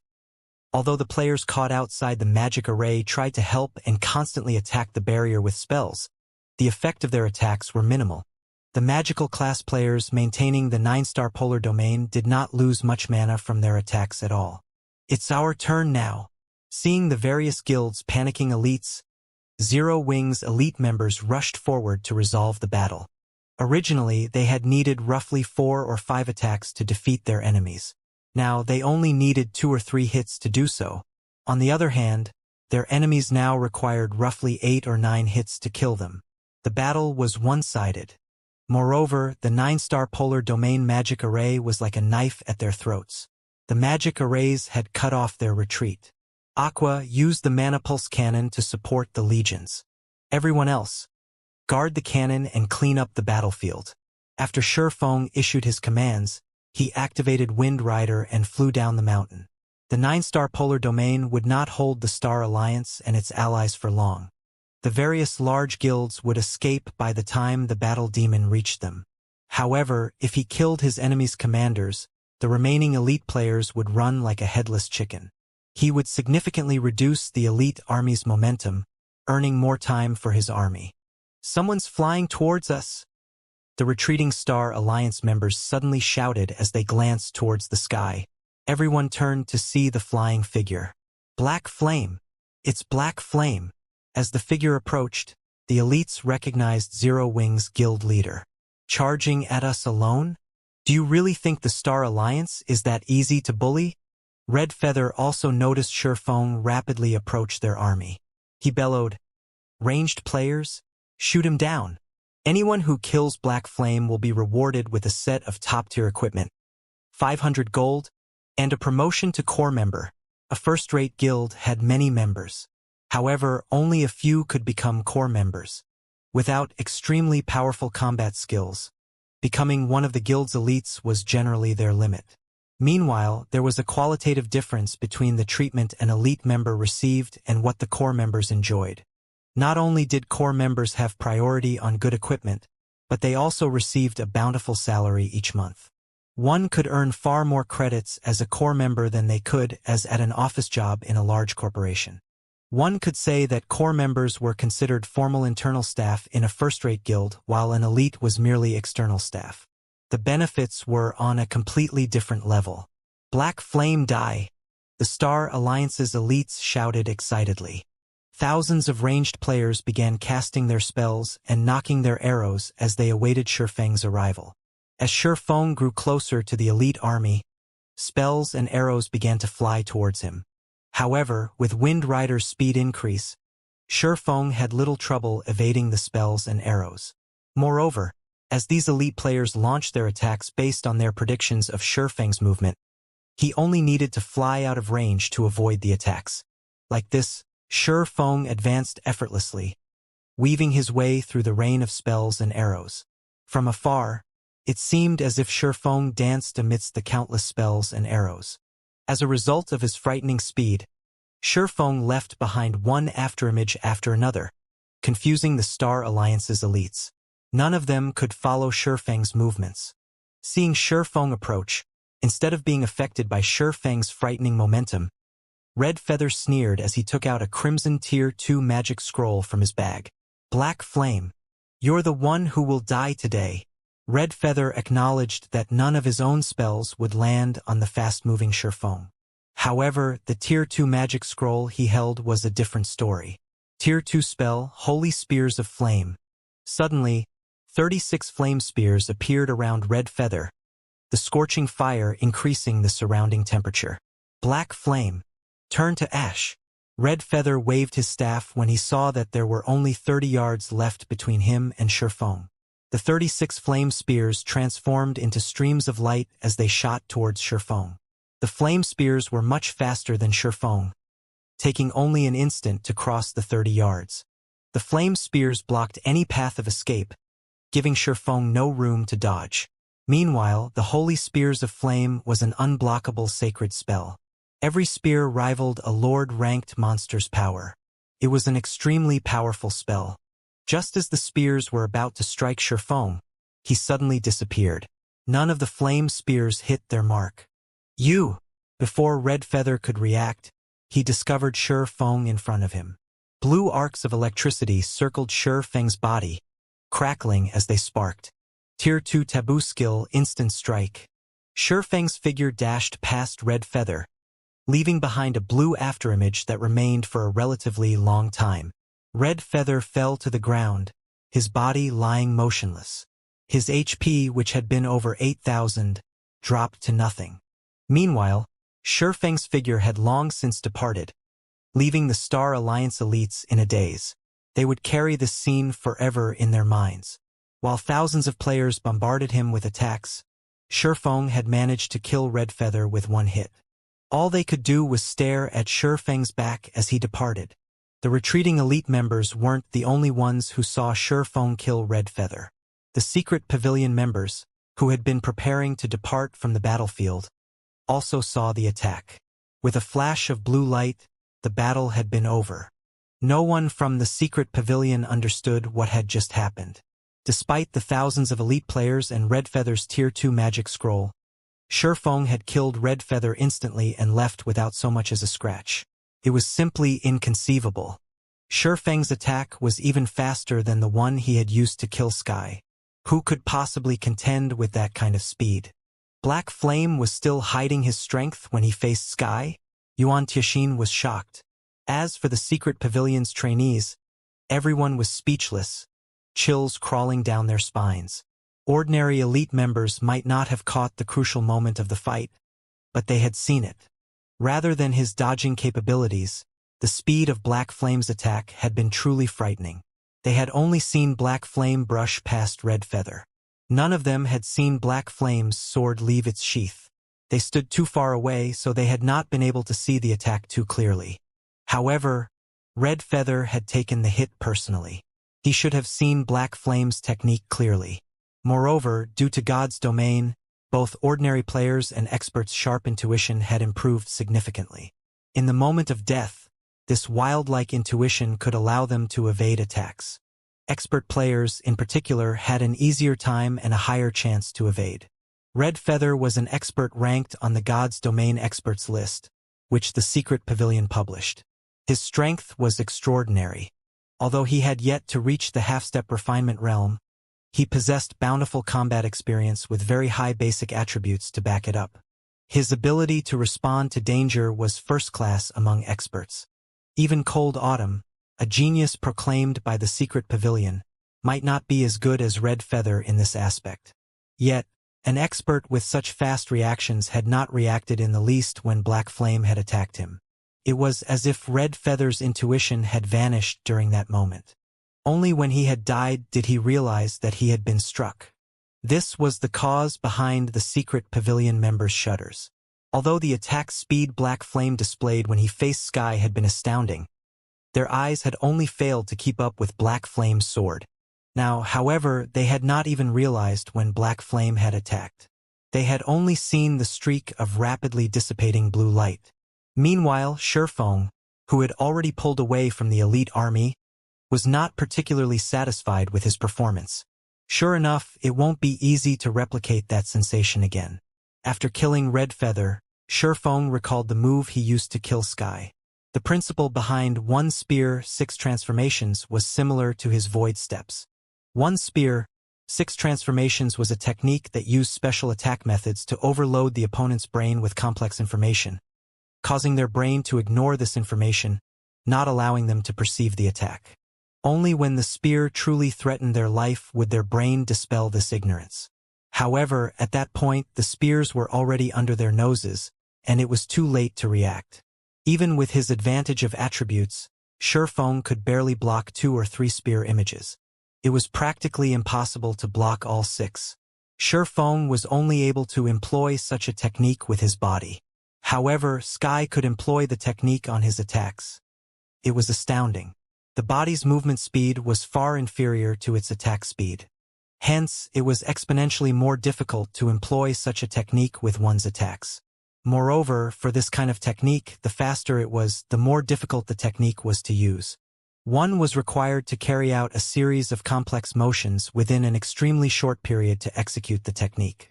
Only with overly complex information would the brain refuse to accept the image, choosing to ignore it. As someone who had a profound understanding of this technique, Shifeng had no choice but to close his eyes and shut out all visual information. Instead, he chose to rely on his other sensory organs, his wealth of combat experience, and his sharp intuition to dodge Sky's 1 spear, 6 transformations. With his absolute advantage regarding attributes, it was possible. If he maintained a distance of roughly 1 yard away from Sky's attack range and evaded the instant he sensed the Berserker's spear displace the air around him, he would have sufficient time to dodge the incoming attacks. This was precisely the reason that Shifeng had avoided Sky's aggressive attacks while launching his own counterattack. In a battle between experts, it was extremely dangerous to shut out one's visual sense because, among a person's 5 senses, one's sight absorbed the most information. Ordinary players relied on sight the most. If a player lost their sight, they would be crippled, wounding their combat power. However, while Shifeng had closed his eyes and evaded Sky's 1 spear, 6 transformations, he discovered that his perception of the world had changed. Without his sight, his concentration had focused on his surroundings. He no longer focused on his enemy. When he faced the threat of death, he discovered that his perception had become much clearer than before. Although he had not been able to see Sky's movements, he had sensed the spear's position, which allowed him to have an increasingly easy time to dodge the Berserker's attacks. Finally, when Sky executed 1 spear, 9 kills, Shifeng realized what the Void Realm actually was. At that moment, it was as if his environment were a part of his body. It felt like the martial arts concept of harmony between man and nature. At that moment, Sky's spear ceased to confuse him. In the end, Feng had opened the last door of the realms of refinement. Void Realm. After reaching the Void Realm, Feng could see the general attack range of one spear, 9 kills with a single glance. Hence, Feng brandished Killing Ray to block every single strike. If comparing attack speed, Feng, who had activated Thunder God's Descent, could not lose. However, when Feng landed the final strike against Sky, he noticed a crack in space. He unconsciously swung Killing Ray along that space. By the time he was aware of what was happening, Sky was already on the ground. When he had killed Red Feather, however, he had not been able to relive that sensation. Only the bonus speed that Instant Strike provided was simply astonishing, so much so that Red Feather could not react to his attack. Hence, Feng was somewhat dissatisfied with this result. After Feng killed Red Feather's elite army fell into a turmoil. None of the elites knew what to do. Moreover, after watching Feng's performance, many of them were scared witless as they scattered. If killing Red Feather generated such a result, Feng could not let the other Legion commanders off the hook. On top of his own battles, Feng directed the Battle Demon to kill the Star Alliance and their allies' commanders. Very quickly, chaos broke out on the battlefield. Damn that black flame! He is trying to wipe us out. After receiving the reports from the Star Alliance's various elite legions, even if Galaxy Past were a fool, he understood Feng's goal. He then looked at the map of the Stoneclaw Mountains and said through the guild chat, "Everyone, gather at the Northwest Mountain Path. We'll break through as one." With mayhem overwhelming the battlefield, breaking through multiple exits would be too time-consuming. They would only play into Feng's hands if they did so. Hence, Galaxy Pass chose to gather the Star Alliance's army at the nearest exit path, focusing their power into a single point. With this, they could smash through Zero Wing's defense. A moment later, under Galaxy Pass's command, the Star Alliance's elite army gathered at the Northwest Mountain Path and began to attack the 9-star polar domain madly. Despite Zero Wing's elite members retaliating, the effect was minimal.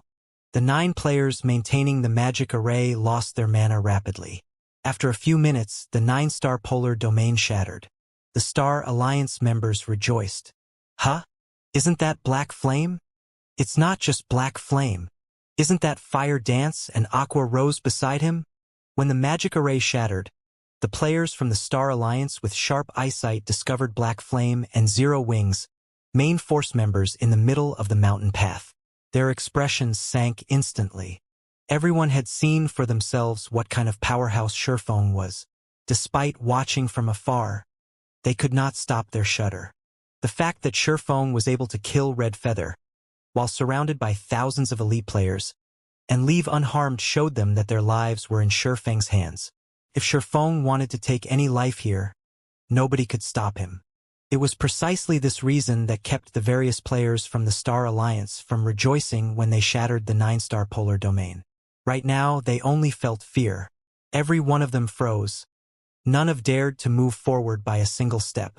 One man had deterred an elite army of tens of thousands. Moreover, this was no ordinary elite army. It was the elite army from the Star Alliance, a first-rate guild. Every elite member was level 32 or above. In the eyes of ordinary players, they were all experts. Yet, against Feng's might, these experts lost the will to fight. Furthermore, Feng had many famous experts standing with him. Whether it was Fire Dance, Aqua Rose, and the other upper echelons of Zero Wing, each one of them was even more famous than their guild leader, Galaxy Past. Moreover, they all possessed dazzling battle records. Chances were that Zero Wing's upper echelons were stronger than their guild leader. How were they supposed to face these monsters? Zero Wing loomed in front of them. Behind them, Ouroboros waited. The Star Alliance army was stuck between a rock and a hard place. Zero Wing only has several hundred people guarding the exit. So what if Zero Wing's main force has joined the fray? Do they really think they can stop our 50,000-strong elite army? Galaxy Past suddenly shouted. All of you charge. Wipe them out. Galaxy Past's words jerked everyone out of their daze. Although Zero Wing had a Tier 3 demon, they had barrier scrolls which could to suppress it. Dealing with Zero Wing's several hundred members would be a piece of cake. Even if Shifeng were more powerful and could kill a player with every attack, even if everyone let him, it would take a very long time to kill 10,000 players, not to mention 50,000. Suddenly, the Star Alliance members swarmed towards Shifeng. The players from Zero Wing felt their hearts race as they watched the tide of players surging towards them. They only had several hundred players on their side. Although their guild's main force had arrived to assist them, it was impossible to hold off 50,000 players. Even lasting for a short time would be impressive. After all, battles between players demanded an extremely heavy burden of one's stamina. Without stamina, even the strongest expert would fall under an ordinary player's blade. However, as soon as the Star Alliance's elites closed in, dozens of intermediate frost grenades exploded among the crowd, freezing the mountain path and decorating it with hundreds of ice sculptures. As soon as they appeared, these ice sculptures shattered and disappeared. Naturally, Shifeng knew that it was impossible for several hundred players to hold off an army of 50,000. However, the frost grenades could delay the elite army for long enough for Ouroboros's army to arrive. Each main force member carried 100 intermediate frost grenades and 10 advanced frost grenades, which were significantly more powerful than intermediate frost grenades. With the main force's strength and the large stock of frost grenades, it was child's play to hold back the Star Alliance's army until Ouroboros arrived. Black Flame, Galaxy Past gnashed his teeth as the frost grenades appeared once more. At this point, the fearsome might of the frost grenades had embedded itself into everyone's minds. Previously, Zero Wing's elite legions had damaged the various large guilds significantly with these frost grenades. To deplete Zero Wing's supply, the various guilds had sacrificed a large chunk of their armies. If the Star Alliance showed its fear and halted its rampant assault, Zero Wing wouldn't need to waste their grenades to buy time. However, if the guild proceeded, it would pay a horrific price. Guild leader, are we continuing the charge or not? One of the Star Alliance's commanders asked. Charge. I refuse to believe that Zero Wing has that many tools, Galaxy Past shouted, a chill running through his troops. Neither advancing nor retreating was a good option. Hence, even if he knew that they would slam into a brick wall, they needed to charge past Zero Wing's blockade. If they waited until Ouroboros's army arrived, none of them would leave this place alive. Suddenly, the Star Alliance launched a full charge. Zero Wing's main force, who were throwing frost grenades, had nearly buckled under the flood. The Star Alliance's assault was fierce. These players showed zero regard for their lives as they pushed forward. Many MTs activated all of their life-saving skills, significantly increasing their maximum HP and reducing the damage they took. The intermediate frost grenades were already half as effective against players. Now, its damage reduced by another half. At this moment, each intermediate frost grenade only dealt around -200 damage to the Alliance's MTs. With over 14,000 HP, not even 60 or 70 intermediate frost grenades would be enough to kill them. As a result, Zero Wing's 70-plus main force members threw their grenades as fast as they could, barely holding off the assault. As Shifeng charged towards the Star Alliance's army, he upgraded the 7 Luminaries' Ring's aura of fire to level 9. As a result, Shifeng's level fell from 38 to 37. However, the Aura of Flame's activatable skill Firestorm instantly improved. Previously, the skill only inflicted 1000% damage within a range of 30 by 30 yards for 6 seconds and had a cooldown of 5 minutes. After its upgrade, it inflicted 1200% damage within a range of 45 by 45 yards for 6 seconds with a cooldown of 5 minutes. Although upgrading the skill by 2 levels did not increase its damage by much, the skill's range had increased by 1.5 times. The skill could now cover over half of the mountain path. Suddenly, an inferno roared in the middle of the mountain path, transforming the frozen land into a scorching hell. Even an MT who had activated all of their life-saving skills only lasted 2 seconds inside this inferno. 6 seconds later, the smoke cleared to reveal a large area empty of players, but littered with weapons and equipment. The dropped items nearly formed a small mountain. The least valuable items were level 25 mysterious iron equipment. It was mainstream equipment for God's domain players right now, and each piece could sell for at least 40 or 50 silver. Meanwhile, nearly 5,000 pieces of equipment decorated the ground. Most of it had dropped from players who died under the Frost Grenade assault. Converted to coins, the equipment was worth at least 2,500 gold. Meanwhile, this harvest had only required a brief moment of effort. Shifeng also collected plenty of immortal souls. Despite a limit of 10 yards, Shifeng still managed to collect several hundred immortal souls. If he collected 10,000 souls, he would qualify to establish his own city. A city was different from a town. A town's location was predetermined by the system. On the other hand, players could choose where they wished to build their city.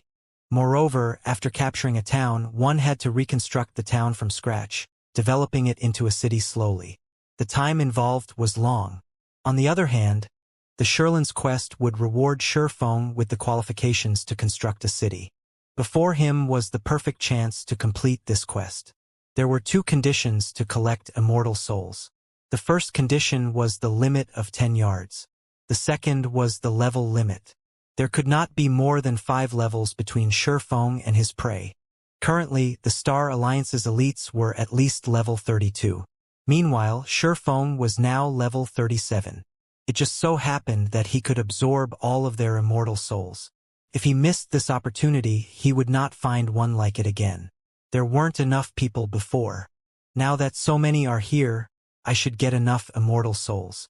Shifeng could not help his smile as he looked towards the distant galaxy past. Retrieving a blue magic scroll from his bag, he activated Wind Rider and dashed towards the guild leader. When the firestorm swept through the land, it turned the mountain path into a river of fire. Watching the players inside the fire turn to ash horrified everyone. This spell sure is scary. Luckily, I wasn't with the front line. A level 32 shield warrior in silver heavy armor gulped as he watched the flames in front of him. He had only been a thread away from losing his life. Had he taken another step forward, he would have died like the Guardian Knight who had been in front of him a second ago. The Guardian Knight had over 12,000 HP and had Protection Blessing and Magic Resistance aura activated. The Guardian Knight had even received a Truth Shield from a Cleric and a Defense Blessing from an Oracle. Yet, said Guardian Knight still evaporated in a matter of seconds. Huh? Someone's heading this way. The heavy-armored shield warrior suddenly discovered a figure charging straight for him. Someone actually dares to face us alone. Brothers, let's fuck him up. A level 32 berserker snarled as he raised his heavy sword. The berserker immediately received an enthusiastic response from his companions. They all took up a stance to welcome the approaching enemy. After the enemy toyed with them using the frost grenades, resentment filled these players' hearts. Now that a fool charged at them blindly, this was the perfect chance to let off some steam. The heavy-armored shield warrior squinted, trying to see the figure hidden in the smoke. When he glimpsed Shifeng's general appearance, he shouted, terrified, "Wait! I think that's Black Flame." The dozen or so berserkers and shield warriors who had activated charge could not help their shock. However, as they had already activated their skills and were only a dozen or so yards away from Shifeng, retreat was no longer an option. Every one of them hardened their resolve as they aimed their most powerful skills at Shifeng. To Shifeng, however, these berserkers and shield warriors' attack speeds were simply too low. Moreover, these dozen or so players had already entered Shifeng's range. Now that Shifeng was in the Void Realm, his perception allowed him to see the attack trajectories of these dozen or so players with a single glance. Suddenly, Shifeng's footwork changed. Like a cool breeze, he swept through the pincer attack. As he passed these players, the killing ray in his hand left behind several streaks of dazzling blue light on their bodies. On the other hand, none of the enemy's swords and sabers even touched Shifeng. In seconds, over a dozen plate armor classes died, each dropping a weapon or piece of equipment as they fell to the ground. Over a dozen immortal souls flowed into the marking on Shifeng's hand. If these people had known that the players who Shifeng killed would lose their immortal souls, not being able to log into the game for a few days, in addition to the usual level and skill proficiency loss, they probably would have sacrificed themselves to the river of fire before letting Shifeng get near them. How is this even possible? Everyone from the Star Alliance, who watched from a short distance away, were dumbfounded as Feng finished off over a dozen players in a matter of seconds. They felt a weight that they had never experienced pressing down on them, their breathing growing haggard as a result. Previously, they merely thought that Feng was amazing and powerful. However, this kind of power was somewhat illusory for them. They did not fully understand it. However, only after facing this power themselves did they realize how massive a gap there was between them and Feng. Now that they realized Feng's true power, they nearly lost their grip on their weapons from fear. And although they tried to move, neither their hands nor their feet responded. Suddenly, everyone thought that their previous idea of overwhelming Feng with numbers was childish. By the time they returned to their senses, Feng had appeared right before them. In the next moment, numerous streaks of blue light bloomed on their bodies. There sure are a lot of people. As Feng glanced at the crowd of Star Alliance members blocking his way, he lifted Killing Ray and slashed downwards. Thundering flash. Suddenly, several lightning strikes slithered towards the Star Alliance players, leaving behind dazzling electric arcs in the air. With a single move, Feng gained dozens of immortal souls and cleared a path for himself. By the time the Star Alliance members reacted and tried to surround and contain Feng, he had already dashed into the crowd and began a slaughter. Chop! Earth Splitter! Thunder Flame Explosion! Skywheel Sword! Feng leisurely harvested the Star Alliance's lives, one after another. Despite the elite members throwing all sorts of control skills at Feng, who had activated the aura of space, none of these control skills had taken effect. As for the various attacks sent at him with his movement speed, none of them even came close to hitting him. Frequently, onlookers watched bodies soar into the air, hitting the ground with a thud far from the Star Alliance's elite army. Those who watched were stupefied. Not only had Feng's onslaught slowed the Star Alliance's offensive, but he had also killed a large fraction of the Star Alliance's elites. Feng was unstoppable as he rushed through the Star Alliance's army. As Zero Wings members watched the slaughter, their fighting spirits burned within them as they joined the offensive. He's so strong. Black Flame can actually hold off the Star Alliance's assault by himself? Is he even a player? The players from the secret pavilion watching from afar were stunned. Feng's astonishing performance even aroused many of the pavilion's female players. Despite being surrounded by enemies, not only did Feng's rampage continue without pause, but he was also able to evade everyone's attacks in the limited space. This feat was immensely difficult. The secret pavilion's experts were quite confident that they could handle 100 elite players by themselves. During the battle, they would try to choose the most favorable terrain for their fights, using it to funnel their opponents, limiting the number they had to face at a single time. This way, they would have a much easier time defending against and dodging attacks. However, when the enemy surrounded them, the difficulty of defending and dodging increased exponentially. They would most likely last only a moment before they died. Even Cold Autumn, who was known as a genius of the new generation, would be lucky if he lasted even 20 seconds. However, Feng had already lasted over a minute. Moreover, he had yet to receive any damage. Black Flame. Complex emotions filled Galaxy Past's heart as he watched Feng. The Star Alliance's overall strength had clearly surpassed Zero Wings by a large margin. The Alliance had even received assistance from various guilds. They had amassed a force that not even Zero Wing and Ouroboros combined could defeat. Yet, at the end of the day, he never would have imagined that, in this war involving hundreds of thousands of elite players, Zero Wing grasped the outcome, dominating simply because they had Feng on their side. It should have been impossible for a single player to change the outcome of a major guild war, yet at this moment that is exactly what had happened. Moreover, this domination occurred right before his very eyes. This will end now. Killing intent flashed in Galaxy Past's eyes as he lifted his greatsword and charged at Feng, shouting, "Everyone, attack him as one!" Even Twilight Echo's guild leader, Glorious Echo, took action. Over 100 experts also circled to Feng's back stealthily. Galaxy Past finally can't endure it.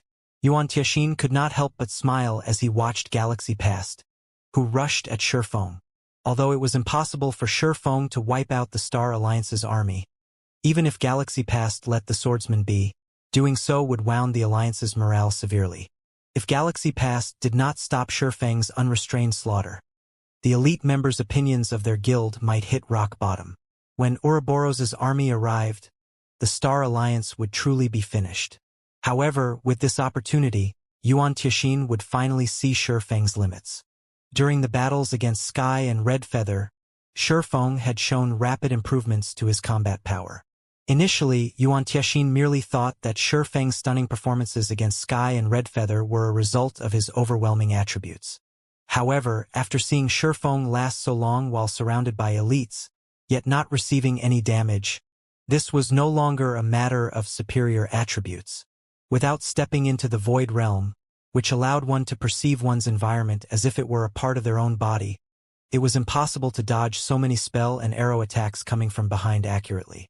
Yuan Tixin suddenly realized something that made his skin crawl. The secret pavilion had collected plenty of information regarding Zero Wing's guild leader, Black Flame. Yuan Tixin himself had read the reports on Black Flame multiple times. In the beginning, Black Flame had gained his fame in Star Moon Kingdom through his identity as a forger, earning himself the title of Star Moon Kingdom's chief forger. However, as Black Flame began to appear in battle, everything had changed. Black Flame had relied on absolute strength to defeat his enemies. Through his achievement of killing his enemies with a single hit, he had gained the title of One-Hit Azura. However, Black Flame's performance had been a result of his excellent equipment and very high basic attributes. As for his combat standards, he was merely a top-tier expert in the eyes of the general public. He had not even been a match for Cold Autumn when it came to combat standards. He was only someone with a wealth of combat experience. He could not hold the attention of the major powers in God's domain. Yet, as he participated in more battles, Black Flame's combat standards surprised the public again and again. He had gone from half-step refinement realm to reaching the refinement realm fully, then entering the flowing water realm as well. As his battle count increased, Black Flame's abilities increased. Now he had reached the Void Realm. Yuan Tixin refused to believe that Black Flame's battles had just been X. Moreover, experts who had set foot into the realms of refinement had their own pride. They would not suppress their strength to deal with a weakling. There was no point to that. Since it wasn't an act, Yuan Tixin could only think of one possibility. Zero Wing's guild leader, Black Flame, had improved with an intensely terrifying speed. Compared to the horror of Black Flame's basic attributes, his growth was what truly frightened people. The secret pavilion considered Cold Autumn a genius because he was young.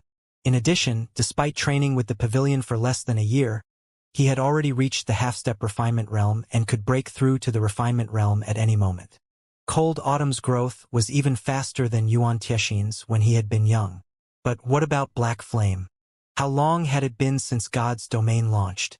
In less than 2 months, Black Flame had gone from someone who was not even a half-step refinement realm expert to a true Void Realm expert. Was he even still human? Even Martial Dragon, someone whom the Dragon Phoenix Pavilion had considered a genius that only appeared once every 10 years, would not be a match for Black Flame. In the future, Black Flame might very well become one of the virtual gaming world's monsters. With that in mind, Yuan Tixin decided that, even if Zero Wing suffered defeat in this war, he would offer to aid Zero Wing in securing Stone Forest Town, taking the opportunity to get associated with the guild. God's domain as a virtual reality game was massive. It was different from the virtual reality games they had seen in the past.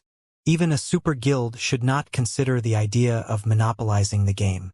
Moreover, the waters of the virtual gaming world were relatively deep. Now that various major international corporations had put a foot in as well, the virtual gaming world had become far more complicated. If the secret pavilion could gain a powerful ally like Zero Wing, it would benefit the pavilion's development in the future. The pavilion could seize more opportunities and gain a stronger influence. Just as Yuan Tixin plotted to strengthen the relationship between the secret pavilion and Zero Wing, over 100 figures approached Shurfeng with astonishing speed. I'll hold his attention. Find an opportunity to attack. Galaxy Past commanded through the team chat as he approached Shurfeng. He then retrieved a deep blue potion from his bag. Feng might be able to fight with relative ease while surrounded by elite players, but it would be a different story if he were surrounded by expert players. It was extremely difficult for elite players to push their virtual bodies to their limits. However, this was not an issue for experts. They could do so easily. Naturally, Feng had no trouble with elite players if he fought with everything he had. However, it was a vastly different story against experts who also pushed themselves to their limits. Black Flame. I'll teach you that a first-rate guild is not easy to deal with, Galaxy Past shouted. He then dumped the deep blue potion down his throat. At the same time, he activated his berserk skill, War God Possession. Suddenly, not only did his body grow a size larger, but it also released a brilliant golden glow. His aura was even stronger than a Lord-ranked monster, and this sudden change sent a ripple of shock through the Star Alliance's army. Since the various guilds had learned of Zero Wing's berserk skills, they had spared no effort to collect their own. Galaxy Past had even mobilized the entire guild's strength and lost several thousand elite players to obtain War God Possession, the berserk skill that all berserkers dreamed of having. War God Possession was a Tier 1 taboo skill. Its effects could even rival an ordinary Tier 2 berserk skill. Moreover, the skill was very well suited for the berserker class. Upon activation, it instantly increased the user's strength by 150%, all other attributes by 80%, and defense by 200%. Moreover, the less HP the user had, the higher the strength bonus the user received. The only shortcoming the skill had was its short duration of 20 seconds. Once those 20 seconds passed, the user would enter a weakened state for 1 hour. The skill also had a 24-hour cooldown. It was a forbidden skill that should only be used during the most crucial moments. However, to deal with Feng, who possessed frightening attributes, Galaxy Past had no choice but to activate this berserk skill. As insurance, Galaxy Past drank an extreme speed potion, a rare, high-level potion that he had obtained from a quest. The potion increased movement speed by 100% and attack speed by 150% for 30 seconds with a cooldown of 1 hour. With the effects of War God Possession and the extreme speed potion, it was not entirely impossible to kill Feng. Moreover, not long ago, Feng had used his own berserk skill. Berserk skills generally had very long cooldowns. Only a short time had elapsed since Feng had last used his. It was impossible for his berserk skill to have cooled down already. Without a berserk skill, even if Feng's attributes were more powerful, he was not a match for Galaxy Past, who had activated a Tier 1 taboo skill, Black Flame. It's time you know what it feels like to have your attributes overwhelmed. Galaxy Past activated charge and appeared before Feng like a ghost. With a malevolent smile, he swung down his dark gold-ranked greatsword, Weeping Silver, violently. Boom! When Weeping Silver descended, an explosion shook the area. The ground beneath Feng's feet shattered, revealing long sword marks. A level 32 shield warrior, who had accidentally collided with the sword aura, lost his life instantly. Galaxy Past's horrific power caused everyone to shudder. Galaxy Past's performance shocked every player who saw it. Nobody had ever imagined that Galaxy Past was so powerful. Not only was his strength unmatched, but he was also so fast that people only caught a glimpse of him as he moved. Despite using Violent Strike, one of the most common berserker skills, he displayed more power than an AoE attack skill. Even a lord of the same level would pale in the face of such destructive power. Black Flame is done for sure this time. This scene cleared away the Star Alliance's defeated mood. As expected of the Star Alliance's guild leader, he actually hid such a card so well. Glorious Echo was also impressed. Although he had his own trump card, it was slightly inferior to Galaxy Past's. With such strength and speed, even if Black Flame had not died from the sudden blow, he would be heavily injured. The 100 or so expert players stilled their footsteps, thinking that the battle had ended, that their help was no longer needed. When the dust settled, however, a man, wearing a black cloak and wielding an emerald longsword, stood before Galaxy Past, unharmed. He blocked it? How? Everyone's jaws nearly fell to the ground. Feng had actually blocked Galaxy Past's attack, which had been stronger than a lord's. Everyone had thought that Feng might evade the attack, but never had they thought Feng would block it with his sword. Moreover, Shifeng was still unscathed. Only the ground beneath his feet had fragmented, the cracks spreading out across 5 yards in every direction. From the state of the ground, they knew how heavy Galaxy Past's violent strike had been. Such immense strength. Shifeng felt his hand, which held onto Killing Ray, go numb. Although he had sensed Galaxy Past's charge at him, he had not expected the Berserker's strength and speed to increase by so much. With that kind of speed, it had been too late to dodge. If not for his perception of his environment having sharpened, he would not have executed parry in time to block Galaxy Past's attack. Parry was considered one of a swordsman's life-saving skills. It could neutralize one instance of damage coming from ahead of the user. However, the user would not be exempt from the impact. If Galaxy Past's attack had struck Shifeng's body, even with his high defense and his HP being over 14,500, he would not have died. But he wouldn't have had much HP left, either. I want to see just how many life-saving skills you possess. Seeing that his surprise attack had failed, Galaxy Past swung Weeping Silver and executed Horizontal Slash. Not only did Horizontal Slash have a larger attack range than Violent Strike, but it was also significantly faster. With the boost from the Extreme Speed Potion, Weeping Silver transformed into a streak of silver light as it shot towards Shifeng. Galaxy Past completely disregarded his own safety, revealing all sorts of weak points as he attacked. He was fully intent on trading Shifeng a hit for a hit. In response, Shifeng used silent steps and avoided the devouring white light. Reappearing behind Galaxy Past, he swung Killing Ray down on the Berserker.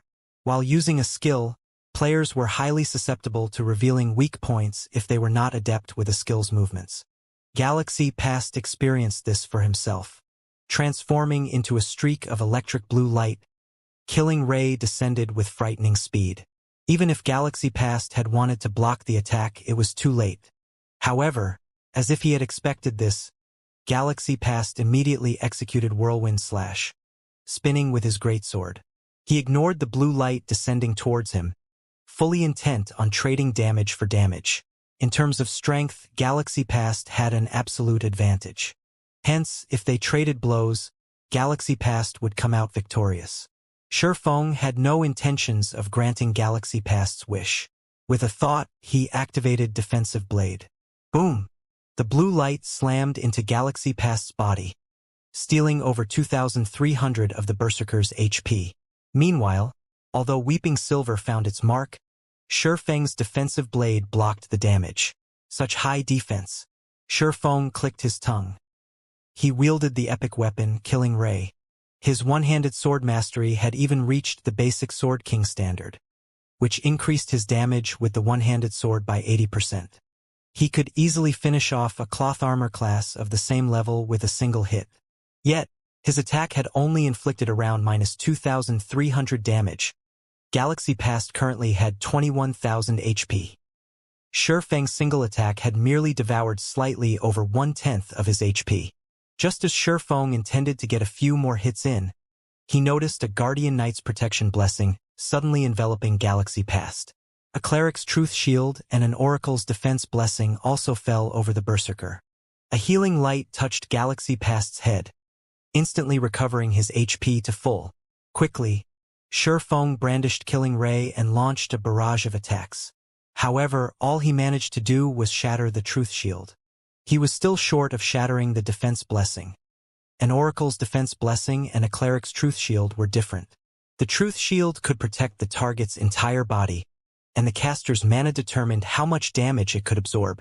Defense Blessing, on the other hand, could only block attacks coming from one direction. However, the target's maximum HP determined how much damage it could absorb. A Tier 1 Defense Blessing could absorb damage equal to 30% of the target's maximum HP. Since Galaxy Past had 21,000 HP, a Defense Blessing cast on him could absorb over 6,000 damage. Shifeng frowned slightly.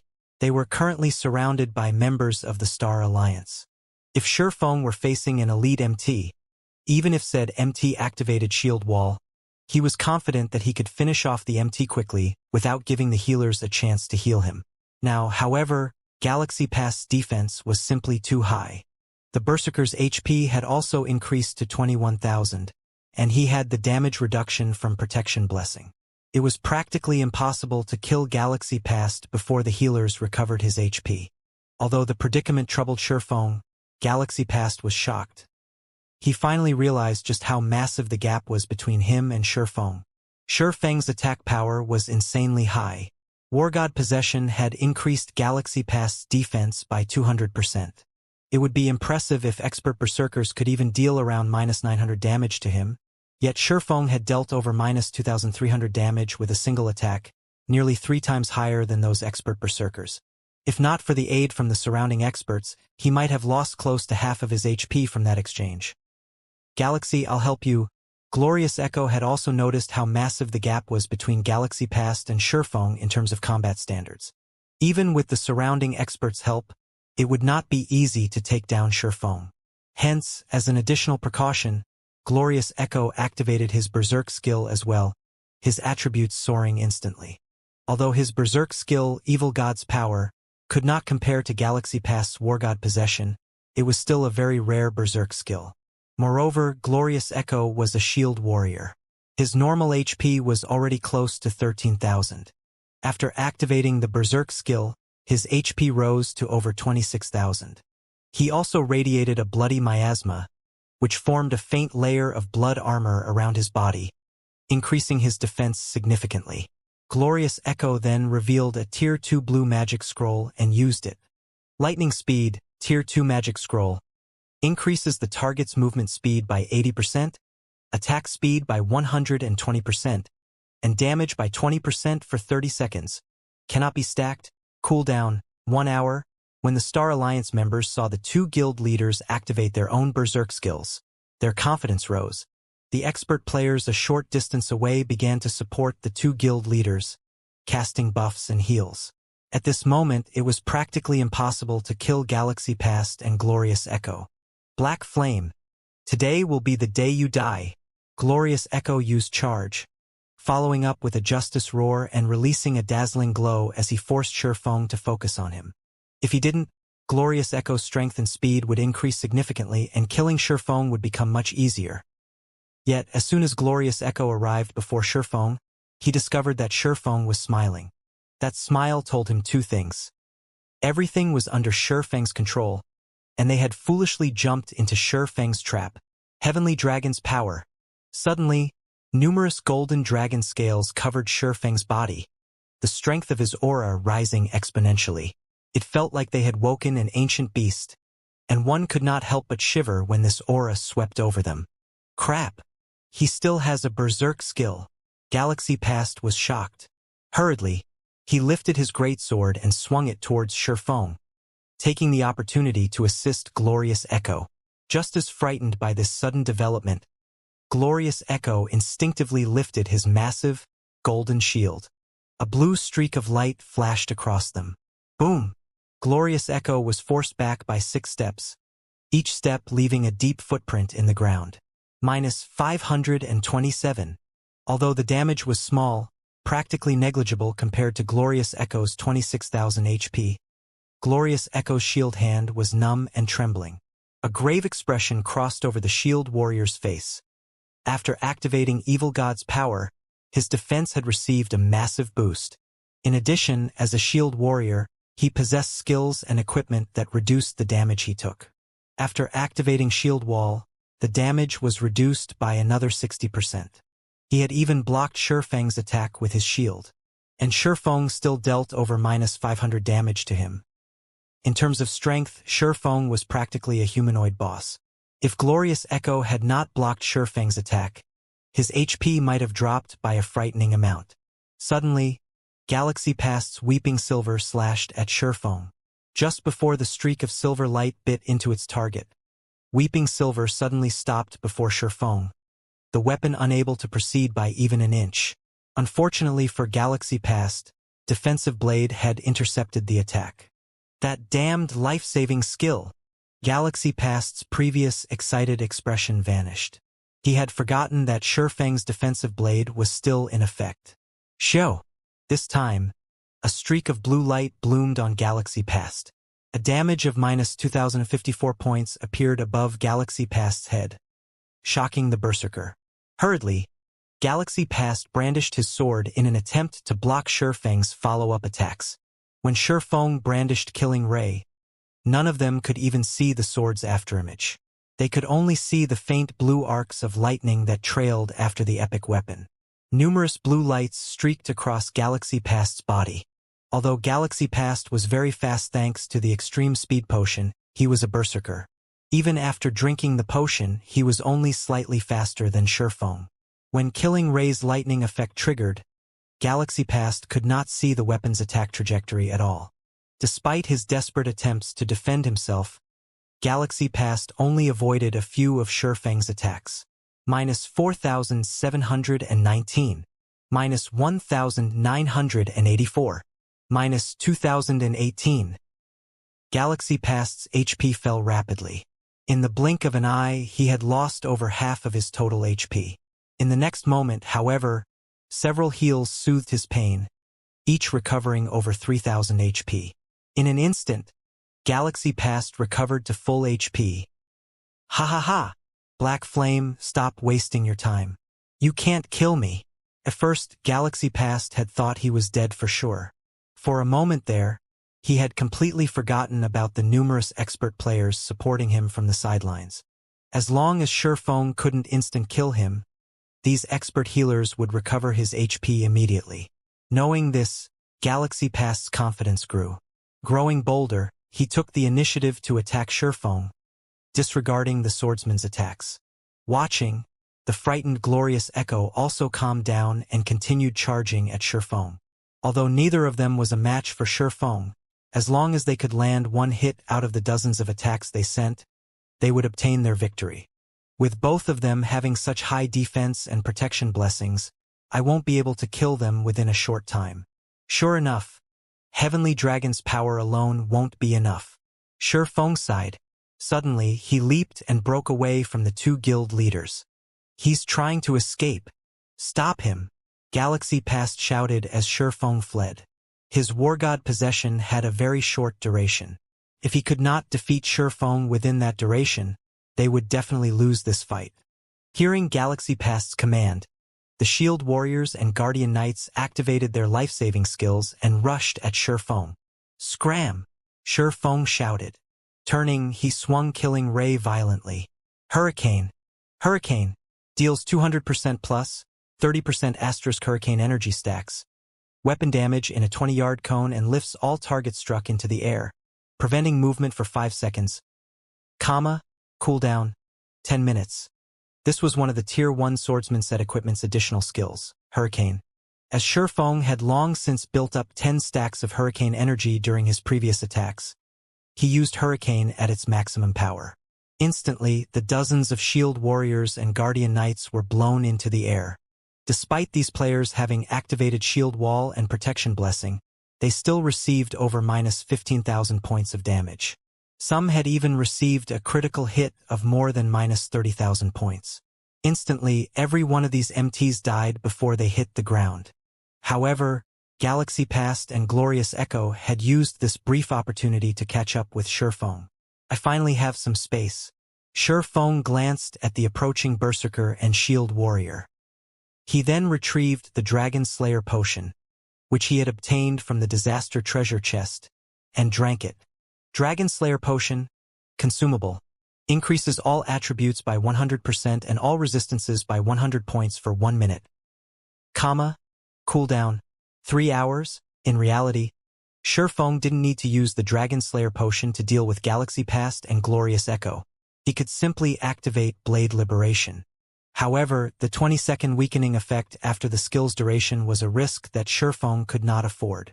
Hence, he toughened his resolve and chose to drink the Dragon Slayer potion instead. That way, he would not receive any negative side effects that would hamper his combat power later on.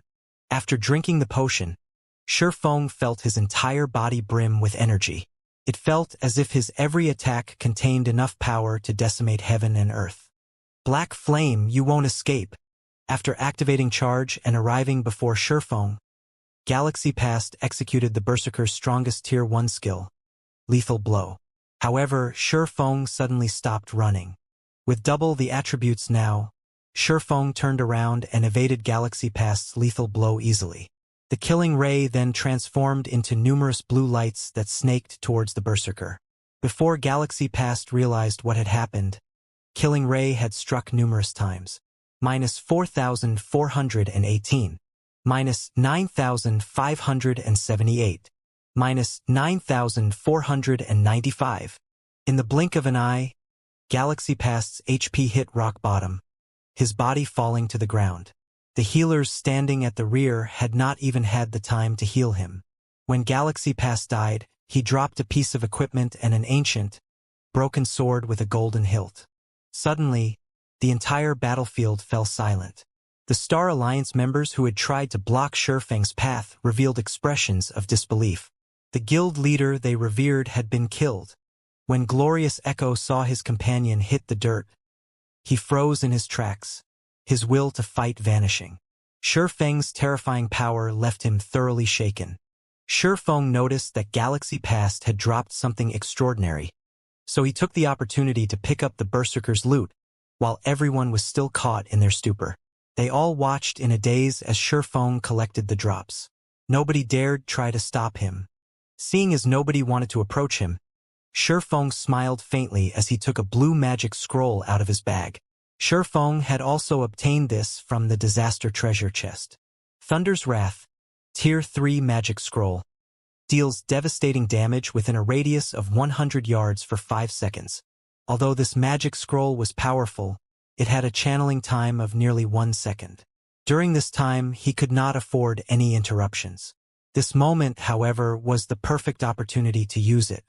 While everyone struggled with their shock, Shifeng unfurled the magic scroll and channeled the spell.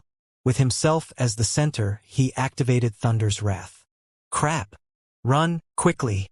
Glorious Echo shouted in a panic after realizing what was about to happen. Unfortunately, it was too late. To finish Shifeng off, the Star Alliance had gathered most of its experts around him. If Shifeng attempted to hunt down these experts one by one, they would have fled. If he used Thunder's Wrath, however, none of them would get away. Suddenly, a gigantic magic array appeared in the sky.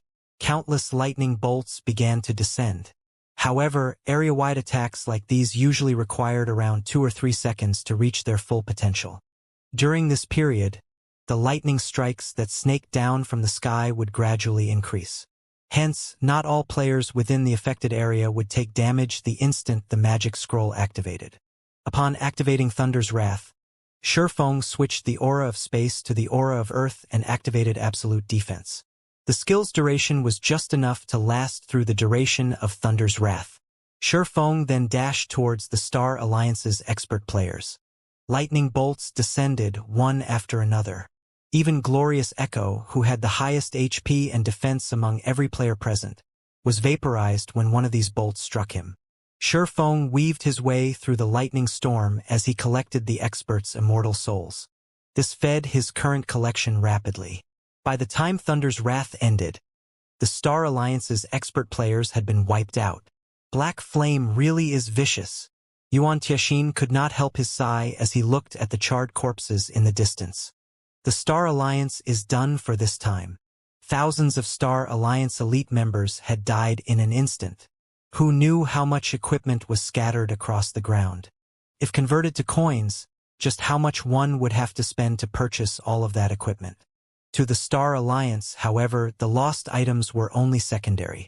To deal with Black Flame, the Star Alliance had gone all out and sent most of its experts to surround Shifeng. Yet, with just one blow, Shifeng had annihilated all of them. This was an irrecoverable blow to the Star Alliance.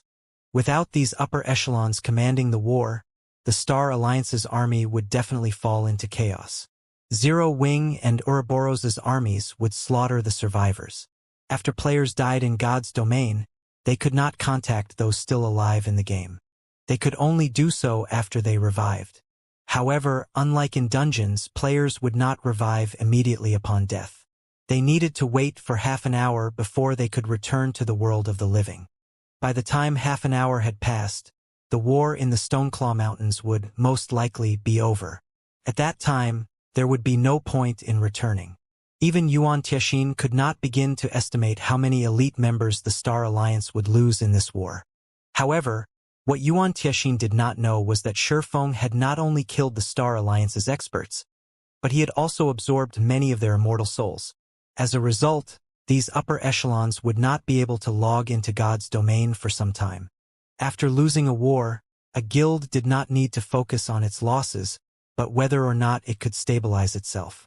If a guild's upper echelons could not log into God's domain for 2 or 3 days, even Shifeng could not imagine the chaos that would befall the guild. Not only had the Star Alliance lost the war, but its upper echelons had also gone missing. Who would want to remain in such a guild? This was also why plundering immortal souls had become a taboo among players in God's domain in the past. Meanwhile, the reports of Shifeng wiping out the Star Alliance's upper echelons with Thunder's wrath had begun to spread throughout the official forums. Instantly, the Star Moon Kingdom forums gone into an uproar. Black Flame is too godly. Damn! Black Flame can win, even surrounded by enemies. Is he even human? If Zero Wing has such an expert, it won't have any problems growing stronger. Please carry me. Please accept me as your disciple, God Black Flame. Although I've just joined God's domain, I am going to join Zero Wing no matter what. Only minutes after Black Flame's battle video posted, it had been upvoted to the #1 spot on Star Moon Kingdom's forums. Meanwhile, the majority of the Kingdom's players desperately wanted to join Zero Wing. Aside from focusing on Black Flame, players had also grown curious about Zero Wing's other experts and had begun to investigate the guild. The moment they checked, however, they were frightened. Zero Wing had 3 people who had reached the 8th floor of the Divine Colosseum's Trial Tower. If one were a veteran player in God's domain, they would be very enthusiastic about the Divine Colosseum's Trial Tower. The Trial Tower had become an important indicator for players' comparisons against each other. For players new to God's domain, it was practically a dream to clear even the 1st floor. As for veterans, reaching the 3rd floor was their limit, whereas elite players could roughly reach the 4th floor. Meanwhile, ordinary players already considered elite players experts. When forming a party to raid a dungeon, any party that had an elite player would be the envy of others. An elite player could increase the party's overall strength, making it a piece of cake to clear a hard-mode party dungeon. As for the experts who had reached the 5th floor, ordinary players looked up at them as if they were stars. A city would only have several hundred experts. Some even had less than 100. NPC cities' player population could range anywhere from 70,000 to over 1 million. One could imagine just how rare such experts were. In other words, these experts were the top players in an NPC city. Currently, in most of the cities in Star Moon Kingdom, the highest floor any player had reached was the Trial Tower's 6th floor. Only the major NPC cities with a player population of over 1 million would have 7th floor experts. Yet, Zero Wing actually had 3 people who had managed to reach the Trial Tower's 8th floor. The players of Star Moon Kingdom struggled to accept this fact. It was impossible for ordinary players to encounter true experts. Hence, they usually used the Trial Tower as a method of judging experts because the Divine Colosseum's tower did not test a player's attributes or equipment. Rather, it tested a player's true power. The difference between players was made clear. Each of the Trial Tower's floors was more difficult than the last. Veteran players could only reach the 3rd floor after fighting through hell and high water. Hence, elite players who reached the 4th floor were treated like experts. However, what about those who managed to reach the 8th floor? No one could even imagine how much power these players had. The Assassin Fire Dance, the Cleric Violet Cloud, and the Cursemancer Aqua Rose. Beneath them were quite a few 7th floor experts such as the Berserker Rampant Blade, the Berserker Shadow Sword, the Guardian Knight Kola, the Shield Warrior Yi Wumian, the Ranger Minor Wind, the Assassin Flying Shadow, the Elementalist Su Qianlu, and the Cursemancer Blackie. Zero Wing also had many 6th floor experts. Only after a detailed investigation did anyone discover that Zero Wing housed so many top-tier experts. Zero Wing is simply spectacular. There are actually so many experts in a single guild. For a time, the many players in Star Moon Kingdom began thinking that, if they wanted to become an expert, they would only have a chance at fulfilling that dream by joining Zero Wing. After all, wasn't Zero Wing's guild leader Starmoon Kingdom's top expert? Aside from Aqua Rose, who used to be in Twilight Echo, nobody had ever heard of Zero Wing's experts before the guild established. After some research, they discovered that these players had undergone a heaven-defying change after they had joined Zero Wing. This discovery made many players who had withdrawn from Zero Wing to join other guilds regret their actions dearly. They had begun from the same starting point, yet because of their unfortunate decision, their past companions had become the experts that they revered.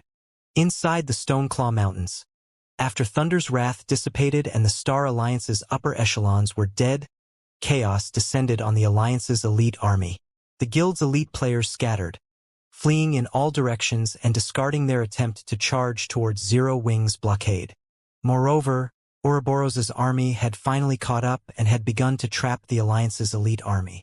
As Shurfeng had activated Heavenly Dragon's power and had drunk the Dragon Slayer potion, he could not idle and let the effects go to waste. He charged into the Star Alliance's elite army and began slaughtering players like a ferocious beast.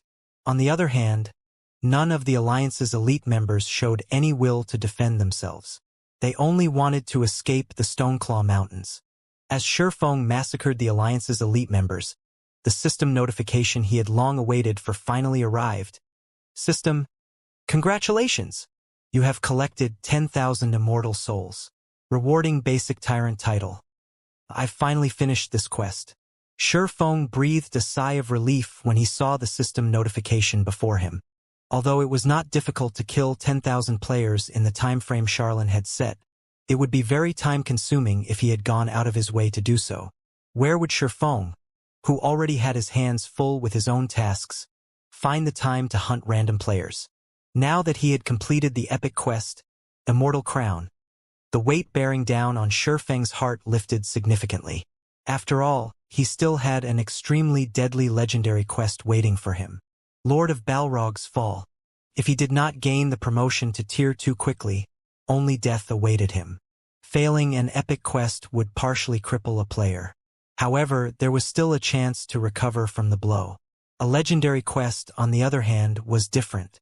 If failed, the penalty would render the player's account useless. In the past, even though many players had encountered the opportunity to undertake a legendary quest, they had hesitated for a very long time before making a decision. There were multiple known instances where players who had not been strong enough had accepted a legendary quest. In the end, they had to delete their accounts and start all over again. Hence, in the past, many players had chosen to pass on the opportunity to challenge a legendary quest, either challenging it later or selling the quest's information to stronger, bolder players. A legendary quest's rewards were incredibly bountiful. Normally, they would reward either a fragmented legendary or legendary item.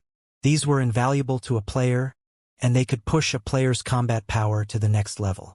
Hence, one could gain quite a profit by selling information about such quests. In the past, many players who had known that they were too weak would sell these legendary quests to large guilds, earning coins or items to strengthen themselves instead. Others had scolded these players for being foolish. After all, just how much of a boost would a legendary item offer a player? Even so, many people had still envied such players. After all, it was extraordinarily difficult to complete a legendary quest as an individual. Obtaining 1 or 2 pieces of epic equipment without bearing any of the risks that came with a legendary quest definitely made it a worthwhile trade. A bird in the hand is worth 2 in the bush. A small advantage was more beneficial than a massive risk. Improving one's strength was the priority. However, a legendary quest was not as easy as an epic quest. Epic quests were similar to epic items in God's domain, while legendary quests were similar to legendary items. Although epic items were very high-end, they would gradually become commonplace among the general populace. A legendary item, on the other hand, would remain a rarity. Not many players would ever encounter one without heaven-defying luck. Moreover, the players' decisions to sell the legendary quests had been proven a wise one because, among the large guilds that had purchased these quests, 90% of them had failed to complete their legendary quests even after suffering tremendous losses. Many of those guilds' experts had been forced to start all over again. Shifeng knew of a few legendary quests he could pick up. However, he wasn't quite strong enough right now, so he would not try to take these quests on just yet. Yet, Shifeng never imagined that the legendary quest that he tried so hard to avoid would come looking for him instead. Basic Tyrant title? Shifeng was reminded of the Tyrant Bear Kola when he saw this new title. In the past, Kola had ranked at the top among the MTs in Starmoon Kingdom. However, this achievement had not been due to his excellent combat techniques. Rather, it had been his title. That title was Tyrant. However, Tyrant Bear Kola had never revealed his title's origin in the past. Now, Shifeng finally understood how he obtained it. Basic Tyrant title. When title is in use, Fortitude plus 30, maximum stamina increased by 20%, and all attributes increased by 5%. Requires 100,000 immortal souls to upgrade by 1 level. What a powerful title. Shifeng was stunned. This was only the basic ranked Tyrant title. Yet, not only did it already increase a player's fortitude by 30 points, but it also increased their maximum stamina by 20%. Just how powerful were the intermediate and advanced Tyrant titles? Both fortitude and stamina were hidden attributes. In the past, many people had paid massive prices to add just 1 point to their hidden attributes. Yet, one could obtain both stamina and fortitude from just a single title. Not to mention, the Tyrant title also increased a player's basic attributes. In God's domain, although basic attributes were important, hidden attributes were far more powerful. It was especially true for expert players. Fortitude could reduce the consumption of a player's stamina and concentration, whereas stamina could extend the time a player could spend in battle. Fights between experts of similar strength almost never ended in a short amount of time. Eventually, it would become a competition of stamina and concentration. Whoever could outlast the other would be the winner of the fight. Shifeng had only managed to obtain 10 fortitude points after taking the risk to open the disaster treasure chest. Even so, this meager amount had thrilled Shifeng. Now, if he used the basic Tyrant title, he could obtain 30 fortitude points and increase his maximum stamina by 20%. If he encountered an opponent of roughly equal or greater strength in battle, he could definitely fight a battle of attrition and slowly wear down his opponent. This was why, despite Kola being the MT of only a second-rate guild, he had been able to push his way through the many obstacles in his path and become one of Starmoon Kingdom's top MTs. In fact, as one progressed in the game, fortitude and stamina were also extremely important when raiding a large-scale team dungeon because the bosses inside these dungeons demanded much of one's stamina. More often than not, raids would fail not because the bosses inside large-scale team dungeons were overwhelmingly powerful, but because the players raiding these bosses would collapse from exhausting their stamina. Guild leader, we've cleared out most of the elites from the Star Alliance and the various large guilds. Those still alive have already escaped the Stoneclaw Mountains. Should we hunt them down? Aqua Rose reported excitedly. This war had truly been a pleasurable one. They had even beaten a massive threat like the Star Alliance to a pulp.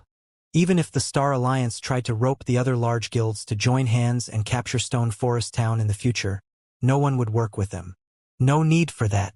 Everyone's tired from the war. Let's tidy up the battlefield and tally our gains and losses, Shifeng said, shaking his head. When players left the Stoneclaw Mountains, they could use a return scroll to teleport to their respective cities. It would be impossible to pursue these players even if they wanted to. Moreover, they had already achieved their main goal in this war. In the future, any guild would have to consider their decisions carefully before trying to lay a hand on Zero Wing. Shifeng left the post-war report to Aqua Rose and the others to manage. After all, he had something more important to deal with right now. He needed to look for Charlene and turn in his quest. Shifeng was already dying to receive the reward for the Immortal Crown. As Shifeng took off to turn in his quest, a huge incident rocked Starmoon Kingdom. The secret pavilion had updated its God's Domain experts list. This time, the update had rendered many experts throughout God's Domain speechless, none of them daring to believe the truth of what they saw. The God's Domain experts list was a very credible ranking list in God's Domain. Experts who ranked on it were all considered extraordinary players. Particularly, the top 500 rankings very rarely saw any fluctuations. It was very difficult to climb the ranks once a player entered the top 500. Meanwhile, since the first publication of the God's Domain Experts list, the top 100 had never changed. This time, however, someone had finally broken that record. Moreover, not only had someone climbed the ranks, but their title had also changed. God's Domain Experts list rank 51. Black Flame, class, Swordsman, title, Sword King. Every one of the experts within the God's Domain Experts list's top 100 had been a famous expert in the virtual gaming world for many years. These experts had become overlords in not just one, but several virtual reality games. Each was a master-level character with countless, brilliant battle records. Upstart experts could never hope to compare with these masters. It was already extremely difficult for upstart experts to join the top 1,000. For an upstart expert, joining the top 100 was practically a miracle. Yet, not only had Black Flame achieved a miracle, but he had also jumped to the 51st rank. Excitement over the new development swept through Star Moon Kingdom. The majority of those top 100 experts resided in God's Domain's various empires. Empire players had always been dismissive of Kingdom players. Subconsciously, no one truly believed that Kingdom players were a match for those from the empires. Yet, Black Flame, who came from Star Moon Kingdom, had managed to rank 51st on the experts list. Star Moon Kingdom's players were bursting with pride. The Secret Pavilion is certainly trying hard to flatter this upstart expert, raising his rank to 51 just after a single guild war. Is he someone from the Secret Pavilion's son? That's right. Didn't he just lead an upstart guild to victory against a first-rate guild? That has happened many times before in other games, yet I've never seen the Pavilion change the ranking list so drastically. The top 100 experts have experienced victory in dozens of great wars. The Secret Pavilion is just favoring Star Moon Kingdom's players. There is definitely something fishy about this. Black Flame's title just as absurd. He's actually calling himself a Sword King. Does he really think he is the king among sword users? Every other swordsman player in the top 100 could easily beat him to a pulp. As the God's Domain Experts list updated, many players from other kingdoms and empires voiced their complaints about the latest change. They all felt that the Secret Pavilion over-exaggerated Black Flame's achievements. Many of these players were also miffed that an upstart player had surpassed the godlike experts they had looked up to so easily and were skeptical about the Secret Pavilion's judgment. However, the Secret Pavilion couldn't be bothered to explain itself. They didn't need to waste their time mincing words with fools. Sure Feng's battle video was evidence enough. If these players still could not understand, then there was a problem with their intelligence. Trying to explain further was pointless. If Shurfeng had not displayed the combat standards of a Void Realm expert, the Secret Pavilion would not have granted him the 51st rank.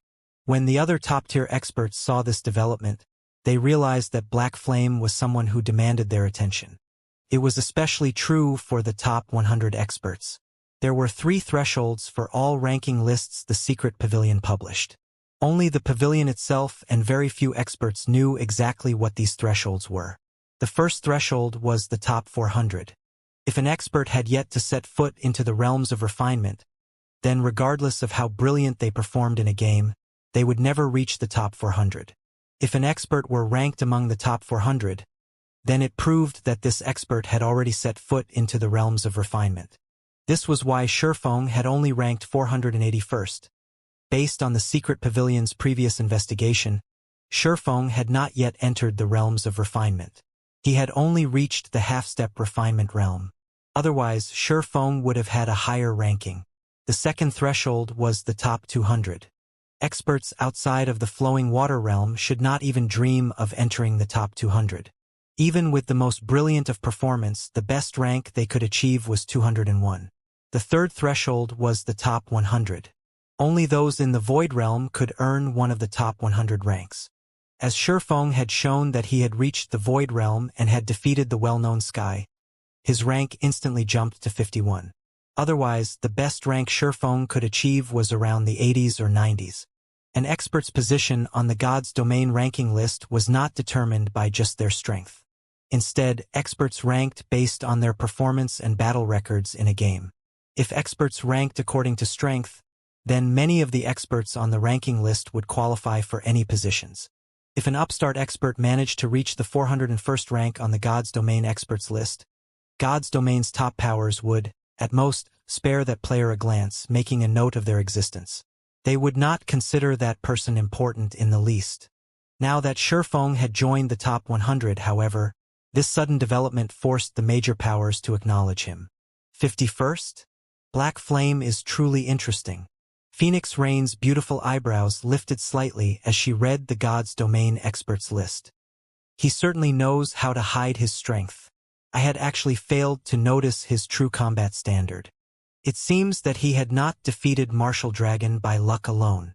Previously, Shifeng had merely been a minor character in Phoenix Rain's eyes. He had just luckily obtained some top-tier equipment. At most, he would only reign supreme for a short time. However, it was a different story if Shifeng had reached the Void Realm.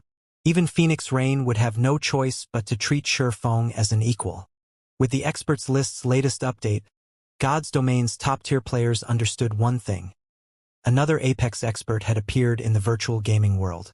Starmoon Kingdom, White River City. As soon as Shifeng returned to the city, he discovered that a constant stream of players arrived the White River City's teleportation hall. Moreover, these players' average level was quite high, with the lowest among them being around level 30. Although they were not at the standard of a guild elite player, they were considerably high-leveled among ordinary players. Meanwhile, as these players arrived, they immediately asked around for directions to Zero Wings Guild residence. "Little brother, do you know where Zero Wings Guild residence is?" A thin man approached Shifeng, asking politely. This man looked to be in his 40s and wore a blue mage's robe. Behind this middle-aged man were 5 other people. All 5 were level 30, and their equipment was level 25 mysterious iron rank at the very minimum. In a guild, these players could definitely join the elite members. Unfortunately, their levels were slightly off the mark. However, independent players did not have the same advantages as guild player. Independent players did not have access to the various benefits that a guild offered. They had no choice but to invest some of their time in other aspects. Hence, their leveling speed was slower than guild players. Shifeng currently hid under his black cloak and had reverted to his original appearance. Both his level and equipment were also hidden. Hence, no one recognized him. When Shifeng glanced at this group of players, his eyes instantly lit up with an excited light. The person speaking to him was actually Silent Years, who had been a top-tier expert in his previous life. This man had once ranked within the top 50 among the oracles of Starmoon Kingdom. He had even reached the top 10 during his peak. "Big Brother Silent, this person is wearing Zero Wing's emblem. He's from Zero Wing." The female elementalist beside Silent Years said awkwardly as she jabbed her finger at the oracle. Suddenly, Silent Years jerked, realizing this.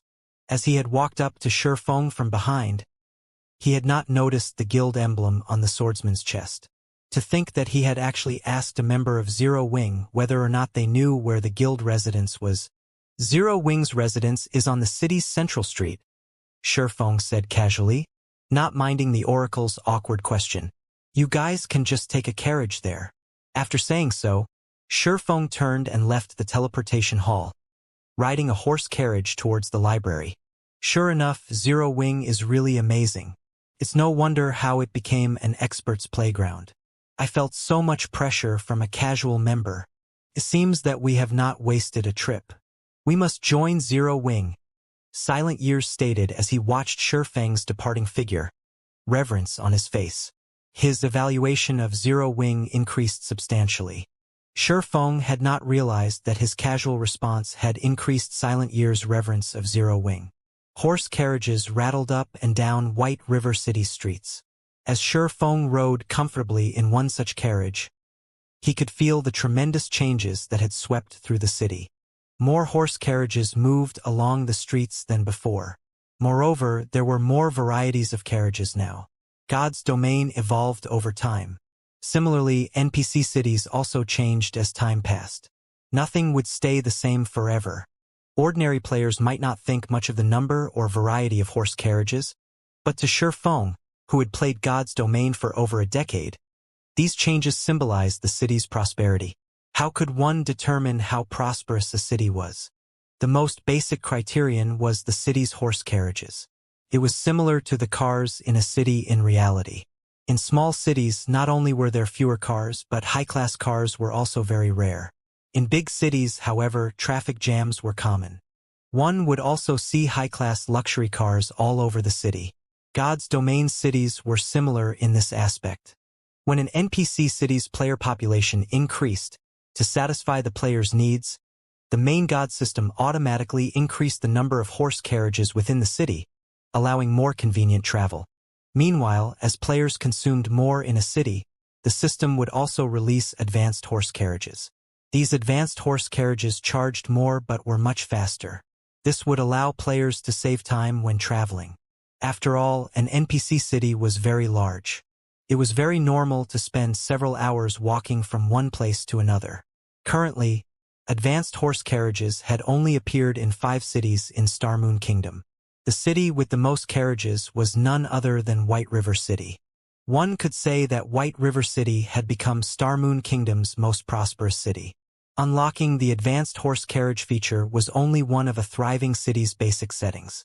As time passed, various new facilities would open, such as flying tools and the flying transportation feature, which could allow players to reach destinations where teleportation arrays could not. As a result, these features would subtly improve a player's leveling speed. This was also one of the main reasons that Empire players were much higher leveled than Kingdom players. Now that White River City has unlocked the advanced horse carriages, with the number of carriages present, the city should not be that far from unlocking the luxury horse carriages. When the city unlocks the luxury horse carriages, players will be able to take the flying ship to the Eclipse Gate to level up. It seems I'll need to prepare for that.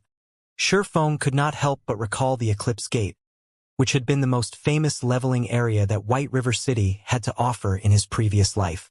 In the past, by the time White River City had activated the flying ship feature, the average player in God's domain had closed in on level 50. Many had even been promoted to their Tier 2 classes.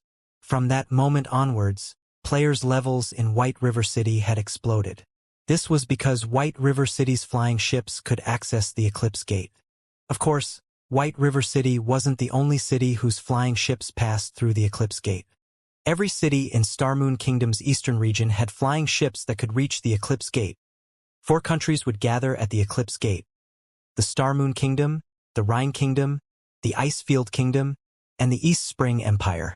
It was considered a neutral zone, and the various countries had garrisoned their armies there to prevent the creatures within the Eclipse Gate from invading God's domain. Hence, there were plenty of high-level and army quests there. A player's leveling speed at the Eclipse Gate would be roughly double than in other leveling maps of the same level. Moreover, the Eclipse Gate was a colossal level 40 to level 70 map. One could also find plenty of rare herbs and ores in the area, which were all necessary resources to produce high-level potions and equipment.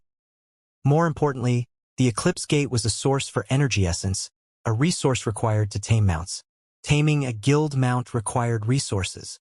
The higher the quality and quantity of resources one had, the quicker one could tame a mount. At the same time, one could use these resources to hasten a guild mount's growth.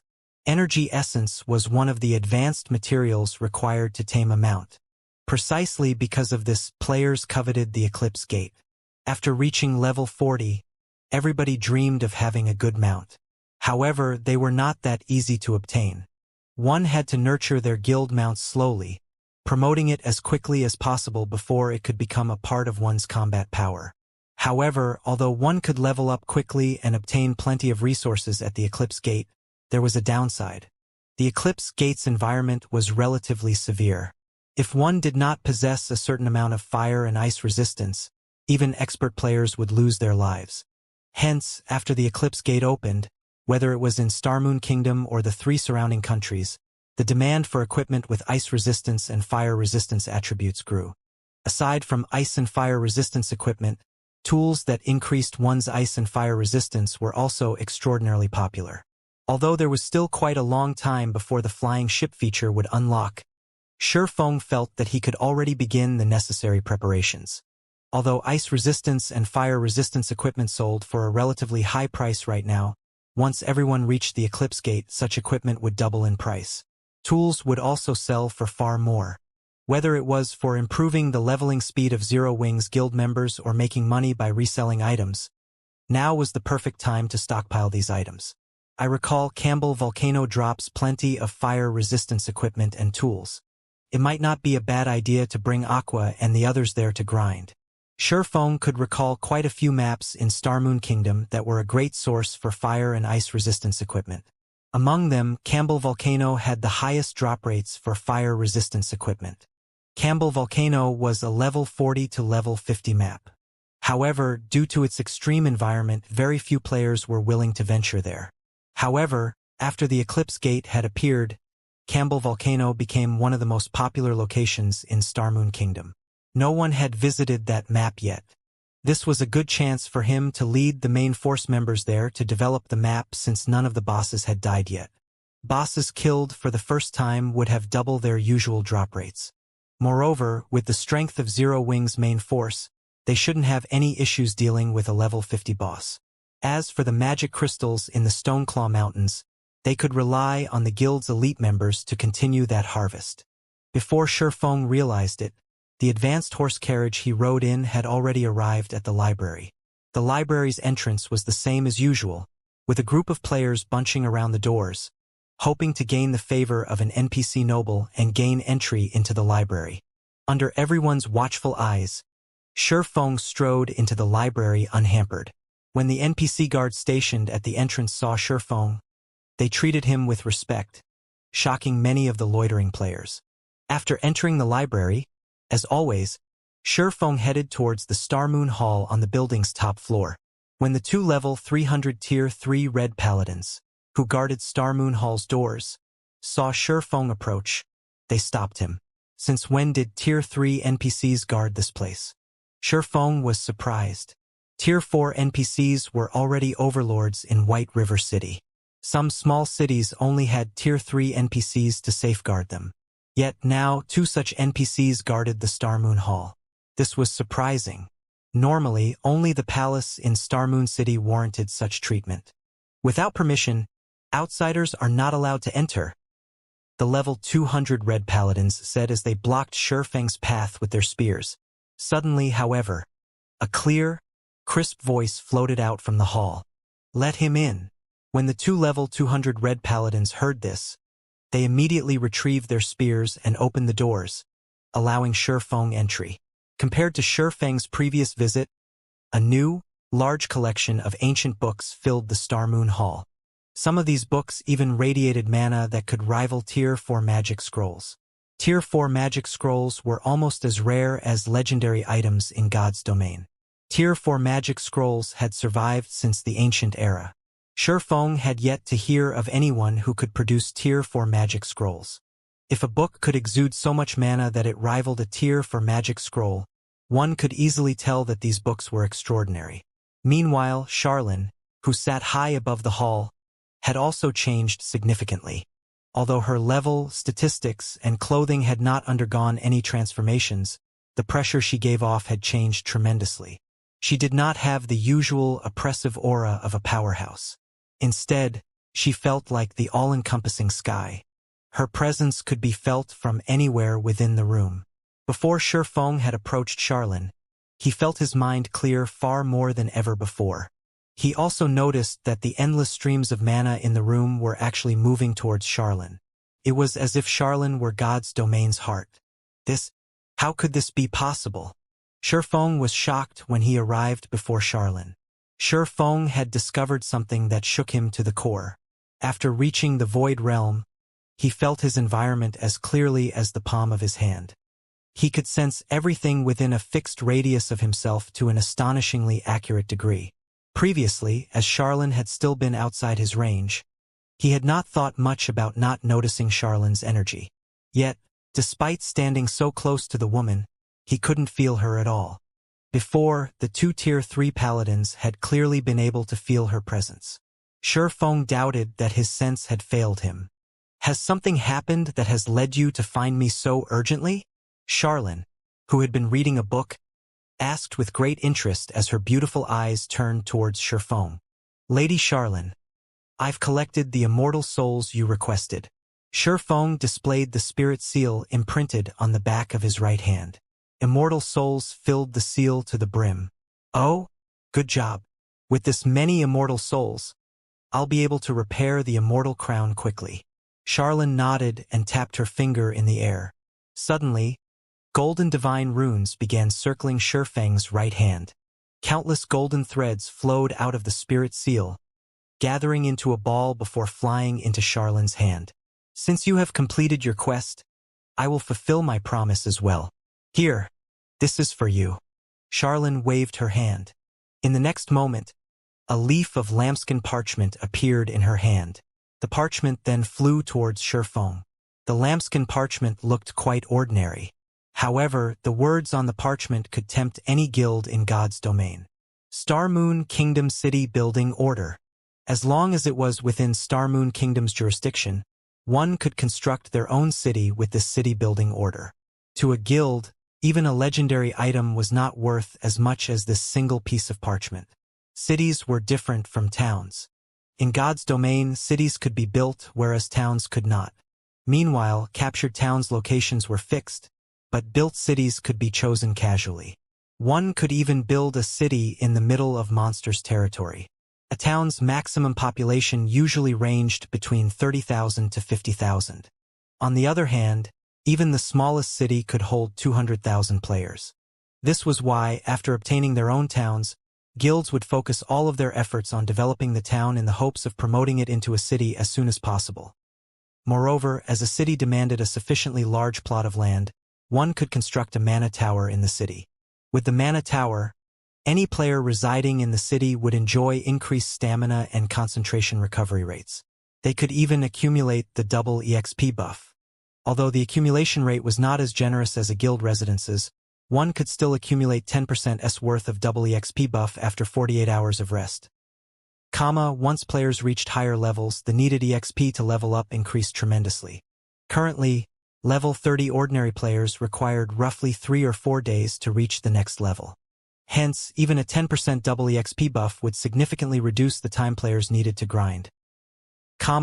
Aside from improving one's stamina and concentration recovery rates, hotels would also offer the guild residence effect, allowing players to accumulate 20% worth of double EXP buff after 48 hours of rest. Meanwhile, the guild that controlled the city would also see some benefits. When guild members rested in the guild residence, they would accumulate 30% worth of double EXP buff after 48 hours. In addition to receiving this double EXP perk, a player-established city would also receive a specialty product. Aside from being able to construct a mana tower, one could also construct a black market auction house in the city. This auction house would function like the auction house in Blackwing City. It would offer a large stock of products once every 3 days. Sometimes even epic items were available for bidding. Because of these benefits, many guilds in God's domain desperately wanted to establish their own cities, regardless of the price. A player-owned town could only make travel more convenient for players. A city, on the other hand, made it easier for players to level up. The size of a guild residence and the number of members it could house were limited. Not every guild member could enjoy the double EXP buff. However, it was a different story if a guild owned a city. With a city, every guild member could enjoy the double EXP buff. A city was also a great source of income for a guild. As a player city had various benefits that an NPC city did not, many players wanted access to a player city. Unless a guild offered private housing within the city, all players were required to pay an entry fee. The entry fee was an important source of income for a player city. In comparison, a guild would only earn pennies from the opening a shop. A shop could never compete with a city regarding profits. When Shifeng gazed down at the city-building order in his hands, he nearly drooled. Despite having been the guild leader of a second-rate guild in his previous life, the guild having owned 10 city-states, he struggled to maintain his calm now that he knew he would have his own. His very own city. In the past, something like this could only happen in his dreams. Yet now he held this dream in his hands. While every other guild competed over the golden lands in NPC cities, nobody had any clue that Shifeng would no longer compete on the same stage. Because from now on, Shifeng would begin the competition for the kingdom's territories. Calm. I need to stay calm.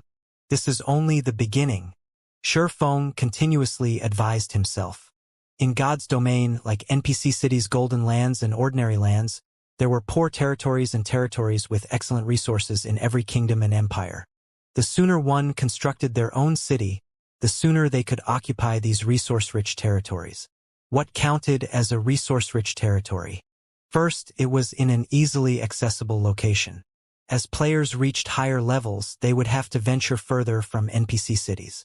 If a city were close to these high-level maps, it would save players a lot of travel time.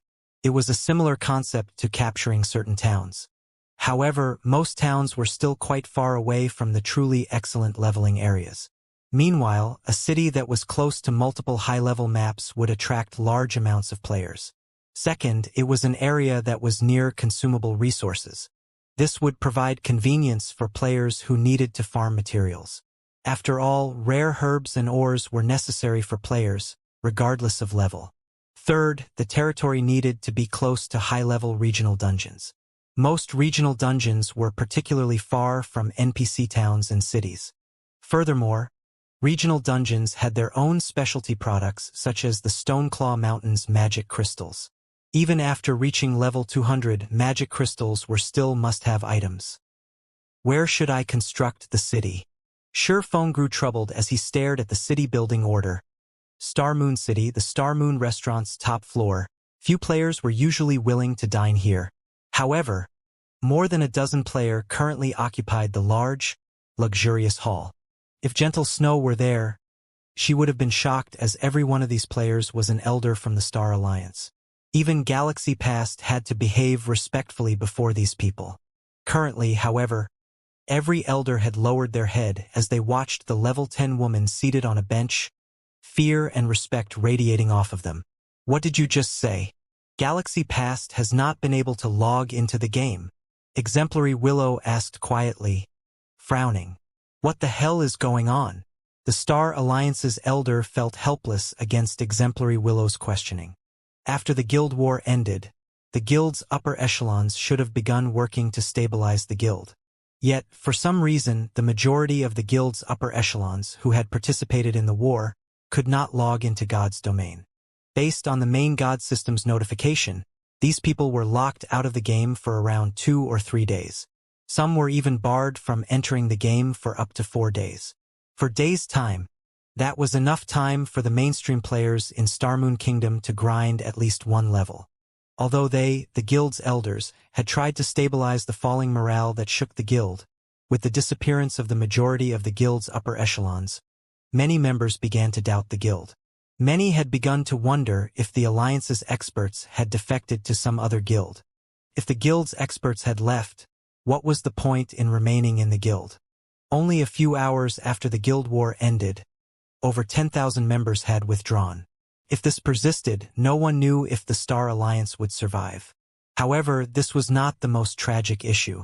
The Star Alliance's defeat had infuriated Exemplary Willow. A high and mighty first-rate guild like the Star Alliance had actually lost to an upstart guild, on their home ground no less. This caused Exemplary Willow to doubt the Star Alliance's strength. If Exemplary Willow suddenly decided to withdraw her funding, it would deal a fatal blow to the Star Alliance. If none of you knows why they can't log into the game, your guild may be truly finished, Exemplary Willow stated coldly as she sneered at the Alliance's elders before her.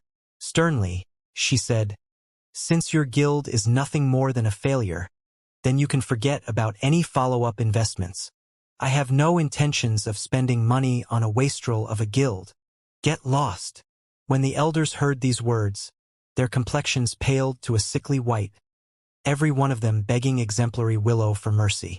Unfortunately, Exemplary Willow chased them all out of the room. Exemplary Willow refused to tolerate defeat.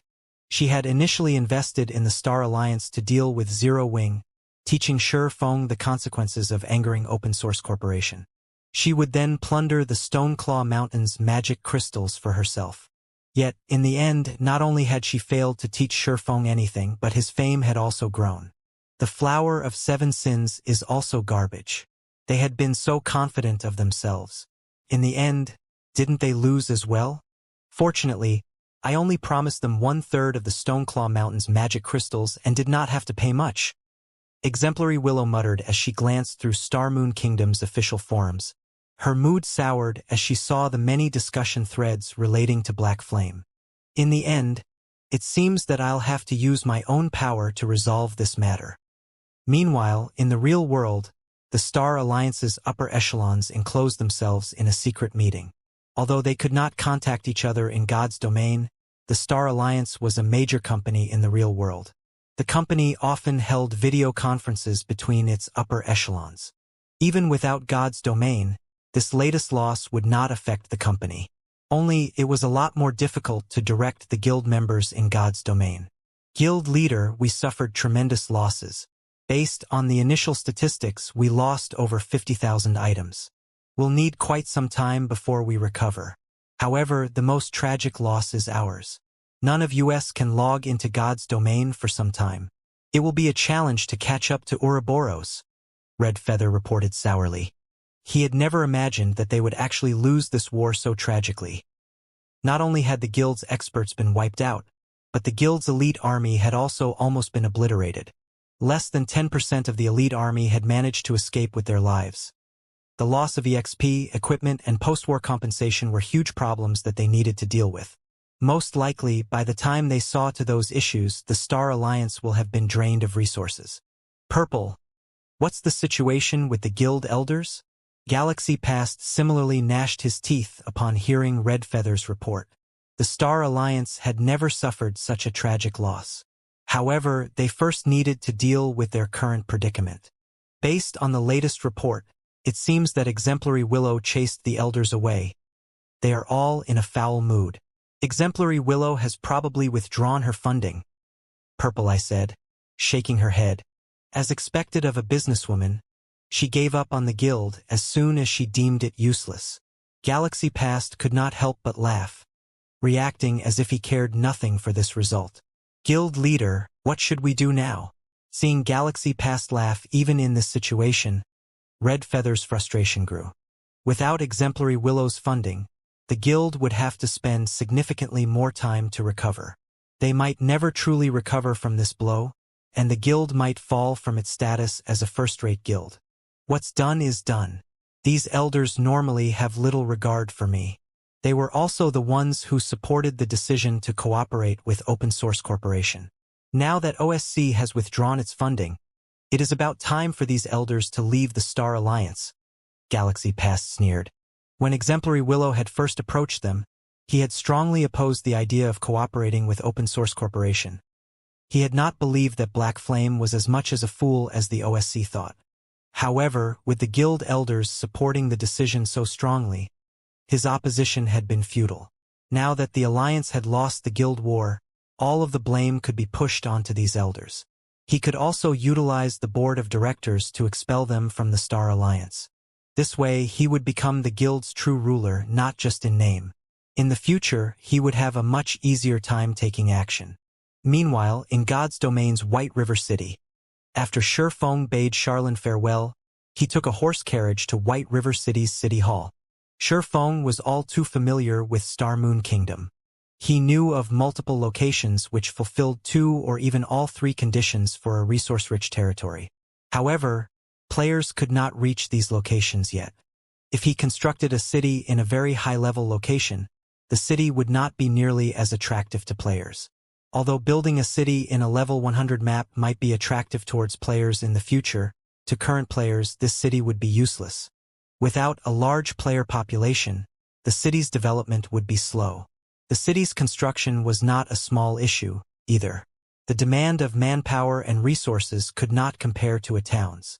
It would be a severe waste if he invested a large amount of resources in something that would not yield any immediate profits. Moreover, Shurfeng's goal of constructing a city was to earn money. He could not waste large sums of money on a useless city.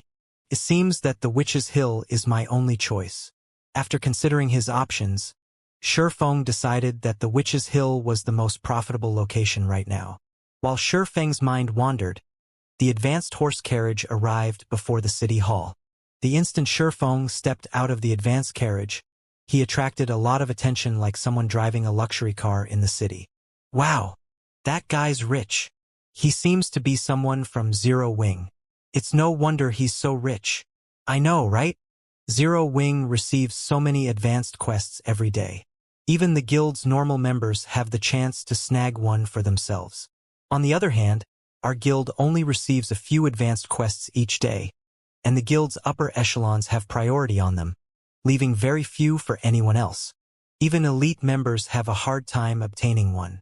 Although I'm an elite member, I have only accepted 2 advanced guild quests so far. Those were good times. I earned over a dozen silvers a day during those days. Indeed, one of my friend's friend is an elite member in Zero Wing, and he says that Zero Wing's elite members can accept an advanced guild quest once every 2 or 3 days, while normal members can pick one up once every 5 or 6 days. Envy filled these players' voices as they spoke about Zero Wing. It cost 1 silver to ride an ordinary carriage and 3 silver to ride an advanced carriage. To them, even riding an ordinary carriage was a luxury. They would rather run to their destination than spend so much. Shurfeng could not help but shake his head at this sight. He had never imagined that he would be envied for riding a carriage. While the majority of the players in God's domain still strive to earn a single silver coin, even a gold coin was of little use to Shurfeng anymore. He was more concerned about time than he was about spending a few silvers. At this point, the towering city hall bustled with noise. Regarding both reputation and coins, the various large guilds had accumulated a certain stock after playing God's domain for so long. Naturally, more people would be attempting to purchase the city's lands. However, most purchased ordinary lands, as the golden lands and lands in the central district, were not easily affordable. "Hello, sir. How may I be of service to you today?" A beautiful female employee approached Shurfeng and asked. "I wish to construct a city," Shurfeng said. "Please, follow me." The NPC receptionist smiled as she led Shurfeng to a VIP reception room. Whether it was establishing a town or a city, players needed to begin the relevant procedures in an NPC city. "May I know if you have a city building order?" the NPC receptionist asked politely. Shurfeng retrieved the Starmoon Kingdom City building order Charlin had given him. The lambskin parchment was worth over 1,000,000 gold. "Very good, sir. May I know where do you wish to establish your city so that I can quote you a price?" the NPC receptionist said as she took out a magic scroll, unfurling it on the table. This magic scroll displayed a map of Starmoon Kingdom. Compared to the system map players had, this map was far more detailed. "The Witch's Hill," Shurfeng said as he tapped a spot in the southwestern corner. Immediately, the scroll displayed the Witch's Hill map. The Witch's Hill was a level 50 to level 70 map. Rumors had it that a great witch lived there, hence, the hill had been called the Witch's Hill.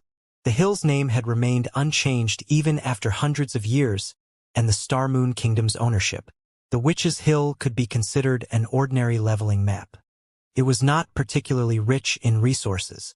Yet, various guilds in Shurfeng's previous life had frantically sought after the Witch's Hill.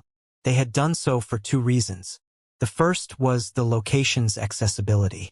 The Witch's Hill bumped up against 2 resource-rich maps: Shadow Forest, a level 80 to 100 map, and Ruins of Agon, a level 60 to 75 map. Of these 2 locations, one produced rare herbs, while the other housed a Hell Mode regional dungeon. The Witch's Hill secret was the second reason. This secret of the Witch's Hill had only been discovered after the mainstream players had reached level 100. At that time, the various guilds had suddenly rushed to construct their cities in this map. Dozens of guilds had fought over the Witch's Hill. Naturally, that included Shadow, the guild Shurfeng had led. In the end, the powerful Star Alliance and Ouroboros had captured the Witch's Hill. The other guilds had stood no chance against them. Rumors had it that the Witch's Hill was home to a great witch, and they had been around for hundreds of years. In fact, this rumor was absolutely true, as even now, that witch still lived in the Witch's Hill. That witch was also one of God's domain's legendary characters, the Jealous Witch. In the past, Shurfeng's sight had been limited. He had thought that the Jealous Witch was only a tier 5 powerhouse. Now that he thought about it carefully, He was sure that the Jealous Witch was not a Tier 5 powerhouse, but a demigod. Otherwise, how could she have lived for so long? The Jealous Witch, none other than the guardian of the Otherworld Gate. The Otherworld Gate led to another continent outside of God's domain. The Otherworld was similar to the top of the world that Shifeng recently visited. There, not only could players level up much faster, but they could also obtain equipment far more easily. There was only one condition to cross the Otherworld Gate: players must have reached Tier 2. In God's domain, it was very difficult for players to find equipment of good quality above level 50. However, it was much easier to grind for such equipment in the Otherworld. Hence, back when the Otherworld Gate had been discovered, the various large guilds had fought frantically to occupy the Witch's Hill. After all, in order to obtain good equipment, countless players would grind and level up in the Otherworld. Hence, Witch's Hill bustled with player activity. Even after a decade had passed, a storm of players still gathered in the Witch's Hill. Currently, however, no one had discovered this secret yet. Hence, Shifeng had to strike while the iron was hot. Furthermore, Zero Wings members were nearing level 50. The Witch's Hill's proximity to a Hell Mode regional dungeon was also a good enough reason to establish a city there. Hello, sir. We have calculated the quote for the region you've selected.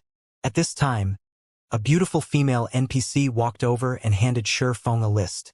Based on our preliminary assessment, the city's construction will cost 90,000 gold. If the city comes under attack, we will charge you an additional fee based on the number and rank of monsters killed. In addition, there is also a 30,000 gold registration fee. Based on the city's current level, you will also have to pay a 30,000 gold management fee each month. May I know how many guards you wish to be stationed there? Although Shifeng had prepared himself and had only come here to ask about the price, his heart skipped a beat when he heard the cost. The price of establishing a city was more than 10 times higher than establishing a town. Moreover, after establishing the city, he also had to pay a monthly management fee of 30,000 gold. That was the equivalent of paying 1,000 gold every day. Just how many guilds in God's domain could earn 1,000 gold every day? Even if Shifeng had not spent most of his funds on frost grenades and the mana pulse cannon, he couldn't afford even a fraction of that price. Sir, do you wish to build the city now? The NPC receptionist asked with a smile. No, I have to consider this. Shifeng rolled his eyes at this NPC receptionist. The initial payment alone was 120,000 gold. There were also additional fees if the city were attacked during construction. Shifeng had experience in constructing a city. Even if he dispatched the entire guild to repel the monster attacks, defending the city would cost tens of thousands of gold. All right. However, I must remind you that you only have 1 month to use this city building order. If it isn't used within a month, this city building order will be voided, the NPC receptionist said before leaving the reception room. Shifeng could not help his bitter smile as he heard the NPC receptionist's words. Sure enough, it isn't that easy to establish a city. Shifeng had thought it strange that Charlene had so kind-heartedly given him a city-building order in exchange for only 10,000 immortal souls. This reward was much too extravagant for an epic quest. Sure enough, there is another test to this. God's domain was currently still in its early stages. Even a first-rate guild would have to spend a relatively long time just to collect several thousand gold. After all, for a guild to develop, expand, and improve itself, it would have to spend an exorbitant amount of money. Normally, having even 1,000 gold lying around was considered a luxury for a first-rate guild. Only Zero Wing, which had the candlelight trading firm Stone Forest Town, and a large number of guild quests, had a daily income of several thousand gold. However, after expanding the guild, they had a wider variety of expenditures. After deducting operating costs and salaries, Zero Wing raked in a clean profit of roughly 1,000 gold each day. After a month, the guild would make around 30,000 gold. The other guilds could only dream of such wealth. However, Shifeng understood that, in reality, he was still just a poor bastard. This was only a fraction of what he needed to establish his city. The basic construction fee alone cost 120,000 gold. After including the cost of dealing with monster attacks, it was practically impossible for him to earn what he needed to construct the city. He also had to think of the necessary building construction that he would need after the city itself was complete. Shifeng thought back to when Shadow had constructed a mana tower in its first city. The mana tower's required raw materials had cost close to 10,000 gold. The guild had also hired a bunch of NPCs to deal with the construction. Overall, the mana tower had cost Shadow 35,000 gold. The black market, on the other hand, had been somewhat cheaper. Even so, its construction still cost over 20,000 gold. If one added all the costs together, they would discover that the initial construction fee was only the first step to constructing a city. Even so, a large guild would willingly sacrifice everything it had, seeking sponsors and selling small portions of the guild's shares, to build a functioning city. Once the city was built, however, it would be a money magnet. In the past, to construct its first city, Shadow had sought out over a dozen sponsors. It was also then that Shadow split its shares between many financial groups and corporations. If Zero Wing did not wish to rely on external powers to construct a guild city, then it needed to earn a lot more money. When Shifeng thought about the need to multiply his current income by several times, he felt his head throb. When Shadow had constructed its first city, there were far more people playing God's Domain, and it had been much easier to earn money. Currently, the majority of the players in God's Domain had yet to reach level 30. Hence, the challenge of earning more than 100,000 gold was significantly more difficult than it had been. Moreover, the candlelight trading firm's daily income was nearly at its max. It would be very difficult to increase it. As for Stone Forest Town, the town's income mainly came in the form of magic crystals. Moreover, it was also impossible to increase the town's income within a short time. As for the income from guild quests, it could not even begin to compete with the income of the candlelight trading firm and Stone Forest Town. Seems I'll have to look for a new source. Shifeng began to consider the matter. Currently, the most profitable trade involved selling top-tier weapons and equipment. Consumables were the next most profitable items. Zero Wing did not even have enough top-tier weapons and equipment to equip all of its members, so how could it possibly afford to part with those items? Just as Shifeng's headache over searching for a new source of income grew, Aqua Rose contacted him. Guild leader, I have the post-war report ready for you. We struck gold this time, Aqua Rose said excitedly. After deducting the compensation and rewards for our guild members, we obtained 18,456 pieces of level 25 mysterious iron equipment, 3,187 pieces of level 25 secret silver equipment, 549 pieces of level 25 fine gold equipment, 84 pieces of level 25 dark gold equipment, 1,427 pieces of level 30 mysterious iron equipment, 241 pieces of level 30 secret silver equipment, 53 pieces of level 30 fine gold equipment, and 4 pieces of level 30 dark gold equipment. There were always spoils after a great war. However, Shifeng had never imagined that they would enjoy such a bountiful harvest. This was all net income. With this equipment enriching the guild warehouse, they could increase Zero Wing's strength by a large margin. If they had purchased all of this equipment, they would have had to spend over 50,000 gold. With this equipment and the equipment we already had in the guild warehouse, we will have no problems expanding the guild by another 30,000 to 50,000 members. Previously, Aqua Rose had still struggled with her headache over the issue of equipment after expanding the guild. Zero Wing had already become a large guild, acknowledged by every player in Star Moon Kingdom. Its fame had even surpassed the Star Alliance and Ouroboros. As a result, more players reached out in an attempt to join the guild each day. Hence, this was the perfect time to expand. However, they would suffer if they did not have enough equipment in the guild warehouse for the new recruits. Initially, Aqua Rose had considered limiting the number of new members they recruited to 10,000. Now that they had obtained so much new equipment, however, they could recruit an additional 30,000 to 40,000 players. However, most of the equipment's durability has nearly been depleted. The repair fees will cost us a lot. I was thinking of taking out a portion of the guild funds to repair the equipment, Aqua Rose suggested.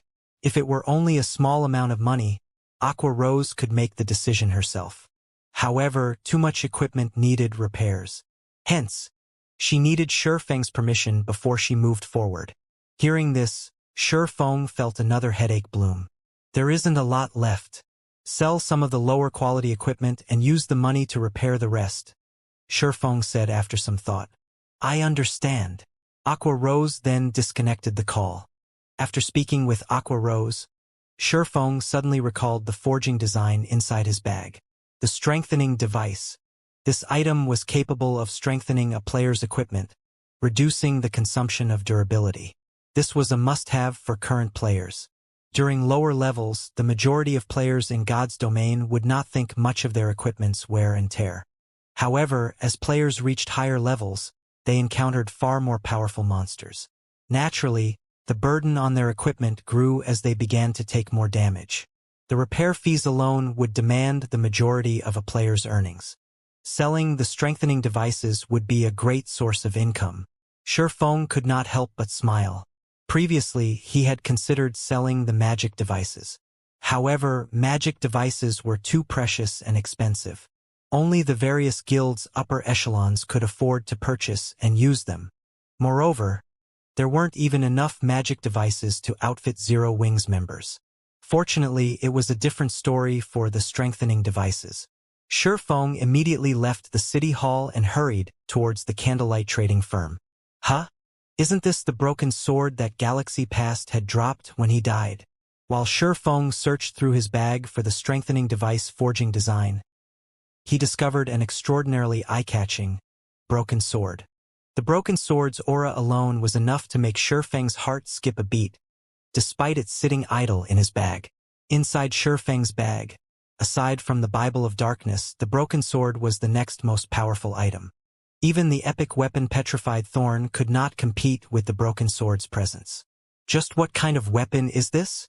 Shifeng carefully retrieved the broken sword from his bag and clicked to check its statistics. Dilapidated broken sword, it's impossible to tell which era this ancient weapon originated from based on its appearance. However, the broken sword's blade radiates a frightening magic power, and its edge is still sharp enough to slice through space itself. Although the blade has already been broken, its engraved, divine runes are still intact. More secrets might be revealed under a Grandmaster Forger's examination. What a powerful weapon! I actually need to take it to a Grandmaster Forger if I want to know anything more. Shifeng's interest in the broken sword grew. A Master Forger was already a towering figure in God's domain. There were very few throughout Star Moon Kingdom. As for a Grandmaster Forger, they were treated with fear and respect, regardless of where they were from. There had been a countless Tier 4 and Tier 5 powerhouses who dreamed of hiring a Grandmaster Forger to craft them a custom weapon. In God's domain, who wouldn't want a weapon that had been made specifically for them? Although Master Forgers could produce epic weapons, their success rate was abysmally low. Even so, many powerhouses flocked to them. After all, a tailored epic weapon would allow them to exert more of their own strength. Hence, Master Forgers enjoyed a lofty position in society. Meanwhile, a Grandmaster Forger had a much greater chance of producing an epic item. They even had some chance of producing a legendary item. In terms of status, Master Forgers could not compete with them at all. I want to see just what this broken sword's true identity is. Saying so, Shifeng activated Omniscient Eyes to appraise the broken sword. After a full 30 seconds, Omniscient Eyes finally finished appraising the broken sword. 1000 transformations, 65th of God's domain's 108 flawed weapons. However, due to the sword's broken blade, it is now no more than scrap metal. Fortunately, the blade's divine runes remain nearly intact. The sword can be remolded and repaired using 100 mana stones. So, this is the rumored flawed weapon 1000 transformations. In the past, Shifeng had only heard about this short sword. Throughout God's domain, there were a total of 36 famed swords and 108 flawed weapons. Famed smiths and craftsman forgers had crafted everyone, and they were all peerless weapons. Legendary figures had once used the 36 famed swords. The flawed weapons, on the other hand, were different. Although the legendary figures of the past had never wielded any of these weapons, They were something far beyond ordinary epic weapons. After all, the flawed weapons were the results of famed smiths and craftsman forgers' failed attempts to forge legendary weapons. A weapon produced with the same materials as a legendary weapon was naturally not something ordinary epic weapons could compare to. Meanwhile, the 1,000 transformations had been made vastly famous by a player in Shurfeng's previous life. In the past, a Tier 6 assassin god had wielded the 1,000 transformations and had claimed countless expert lives with the blade. Among those experts, even the era's apex experts had died to the blade. This was precisely the reason that Assassin had become one of God's domain's solo players that others feared and respected. Meanwhile, that assassin's name had been Feather. Although his ID was ordinary, nobody dared to show him disrespect. In the past, a few people with too much time on their hands had compiled a list of God's domain solo players that one should avoid provoking. Among them, the top 10 were known as the 10 great solo players. One of these 10 great solo players had been the cleric god Violet Cloud. However, Violet Cloud had merely ranked 8th on the list, whereas the assassin god Feather had ranked 3rd. Shurfeng had never imagined that he would obtain Feather's weapon. Although 100 mana stones is a steep price, owning a flawed weapon will be a worthwhile trade. Shurfeng inwardly smiled. For most, obtaining 1 mana stone was an extremely difficult endeavor. To Shurfeng, however, there was no challenge to it at all. He only needed enough magic crystals to synthesize. Immediately, Shurfeng contacted Melancholic Smile and Fire Dance. He had Melancholic Smile retrieve 10,000 magic crystals and instructed Fire Dance wait for him at the Candlelight trading firm. An hour later, Shurfeng arrived. Both Fire Dance and Melancholic Smile had waited patiently in his special forging room. Guild leader, those are the 10,000 magic crystals you've asked for? Melancholic Smile said as she pointed towards the magic crystals carefully stacked on the table. If other guilds realized that Zero Wing could easily take out 10,000 magic crystals, they might bang their heads against a wall in frustration. Shurfeng nodded. 10,000 magic crystals should be just enough to synthesize 100 mana stones. If converted to coins, 100 mana stones was worth far more than an epic weapon. However, anyone would be willing to trade 100 mana stones for a flawed weapon. Guild leader, why have you called me here? Fire Dance asked softly. Although she was thrilled that Shurfeng had called for her, she was not a forger. She was only apt at fighting. She could not help the Candlelight trading firm. What do you think about this weapon? Shurfeng retrieved the petrified thorn from his bag and handed it to Fire Dance. After receiving the weapon, Fire Dance checked its statistics and was stunned. An epic weapon! Fire Dance could not believe her eyes. The true fire blades were top tier, even among dark gold weapons. Compared to the petrified thorn, however, they were no different than trash. Yes, this weapon is for you.